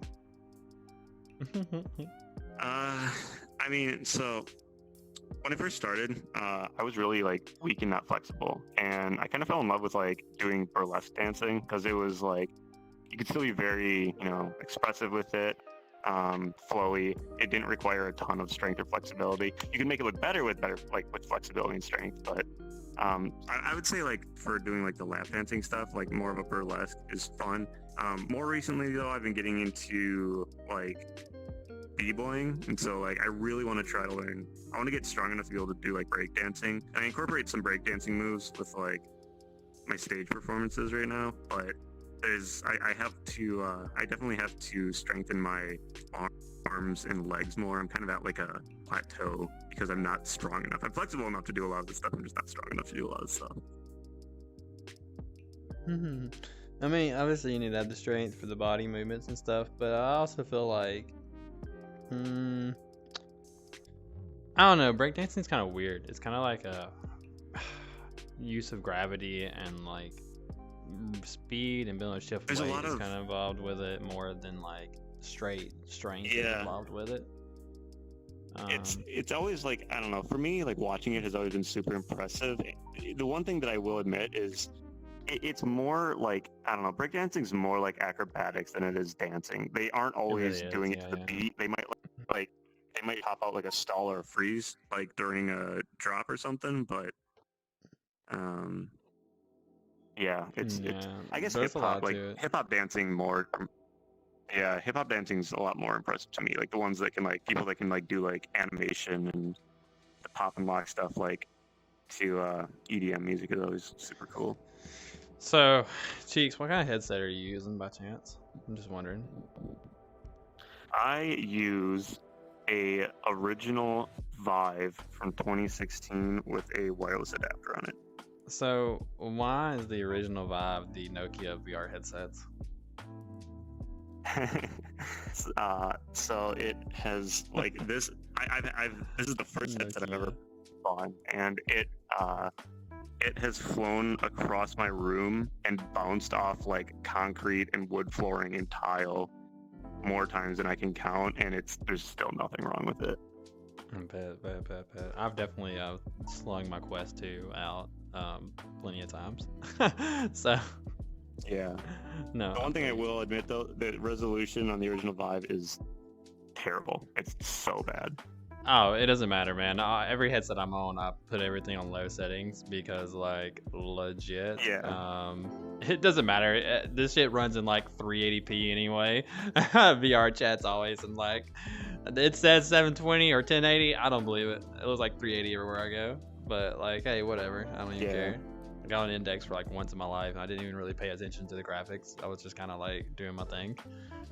I should have like next time I'm actually look and see the difference. Oh my god. Plus, I made one high detailed world in VR chat, and it was so laggy that I'm just never doing it again. So. Yeah, making high detailed stuff run well in VR is always a chore. Oh yeah, especially yeah. Can't even put 2 people in it without it going crazy. So now we just never go there anymore. We don't talk about it. It's a world that doesn't exist anymore. Let's see. We're coming down to your last 15 minutes. So the first question I would like to ask you is if you can recommend me up to 3 people that you would love to see sitting right there where you're sitting. Oh god. So I told you the 1% wanted to recommend, and they were supposed to be on after this. I don't know if they are or not. You can go ahead and recommend again. It's okay. You can recommend again. It's not a problem. Okay, yeah, Happy would be. I think would be fun to come on here. Okay. Happy. And I've known them for a while before they even like started their streaming careers. So I think they'd be fun on here. Yeah. I told my friend Zoidberg I was gonna recommend him. I gotta message her again and be like, "You've been recommended again." Still love it. So. Apparently, my friend Zoidberg was also recommended during week 1, and he declined. And I told him I was going to recommend him again, but he'll probably decline again. He's a very like Dr. Zoidberg is his name. He's been around forever as well. He's been around for like 2 years in the clubbing scene. Was he recommended on the first one? I don't even remember. No, he wasn't. I think it was like Panda. Oh, maybe not, but no. Okay, well, if not, then I'll recommend him for fun, even though he'll probably like say no because he's shy. I'm trying to think, but I don't think he was recommended. Yeah, because I don't recognize unless he's under a different name. Then yeah, I don't think he was recommended. If he did, no, that's the only name he's. What's his Discord name? Is it different in Discord? No, it's just Dr. Zoidberg. Yeah, I don't think it's recommended, but that's completely fine. I do have like, let's see, 1, 2, 3 people I think that I've messaged that I'm still waiting on a reply from. They haven't like said anything back. So you know, at any time, guys, if you're recommended to be on here and you just don't want to be on here, that's completely fine. You're more than welcome to recommend somebody else, but at least let me know and just be like, hey, I just don't want to do that this time. Like that's completely fine. Just don't leave us hanging. Yeah. For the third person, I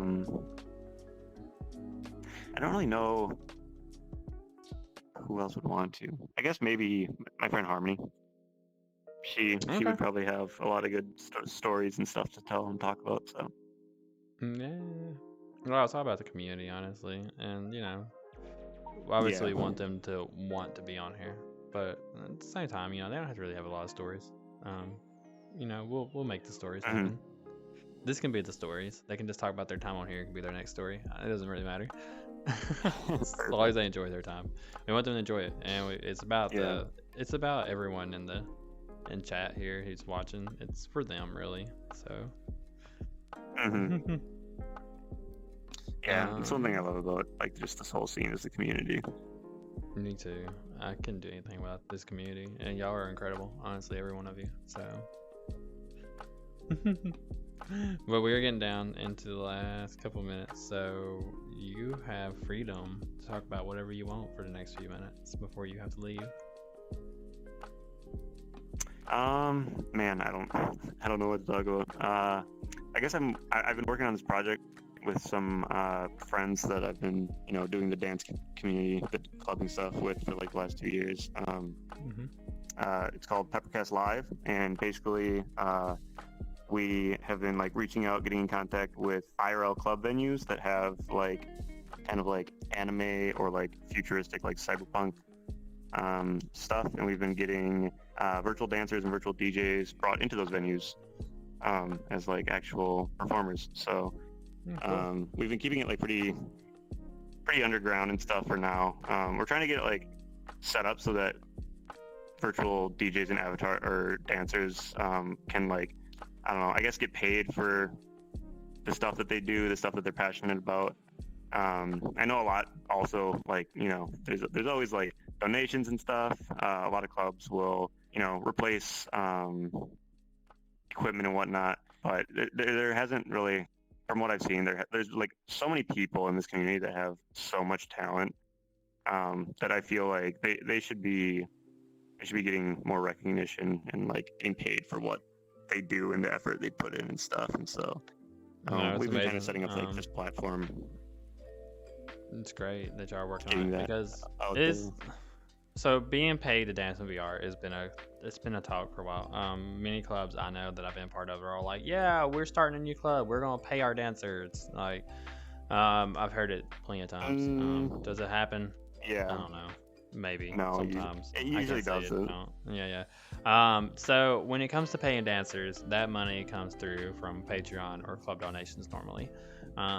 You do a Patreon to support a club, and then they'll take whatever money there in that week or whatever, and they'll put it out to their dancers. The only problem is like, how do you properly split that? Because you get your Patreon payments once a month, and then like at the end of the month, how do you appropriately separate that between the 5 or 6 events that you had that month and all the different people that showed up? So I mean, you know what I mean? You can't just do it bi-weekly, obviously, or weekly. Yeah. So it does get kind of no, confusing. It gets hard to do. So it normally doesn't happen all the time.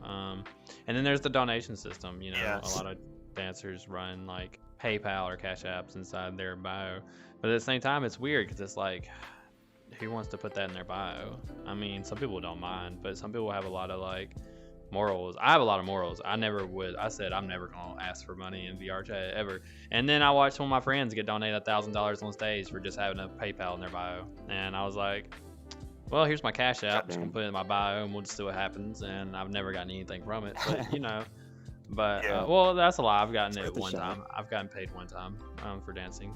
That's a lie. But it was a private request. But no, it is kind of weird. Getting paid to dance in VR is weird, but like, it would be cool. I think it'd be great. I think the community would just blow up from it. So.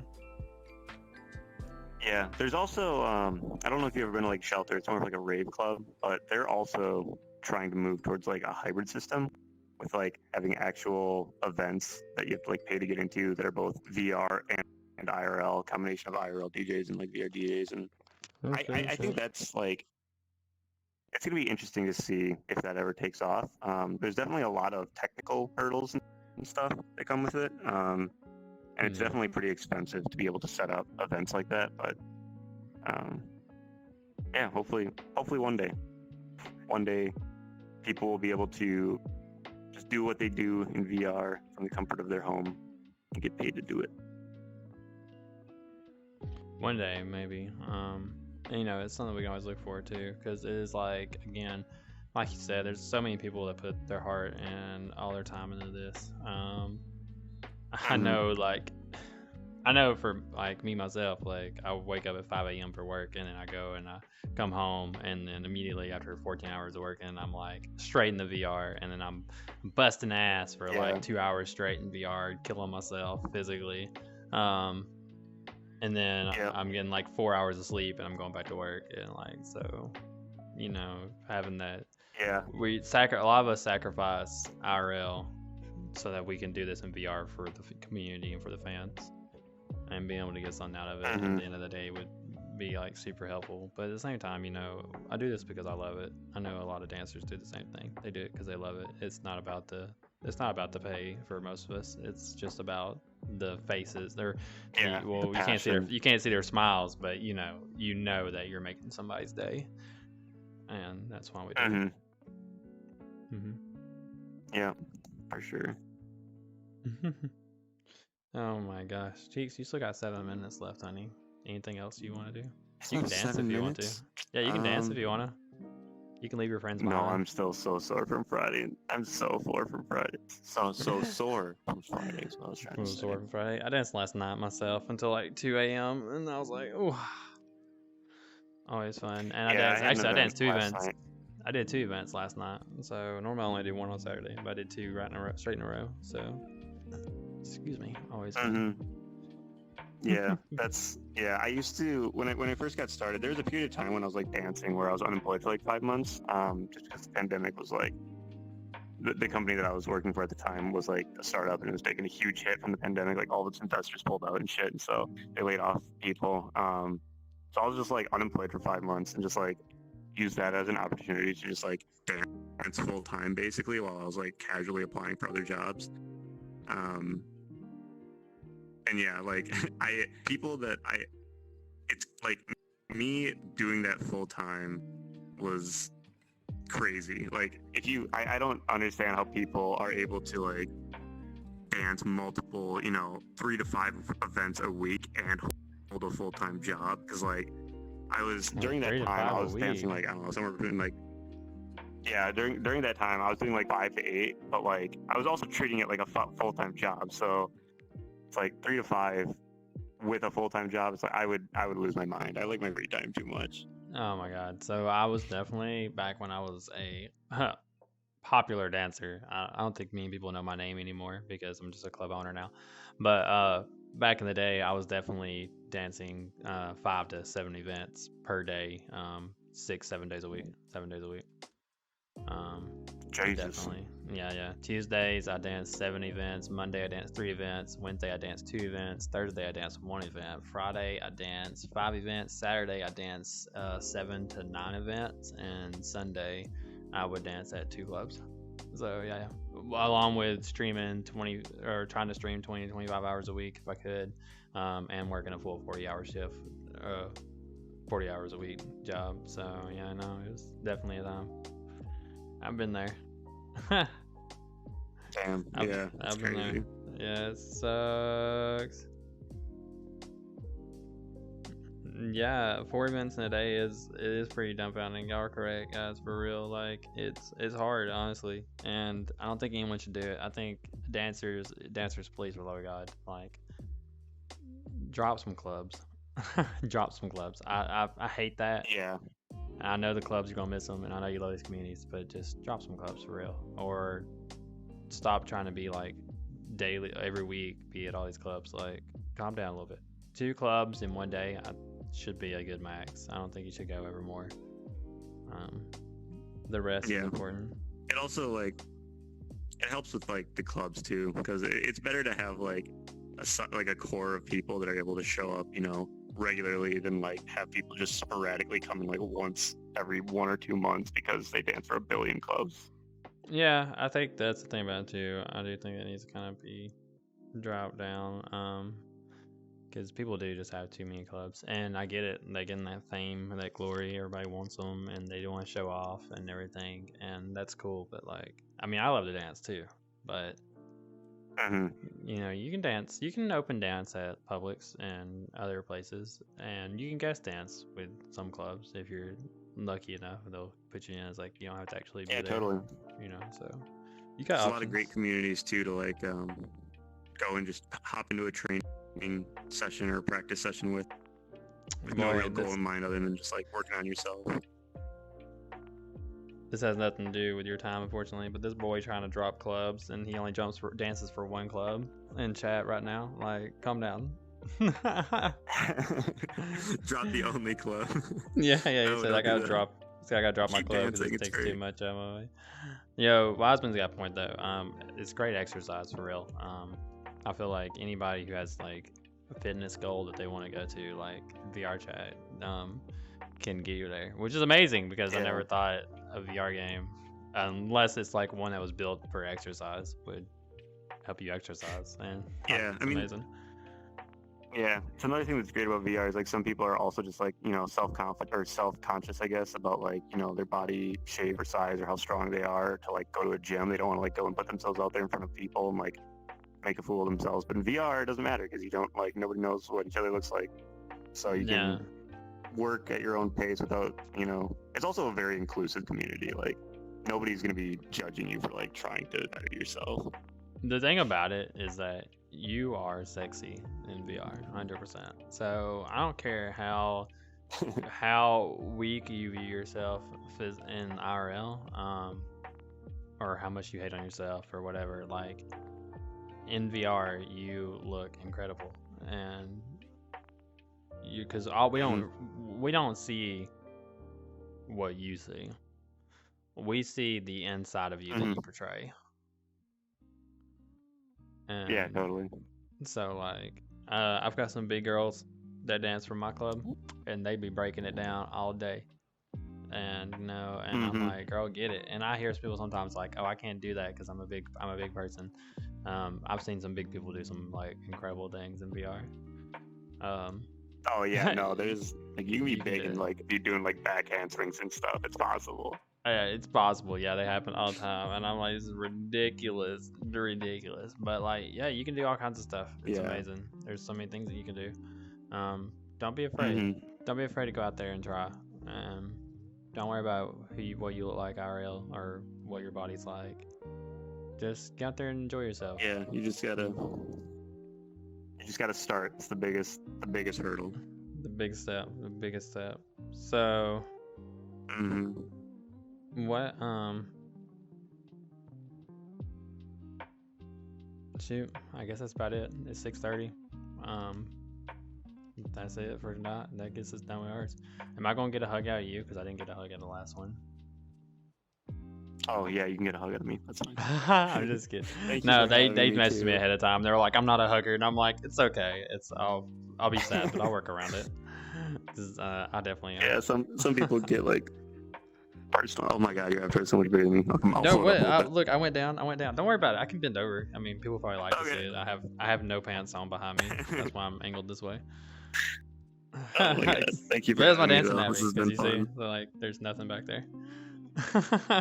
Oh yeah. No, I'm glad you. Standard I'm glad you dancing came. after. Whatever. I'm glad you came. I'm glad you enjoyed it, and yeah, hopefully I get to see you again. It was incredible meeting you. I got to watch you dance Wednesday at Rapid. I wanted to come see y'all Friday, but we worked overtime and ended up doing Sunday. Oh, so yeah. I do not know what just happened. Oh, we changed cameras. That's what happened. Yeah. So we about to wait. All right, cool. So let me check this message because I think somebody's just tried to join last minute. You know what? We're online right now. Let me check this person and see if they want to come in. You know what? Actually, you know what? We're done for the day. We did have one more guest. One more guest. Yeah, we did have one more guest. You're good. You're good to go. You can do whatever you want to do. You can take a picture, cute picture of yourself, and send it to me. I'll put you on the wall back here. All right. And yeah, wherever you want. Sounds good. Thank you so much for coming. Thank you for having me. Yeah. As for all of you back there, we had one more guest tonight, which was Half and Half Madam. She did message me. She's a little sick today, so she is not going to be joining us today. But hopefully we'll have her here next week, so we'll look forward to that. It's okay. Importance, guys, when you're dancing, it's definitely know your body. know who you are and know what you're capable of and know your limitations, and do not push yourself beyond. If you're not feeling good, or if you're feeling sick, or if you're injured somewhere, talk to your club owners, talk to the hosts that are working with you, talk to your dance captains, talk to your team. Nobody's gonna be upset with you because you couldn't show up, or no one's gonna be upset with you because you don't feel like doing it today, or something's wrong, or something not real happened. You know, we want you to take care of yourselves, and we want you to be careful. Obviously, if you don't feel good and then you come out to the club and you hurt yourself even more, not only is there a chance that it could become a permanent injury or become something more than it really is, but there's always that chance that you could end up resenting the club and being mad at like yourself or at the people for allowing you to push that condition further. So for real, definitely take care of yourselves. Happy will be on here one day. I promise, guys. I'm so sorry. I was so looking forward to it. Trust me, I'm a huge fan of Happy. I know y'all in the child or in the crowd or in the chat and everything are fans of her too. So we'll get her up here next week, especially when I keep plugging her that all these people recommend her. So, but guys, we're going to end it today. It's been a crazy week in VR. Thank you all for coming out for another episode of Tales from the Dance Floor. Episode 3, baby.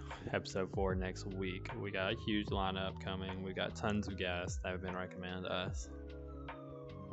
I can't wait to see how far and how many episodes we can keep pushing out and how many new dancers we can meet. In the meantime, I love each and every one of y'all. Thank you again. This is another episode of Tales from the Dance Floor with your hosts, Ace and Rise and Club Ascension. Thank you.